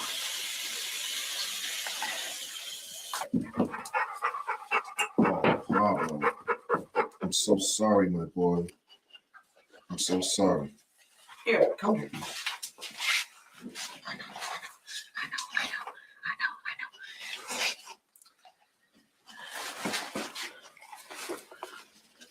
You want me to hold him for you? No, it's all right. I don't want him to feel forced. Yeah. It's whatever he let me do. Let me clean your legs. Let me see what your legs look like.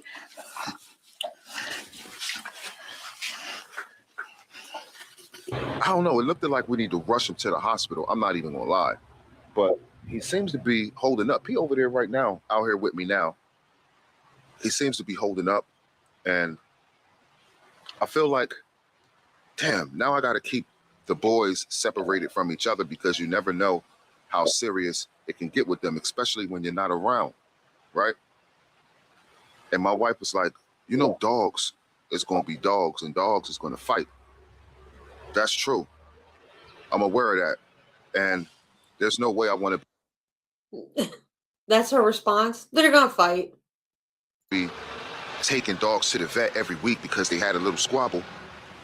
But this one right here, it looks kind of, to me, it looks kind of crazy at first.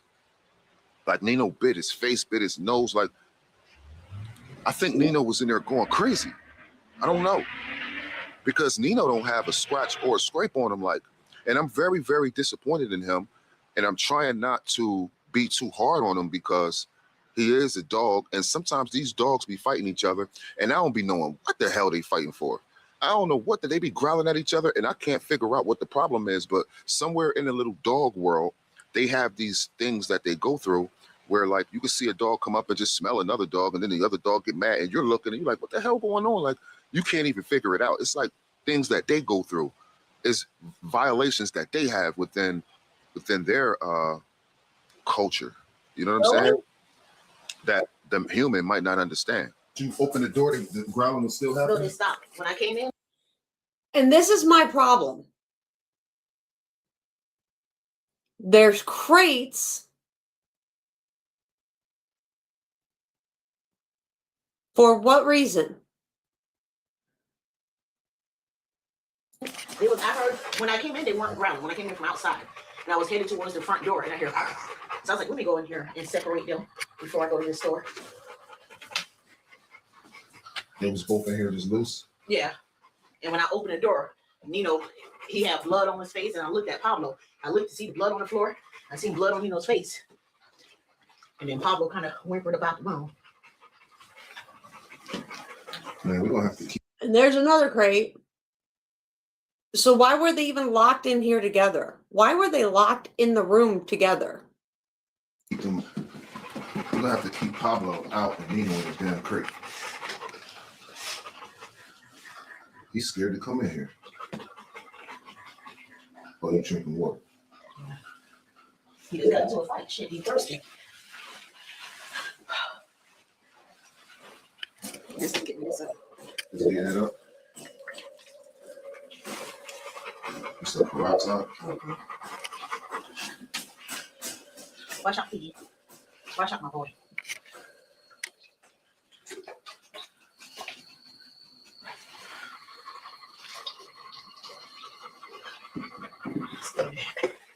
Leave it.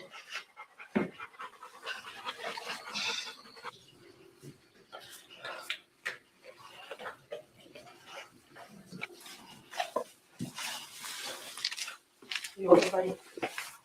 Look at all the bite marks.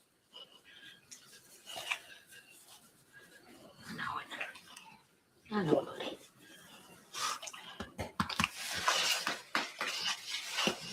You know, I'm glad I'm off tomorrow. I'm glad I'm off. People need to be in the sunlight. Get some scabs on all them things.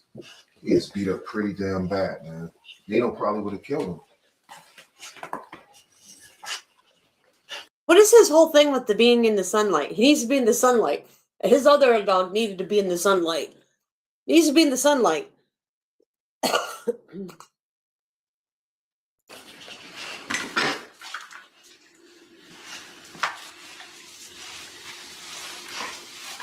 might have to wrap him up, man, if you don't want to stop bleeding.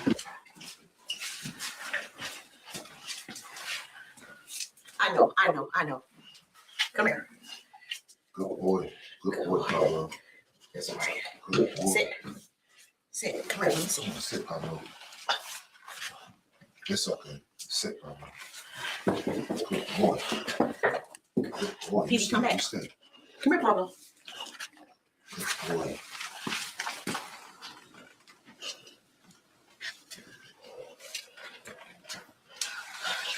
My goodness, you look like you've been in a car crash. You stay, Pablo. You stay. Good boy. It stings. Yeah.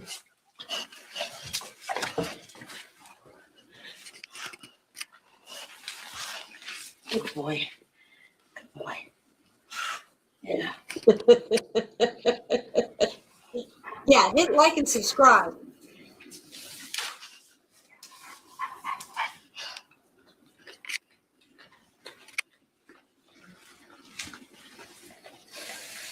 Now they're going to go away because you called them out. When you came in the room, what was his reaction?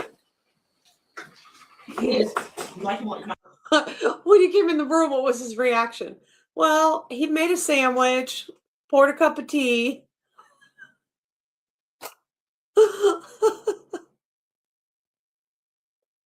I told him to get back. When I first came in the room, I had the light off. So my first thing when I was coming in the room was to tell him to get back. So the light was off, the door was shut, they weren't in their crates. I mean, who puts two male? Like, isn't this breed known for, like, fighting? Like, they're companion dogs, like, for people. But don't they have same-sex aggression?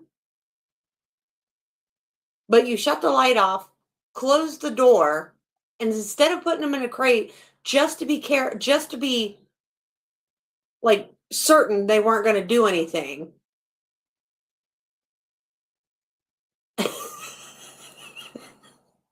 Canine. But just to be certain they weren't going to do anything, just so you wouldn't have an accident, you decided, what the hell, I'm going to go outside for 30 minutes. And you didn't hear anything. Like, where did you go outside? Like, down the road? Like, because dog fights aren't quiet. And the fact that his face is all bit up like that, he had to have a hold of him. Like, those are puncture wounds. Those aren't just like little nips and bites. Like, I'm sure that wasn't quiet. You didn't hear shit?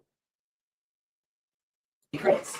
Then when I took the light on, I seen all the blood. I said, what the? So they did all that in the dark? Yeah. They just had their backpack on. He did all that in the dark. No, he got up and turned the light on. What does it matter if he did it in the dark? I think he must have just fucking snapped or something. Mm-hmm. He just snapped. Yeah, he's like, fuck it. We're in the dark, man. It's on now. You ain't got a flashlight. You ain't got a headlamp. We're going at it. He snaps a lot on Pablo, and it's out of control. I mean, they're dogs. Dogs will fight. You know what I'm saying? They're going to fight. We're going to have to keep them separated if we're not around. Right. Nino is definitely the aggressor. You see, he don't have no strength.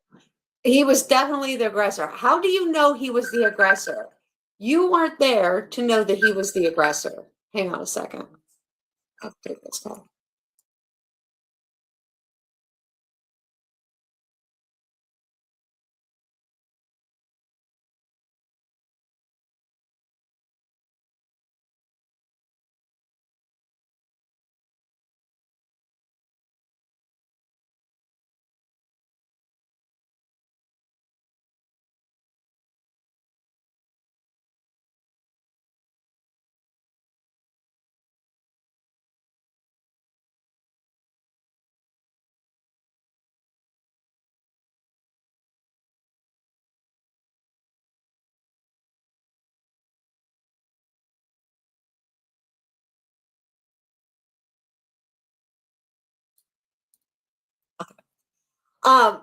Yeah, like, you have no idea who was the aggressor, like, during this whole thing.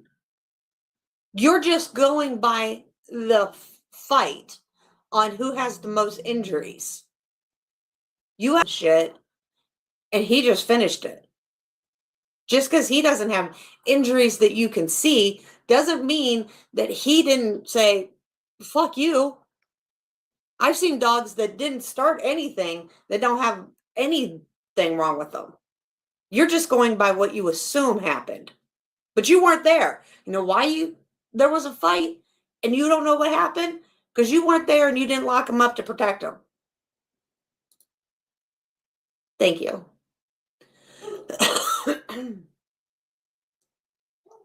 Right. And that's literally not how it works. It was a boogeyman-induced panic response. It was a boogeyman. I mean, they could have been playing and roughhousing, and the other one could have bit his cheek or lip or something or whatever and caused him to react. You have no idea what happened. You're just assuming. It's so stupid to think that he's definitely the aggressor. You have no idea. There's nothing on him. There's nothing on him. Hey, Sosa. And I'm just glad that Nino didn't take his life. I'm glad that I called my wife. I'm wondering if I didn't call my wife, she would have probably been in the backyard watering this new grass seeds a little longer. And it probably would have only took a little longer for Nino to. And you don't know that either. All the marks are on him is on his face.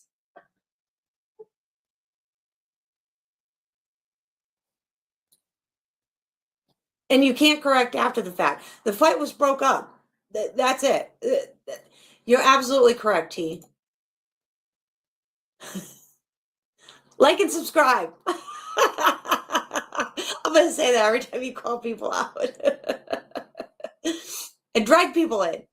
But yeah, that's the thing, is that you can't just sit there and assume this is what happened. This is the fight that happened. This is how it got started. You have no idea. You weren't there. You don't know. You don't know who the aggressor was. And you absolutely can't correct. See, the whole thing that he wants, the reason he says, I wish I could have been there to break it up. Why would you want to be there to break it up unless you want to punish the dog you think started it? The problem is if you didn't see it start, you don't know who did it. So whoever's got who by the face, got who by the neck, got who by the leg, whatever, you don't know who started it unless you've seen it pop off to begin with. That'd be like me going to a domestic violence home and me assuming that it was the guy because he's holding her in a bear hug, that he's the one that started it. How do I know she didn't walk up and punch him in the face? Now I'm assuming because he's the bigger guy and he's holding her in a bear hug to stop her from hitting him, that he's the primary aggressor. That's what you're assuming here.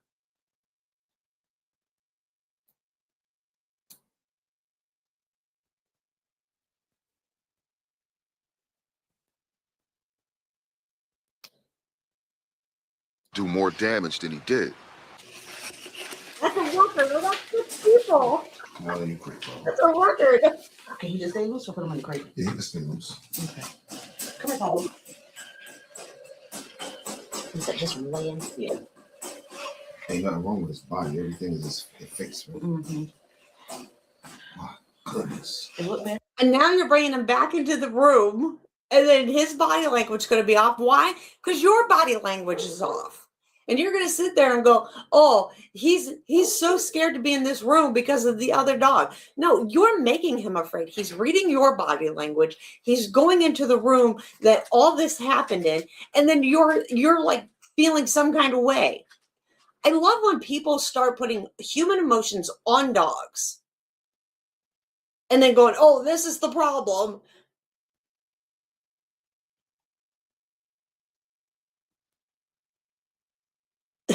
None of this. Yeah, it's visible. Mm-hmm. All right, you stay here so the girls can go to the body, okay? All right, good boy. Nino fucked his nose up too. Everything is swollen. And he's going to start to swell. And now you're going to have a freaking issue with him breathing. It's going to take a while. You're going to be all right, though. You stay, Pablo.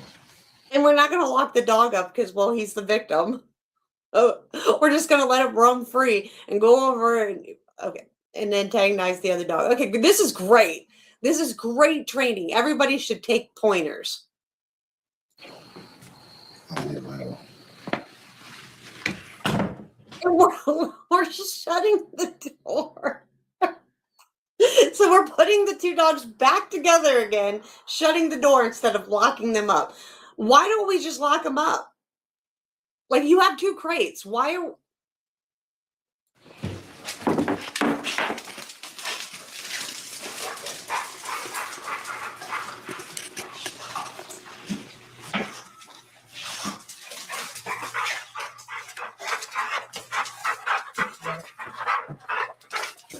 Get back. Get back. Get back. Get back. Sit in the.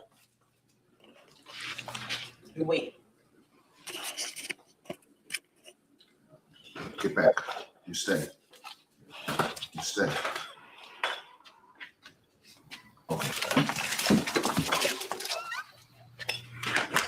Oh no, it's in the dark, guys. It's in the dark. They don't have headlamps or flashlights, so no lights out there.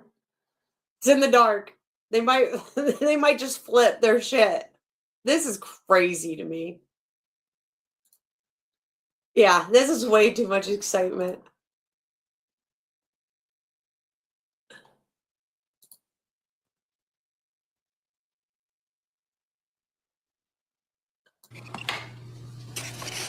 I'm feeling thankful right now.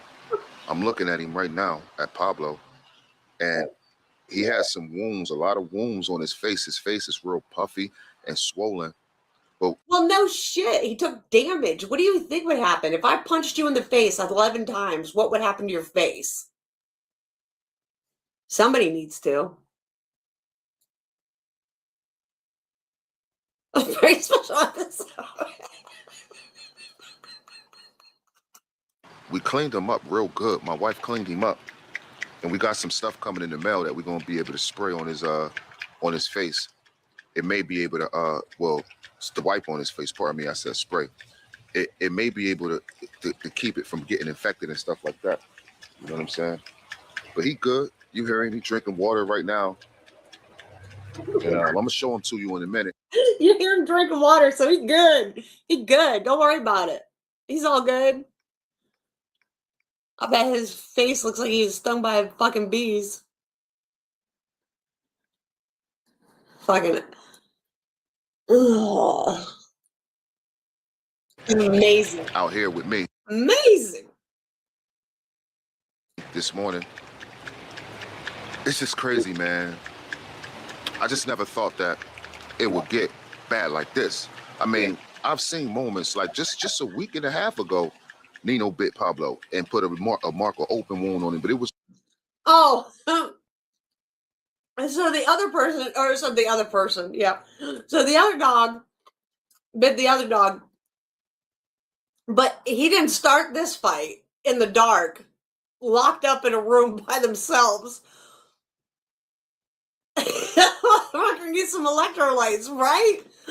This is fucking amazing shit. We should all learn from this guy. Holy hell.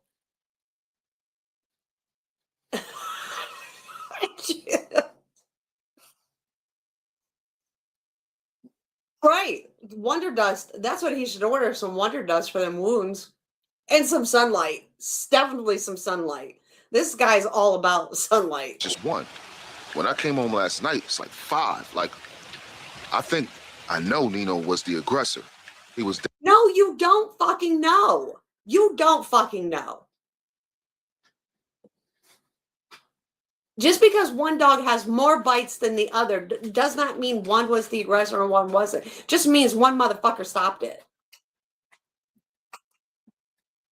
It's so stupid. Definitely the aggressor. And they was in there. I seen a few toys in there. See, the thing with the toys. Yeah?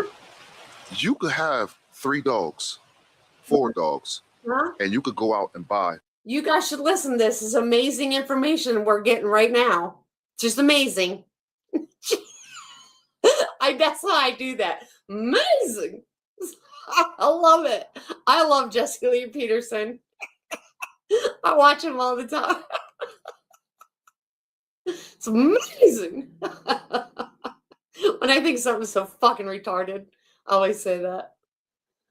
A toy for each dog. Yep. But here's the thing. A lot of these dogs, they don't want the toy that you gave them. They want the toy that the other dog is playing with. They want to take the toy from the other dog and be happy with it. Like, you could be like, no, it's plenty to go around. It's one for you too. It's right here. You're like, I don't want that one. I want the one he got. It's like, yeah. I don't understand that. Dogs. You don't understand that? Apparently you don't have children either. Apparently you're not an adult and you look at somebody else having something, then you're thinking, I want that. That's pretty cool. And go buy yourself one because you think that's fucking cool. I mean, you don't take it. I mean, some people do. Some people steal from other people. But, you know, you should just go buy yourself one.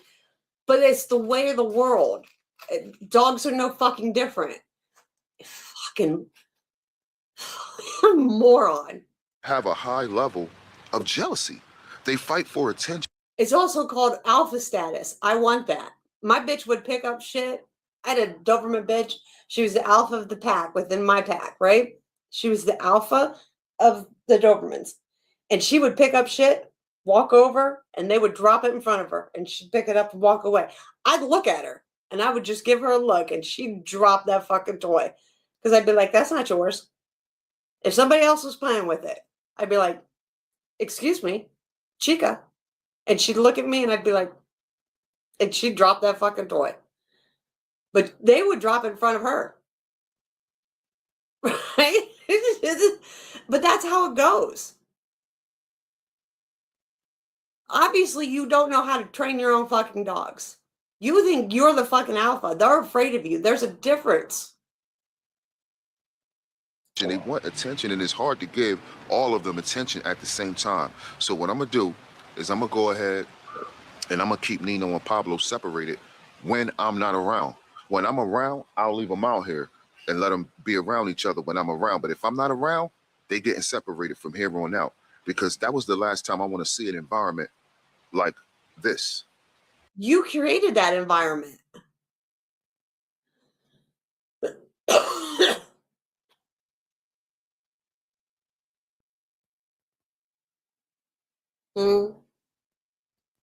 Yeah. Well, you also create animosity. It's no different than if you bring in another puppy into your pack.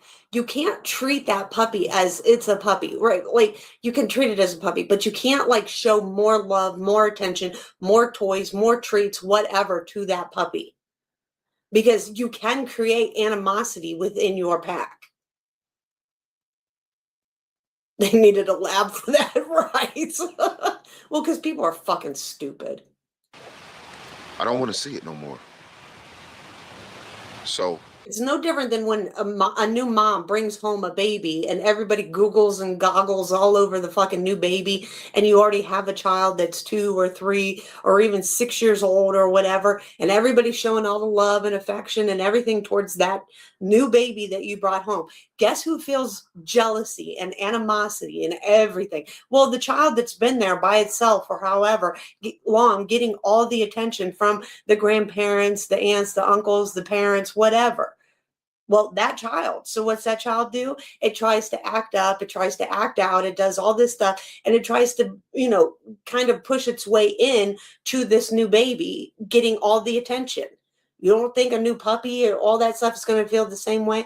And I know that's what people call putting human emotions, but it's still like you're doing like a pack mentality. Your family's still a pack mentality. There's a hierarchy in your pack. Everybody has these hierarchies. You have a hierarchy in your own home. There's somebody who makes the rules. You may make the rules, even a husband and wife. You may make the rules in your own home, but somebody makes the final decision.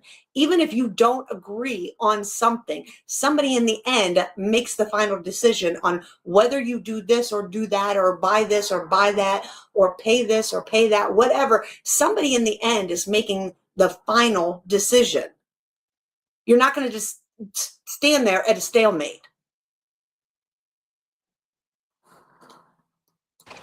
When I'm around and I'm outside, everything's gonna be good because I can stop it. As soon as I hear it growling, I can stop it right away. I can't believe I don't trust Nino. Nino is getting a little too carried away. He's getting a little bit too carried away. And I mean, he's still my dog. But I gotta keep him away. I just gotta keep him separated from Pablo or any other one of them dogs, because who knows, that could be any one of them. When I'm not around, I gotta have all eyes on him because I gotta remember that dogs is jealous. All eyes, all two of them, all two eyes on him. Maybe he's a spider, I don't know.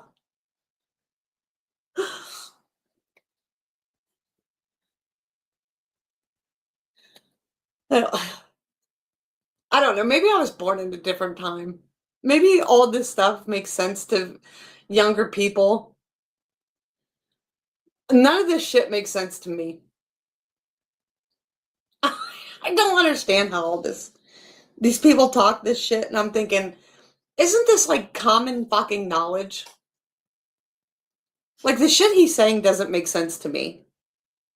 And they will fight. And the thing about it, a lot of us, we don't. No, they don't have to fight. You can live in a very cohesive house. It's how you train them. It's how you work them. It's literally how you actually live within your home. Don't think about that. The dogs will fight, but they'll fight to the death. They'll fight to the end of life. If that's where they're taking it. But I don't even think poor Pablo was fighting back. I think Nino just snapped on him. You don't know that it was that dog. The fact that you want to make it that dog is very sad. Because you're going to punish and hold animosity and this story in your head that it was this certain dog, and you absolutely do not know that it was that dog. You weren't there. You weren't there until the fight was actually over. So you don't know who caused the fight. And so you're going to punish a dog because you're going to hold animosity for this dog that you have no idea that caused it. Because Pablo got teeth, he got a mouth, he know how to bite. He's a younger dog and Nino is old. He's got teeth, he's got a mouth, he knows how to bite. So you wanted the other dog to get hurt? This is fucking insane to me. So you wanted to see this fight between them? You wanted the other dog to have wounds? What? Like, what is your fucking end goal here? Old and heavier and bigger. Maybe he just didn't stand a chance. I don't even think they were fighting. I think it was Nino being dominant and being aggressive on Pablo. The only way I could correct it is if I see it. Maybe this is why he's out in the sun. This is fucking retarded.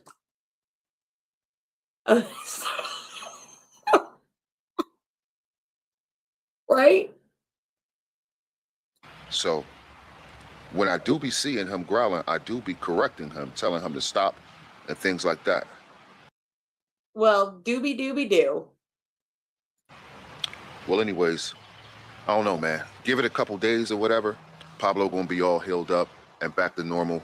You know what I mean? We done been down the road like this before when I think Ada attacked Luna and chipped Luna up a little bit. So your bitches fight too. So you have dogs and histories of fighting. You would think that you would learn.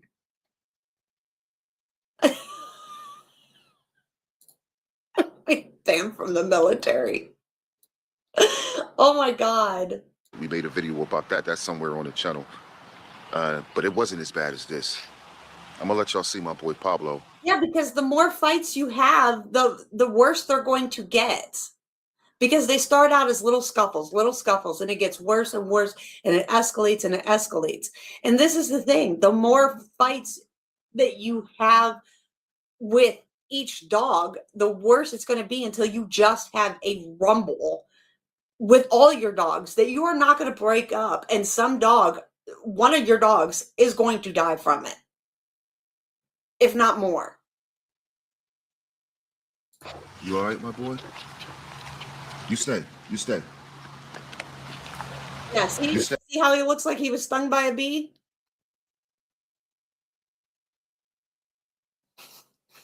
So you beat up 3. And that causes breathing issues. He should be on anti-inflammatories and but you probably don't want to take him to the vet because of how it will look because of the breed itself. But he needs anti-inflammatories and antibiotics, but to bring the swelling down so that he can breathe properly. They can die from that. The more that swells up and the more that it cuts off their breathing and down into their larynx.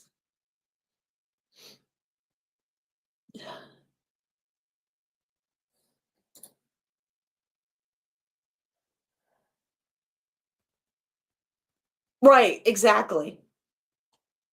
Well, that's what I'm saying. And the more that they fight, the more that they will continue to fight. And it will escalate very quickly and without notice. Because once they get a taste for fighting, it could be over just water. It could be over eating that stupid oat grass.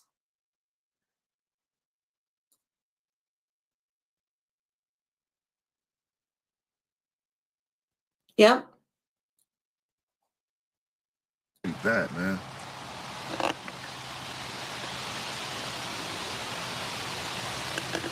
Yeah.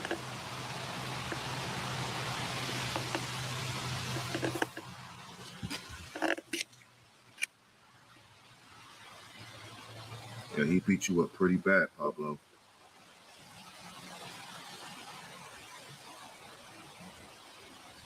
Yeah, man, we doing what we can do. And pray for Pablo, man. And he It could be passing each other in the hallway. Yeah, it could be walking into the same room. It could be one is sitting and he tells the one to walk past him. It could be coming for those stupid treats how he makes them stand there and act like idiots. It could be over anything and it will be on. I've seen dogs do the dumbest shit and get in a fight once they've been in a fight. He thinks because his eyes are on them that he's going to stop some shit. He's delusional. should be healing up as long as we keep it clean and keep him with some air, you know what I'm saying, and keep him away, give him a chance to heal, then he should be all right. Well, that's what's going on, man. I'm out of here. It's your guy Lives from Living with Bullies. Peace.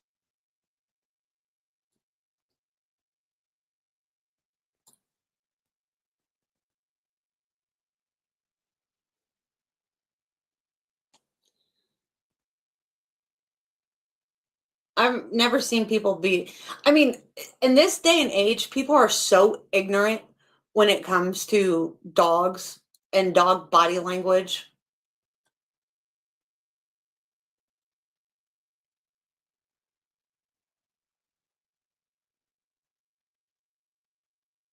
Right.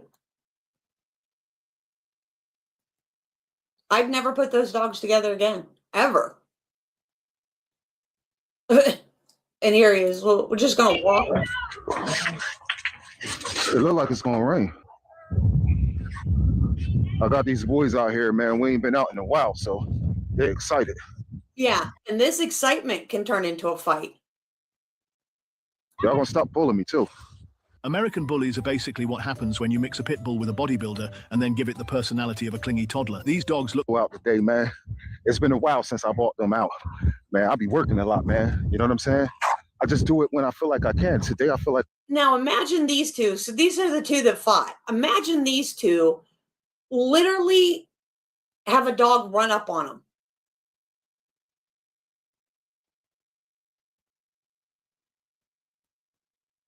Right. Right. So imagine just a little dog runs up on them. Right. You're absolutely correct. But I can't even imagine. And if that other dog runs away, but where are they going to redirect to?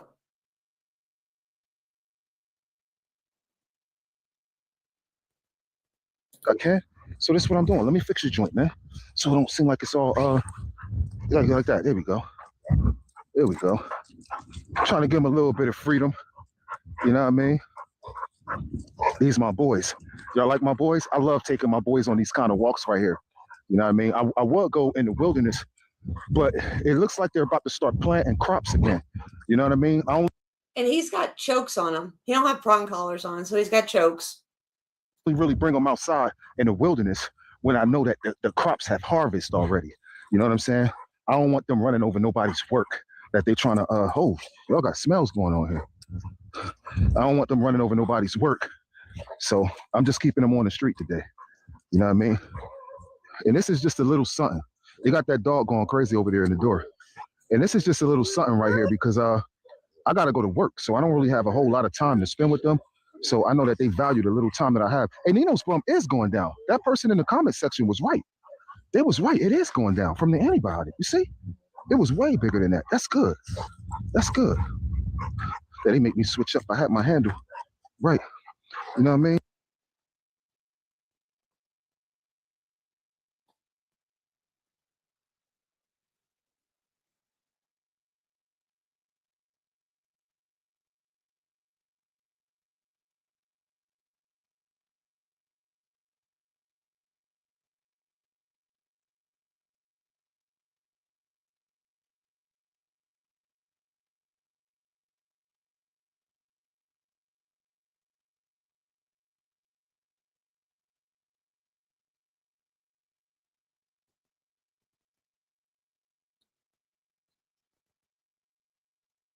He says, facts, thank you. I don't think he understood what you were trying to tell him, though.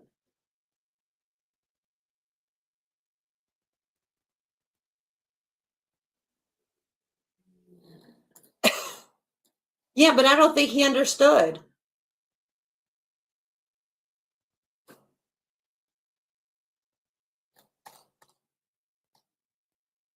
I love it out here, man. It's a beautiful day out here. Y'all good? Y'all good? We outside. Outside. What is that? That's an old bird, bro. A bird probably got hit by a car or something. I don't know. They not even pulling that much. My dogs usually be pulling way more than this, man. You know what I'm saying? That's good. That's good. How you doing? Yeah, he did good. All right. They ain't got nothing to do with you, buddy. Come on, this way, this way, this way, this way. Let the car go. Oh, they going right there? Oh. Sit, Pablo, sit. Jesus. You gave him nice, constructive criticism. It was nice.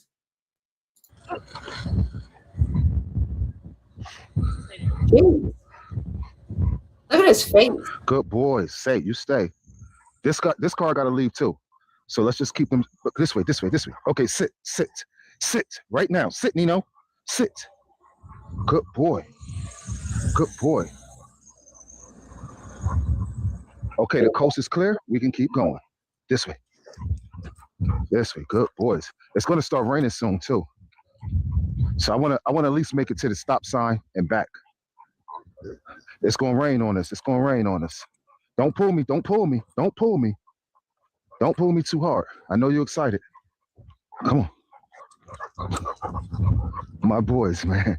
I tell you, this is what I do it for, this part right here, man. They look good, but these my boys. Not only do they look good, they feel good. They healthy and strong. This is what I like about these dogs, man.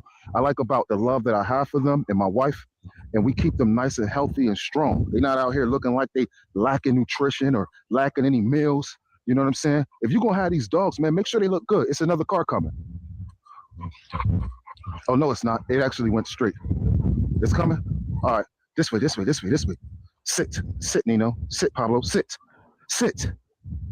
Good boy. You stay. I feel raindrops, so we're going to make it quick. You stay. All right. This way. Oh, that was Rocky. Yeah. I don't know her real name because she's always training. She's always training like Rocky Balboa. You know what I'm saying? So I say, damn, it's busy with the traffic today. Let's go on our road, then we're going to come back off.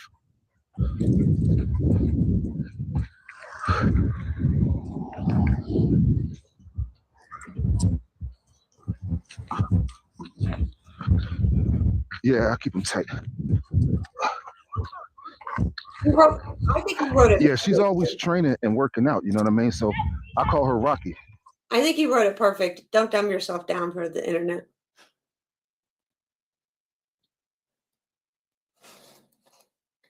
Yeah, I write stuff all the time and people don't listen to it anyway. But it doesn't matter how you write it. People will bitch either way, or they won't listen. They won't read it. They don't respond. It doesn't matter how you write it. So write it. Don't dumb yourself down. I think how you wrote it was nice. They like bouncing balls. I think truly people don't want to know. They don't want to understand. They don't want to learn. They just want to be flashy, right? Like what he said, they should be strong and healthy. And I love the way that it's really what they make him look like. Look how he has the leashes. Look what he's doing. Look how he's walking them side by side on each side of him. It's not for, look how he's being recorded, right? Because he's being recorded. His wife is walking with him or somebody's walking with him, right? This isn't a GoPro. This isn't, somebody's recording him. It's all in how he is perceived with these dogs. So it isn't about what he's actually teaching anybody about these dogs or anything like that. So don't ever dumb yourself down for anyone.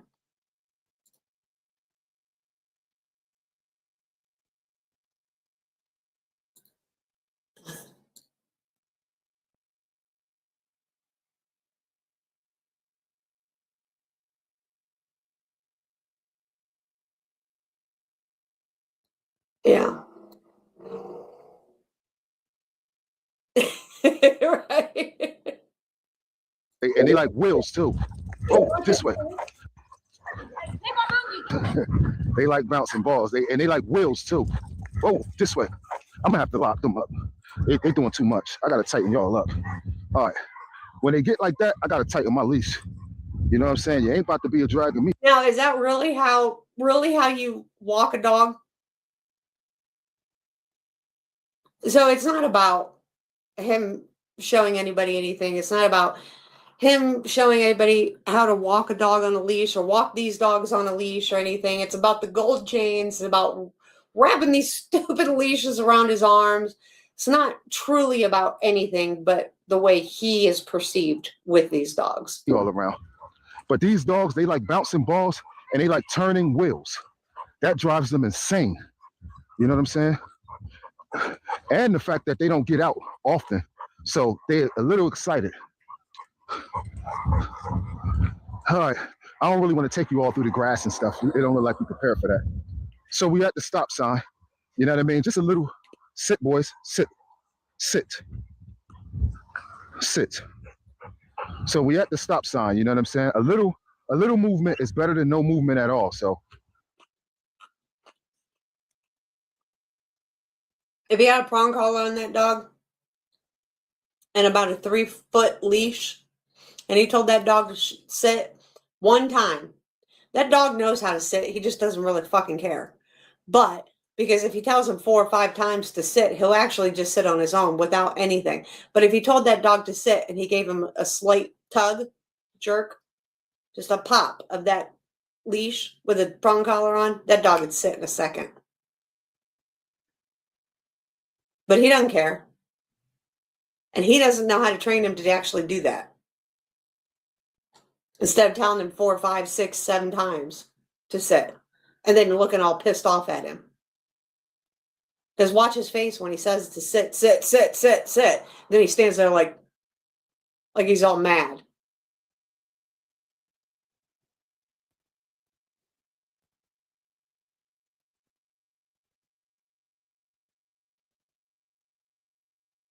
Right. Well, the same as me. I don't have any videos and stuff of me with my dogs either.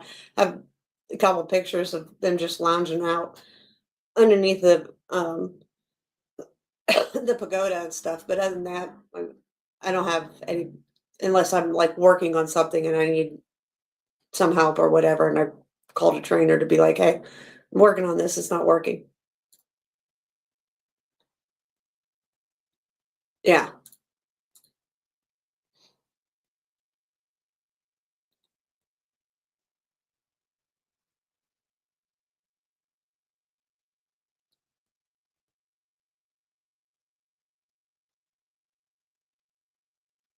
Right.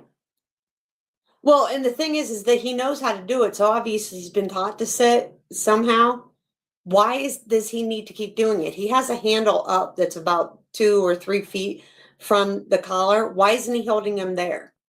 The thing is, you don't need these long ass leashes. He has him tight up. Both of them are tied up. So why don't you have different length leashes? Like I have a 2-foot leash. I have a 4-foot leash. I have a 3-foot leash. I have a 4-foot leash. I have an 8-foot leash. I have a 6-foot leash. I have a 12-foot lunge line. All these things, depending on what you're working on, depends on what leash you're taking.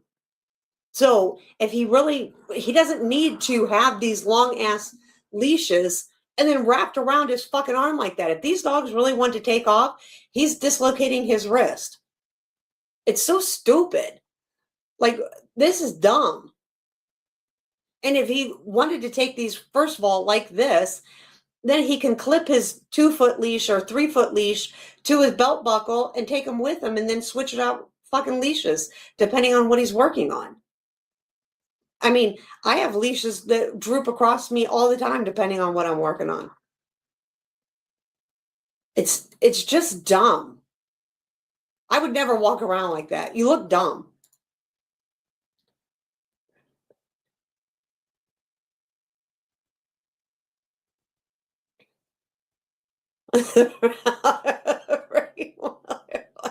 Right?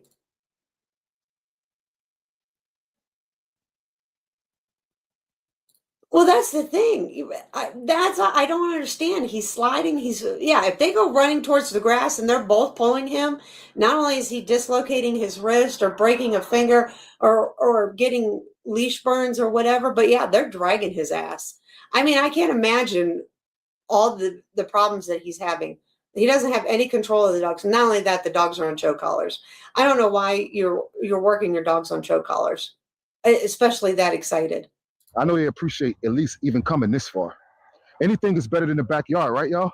I know y'all agree with me. I'm talking about to the dogs, actually. Sit, Pablo. Sit, boy. Now, that's a proper. Yeah, I hear that. Proper pop to a leash. Right.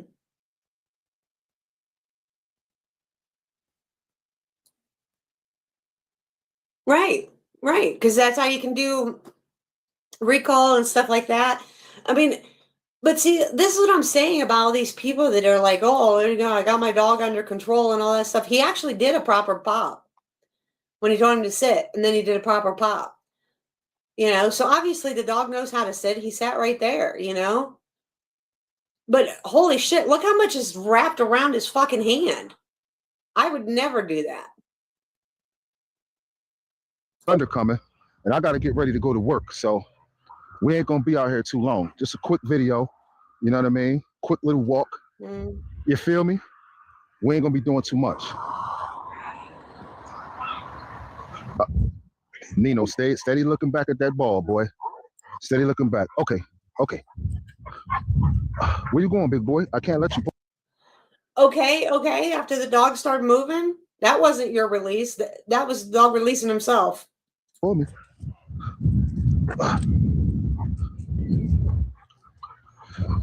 Maybe we could go to the VFW and back. Then raindrops start coming. I'm gonna start running. This way. So why does he act like the dog is right? That's what I feel like too. But why does he act like the dogs are really pulling him? Do you see how his body language is being really pulled? It's a lot of sense over here. This where them other dogs be at when they be using the bathroom. You know what I'm saying? Is that light still blue? All right. When them other dogs be using the bathroom, they be over here. So they picking up on them scents early. Picking up on them early. Yeah, but they could still be slick bottom boots.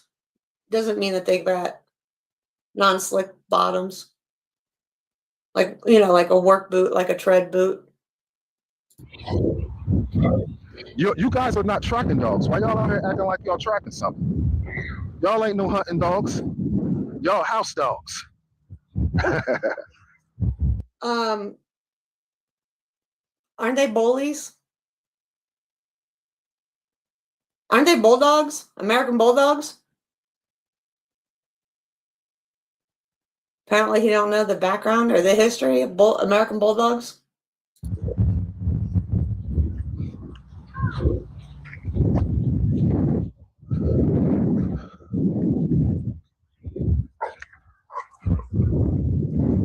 Hey, I'm gonna be honest with y'all, right? I be feeling a whole lot better when I bring my dogs out, because when I don't, I be feeling like I be neglecting them. You know what I'm saying? Like, these dogs, they need to go on walks.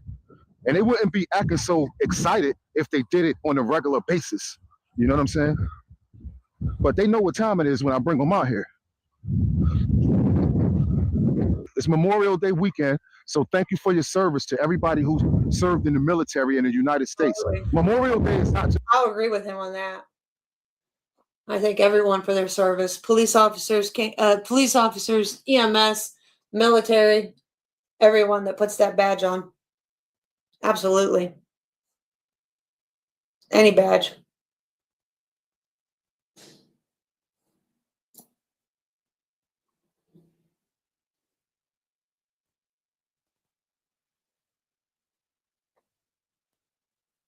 Don't judge me, guys.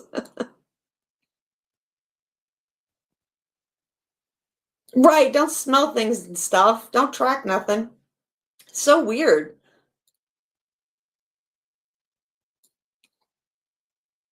It's for the people that served in the military. Memorial Day is for the people that lost their lives. So salute to everybody and thank you for your service. You know what I'm saying? I feel raindrops. We about to head back to the house. Oh yeah. One thing I'm not gonna do is get too wet if I don't have to. We're going this way.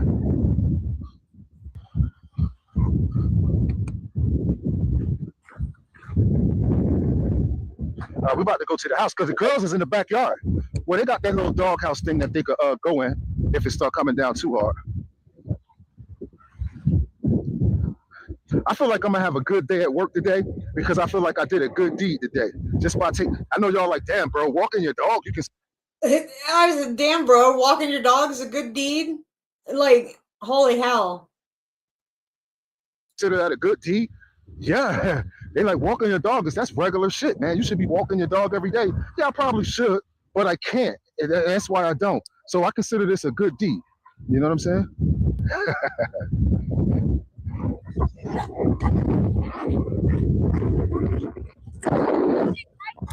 Huh? Oh. Nah. Come on, we're going in the house.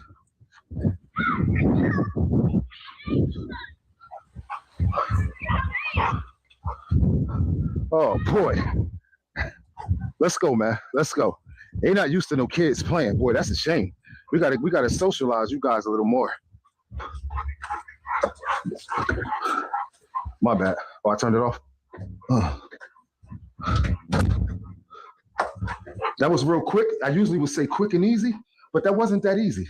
Not with the kids involved, you know what I'm saying?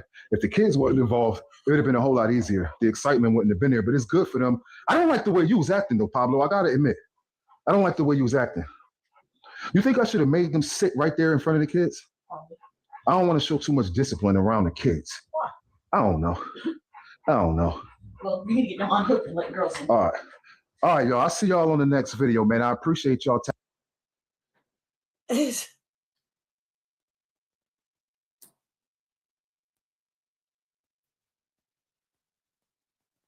Tapping out, tapping in with us. I said tapping out. Now, I mean, please don't tap out on this. Keep watching the videos. Hit that like button. Subscribe to the channel if you're not already subscribed. I appreciate y'all. Oh, no. There's just so much about him. Oh my God, he walks the girls too.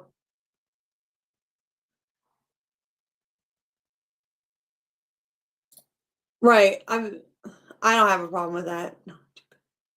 Yeah, it's not too bad, but I don't.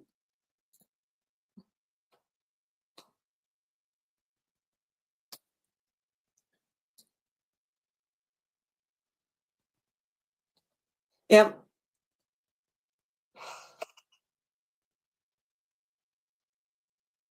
Really, what? I don't have a problem with it. Socialization with, yeah, I mean, I don't have children, so my dogs don't need to be friendly to every Tom, Dick, and Harry. And I don't want kids coming up and going, "Can I pet your dog?" No.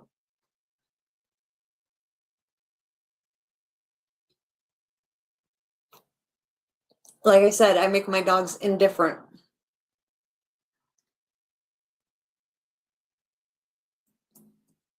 I don't think that everybody in people, parents, need to teach their kids boundaries. Not every dog needs to be petted, and you don't need to be in every dog's face.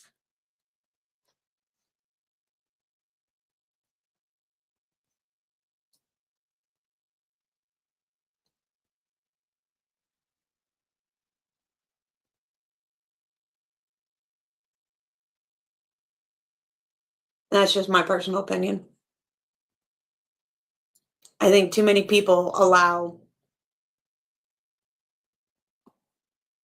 every dog's got to be a friend.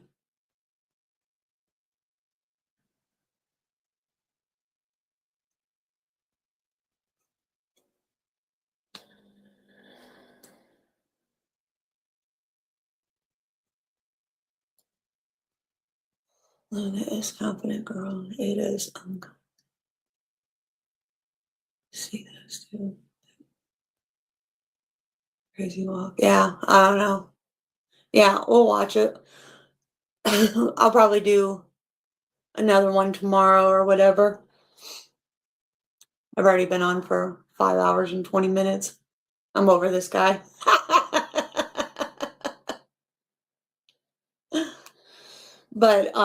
But yeah, I just think that people try to make dogs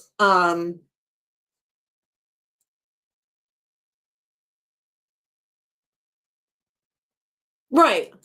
I mean, I don't want my dogs like to be aggressive towards anybody, like to where they're right, that's a marathon, right? I don't think that my dogs need to like, bark and be retarded towards kids. I just don't think that kids need to run up and scream and be like, "Wah!" towards dogs either. Do you know what I mean? Like, I think parents need to do a better job of saying, don't pet the dog, leave the dog alone, blah, blah, blah, all that shit. I think parents need to do a better job of teaching boundaries.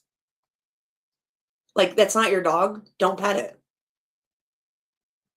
This whole world of every dog's your friend or you need to touch every dog.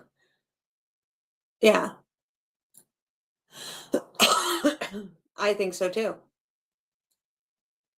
Like, it's my dog, don't touch it. So anytime somebody says, "Can I pet your dog?" I always say no. And the whole thing is, I get people to say, "Why, won't bite?" And I said, "No, but I might." It doesn't matter if you think my dog will bite. It's not your dog.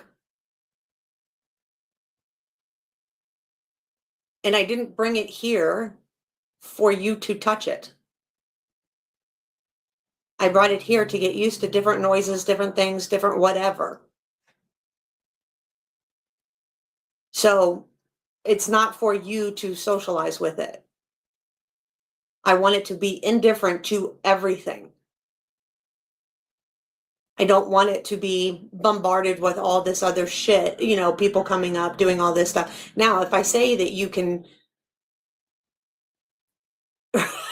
right, if I say you can, I don't have a problem with that.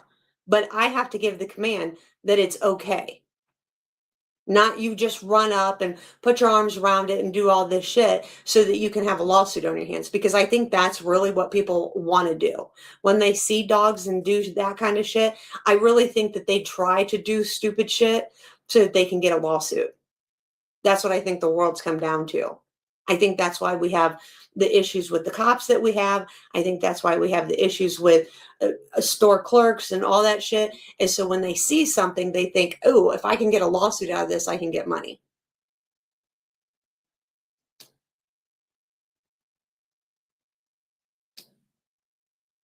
And so I think that that's what people tend to do. And so I always say, don't touch.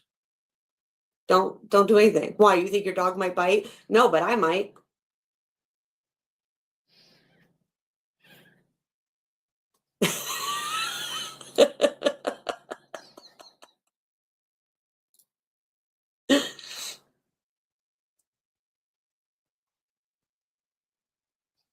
Right. And that's the problem, because I have a bad temperament. My dog doesn't have the bad temperament. I do. So, because you do dumb shit, I'm going to have the bad temperament. So I think that that's the problem with the world today, right? And it's no different than you have a real service dog. And I do mean a real service dog, somebody that really needs a service dog.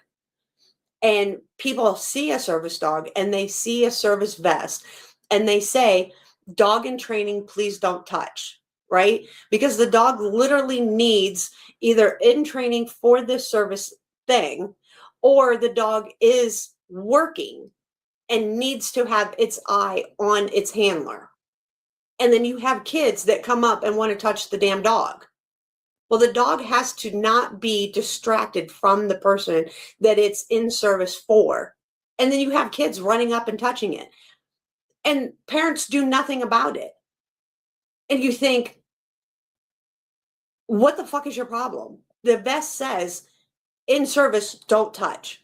And people are just letting it do whatever the fuck it wants to do. And I'm talking real service dogs, not these make-believe service dogs. I'm talking real service dogs.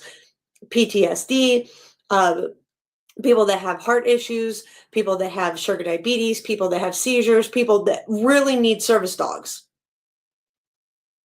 And they say, in service, don't touch. And you have people that just think that their kids can do whatever. And then they're like, well, it's a dog. If you can't have your dog being touched by somebody, then you shouldn't bring it here. No, literally need it for a reason. People just don't have any boundaries anymore. And that's where things go wrong. Because, I also have a CCW.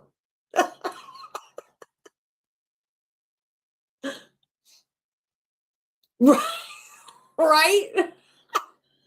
That's what I tell people all the time. You don't have to worry about my dog. You have to worry about me. I don't know. People, it just today.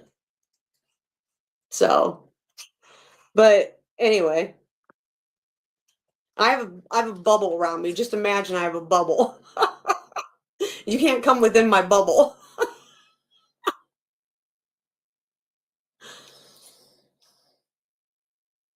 He has a service dog. Good dog. She sits in his truck. I ran up. Yeah, stick it in. Right. But see, he has a service dog. And so that's the thing is I think that people don't understand. Oh, yeah. So he probably has it for PTSD, right? So that's a real service dog, though.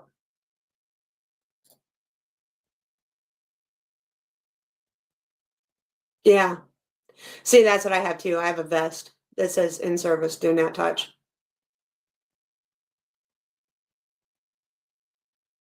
Or do not pet, yeah.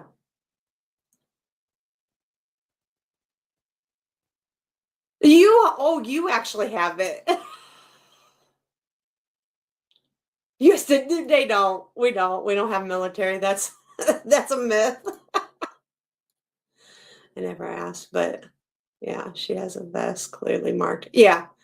And that's the thing is, but people don't read. But that's the thing, right? People don't read. They don't follow rules. They don't do anything. It's whatever the hell they want to do. And very well trained, right? And those dogs normally aren't going to do anything, but their eye has to be on their handler and not distracted. And you running up and petting those dogs or trying to get involved with those dogs is taking their eye, or they're distracting from their handler, which they need to keep an eye on for their handler. And it's like, why do you feel the need that you can just do whatever the fuck you want to do? It's not your dog. I can't read, by the way, right? You also can't hear, so. But that's the thing. I mean, it would be like, speaking of that, right? So, like, what if a blind person, you know, has one of those walking sticks? You're just going to walk up and start touching the walking stick and take it away from them and stuff like that. You wouldn't do that, right?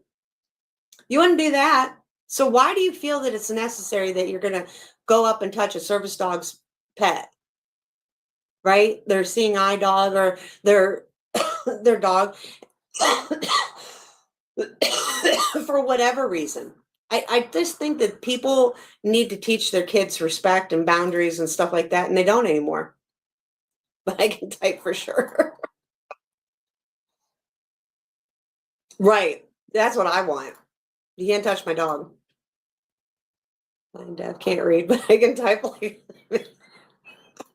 right. But that's the thing. That's the shit that pisses me off. You see it all the time, you know? Or they say, oh, you can't have that dog here. Well, I need it, you know? And they're like, well, what for? What for? Because now they make all these fake tags and shit like that you know, so now you have to prove why you need it. All that bullshit. Can't do, right? Funny shit. Yeah. I don't know, just one more thing that pisses me off in the world, right? It's all this shit that I just don't understand the world we live in. Like I said, I'm not made for this new world. This is all the shit that pisses me off. That I think, why? Anyway. All right, well, I'm out of here for today. I'll probably be back tomorrow or Saturday. As long as you know HTML and Python, it's all that matters, right? Anyway, I hope you had a good day. I hope I had fun talking to you guys. Sorry I didn't make it over the weekend. Had more pressing matters. But anyway, I'm out for today. I will be back sometime. Probably tomorrow or this weekend sometime. Anyway. Until next time. Club just a system, but the deck set to fail. You speak for transparency, they call it a crime. Next day, you suspended for 6 months of your time. Pedigree, politics, trophies on the wall. Vanity awards while the ethics take a fall. They say it's for the free, but we know what it is. Power in the clubhouse, silence in the pit. Pedigree, politics, ribbons and lies. Smiles at the banquet, but the truth in disguise. You can muzzle the voice, but the truth don't quit. Dog show, kingdom built on counterfeit grit.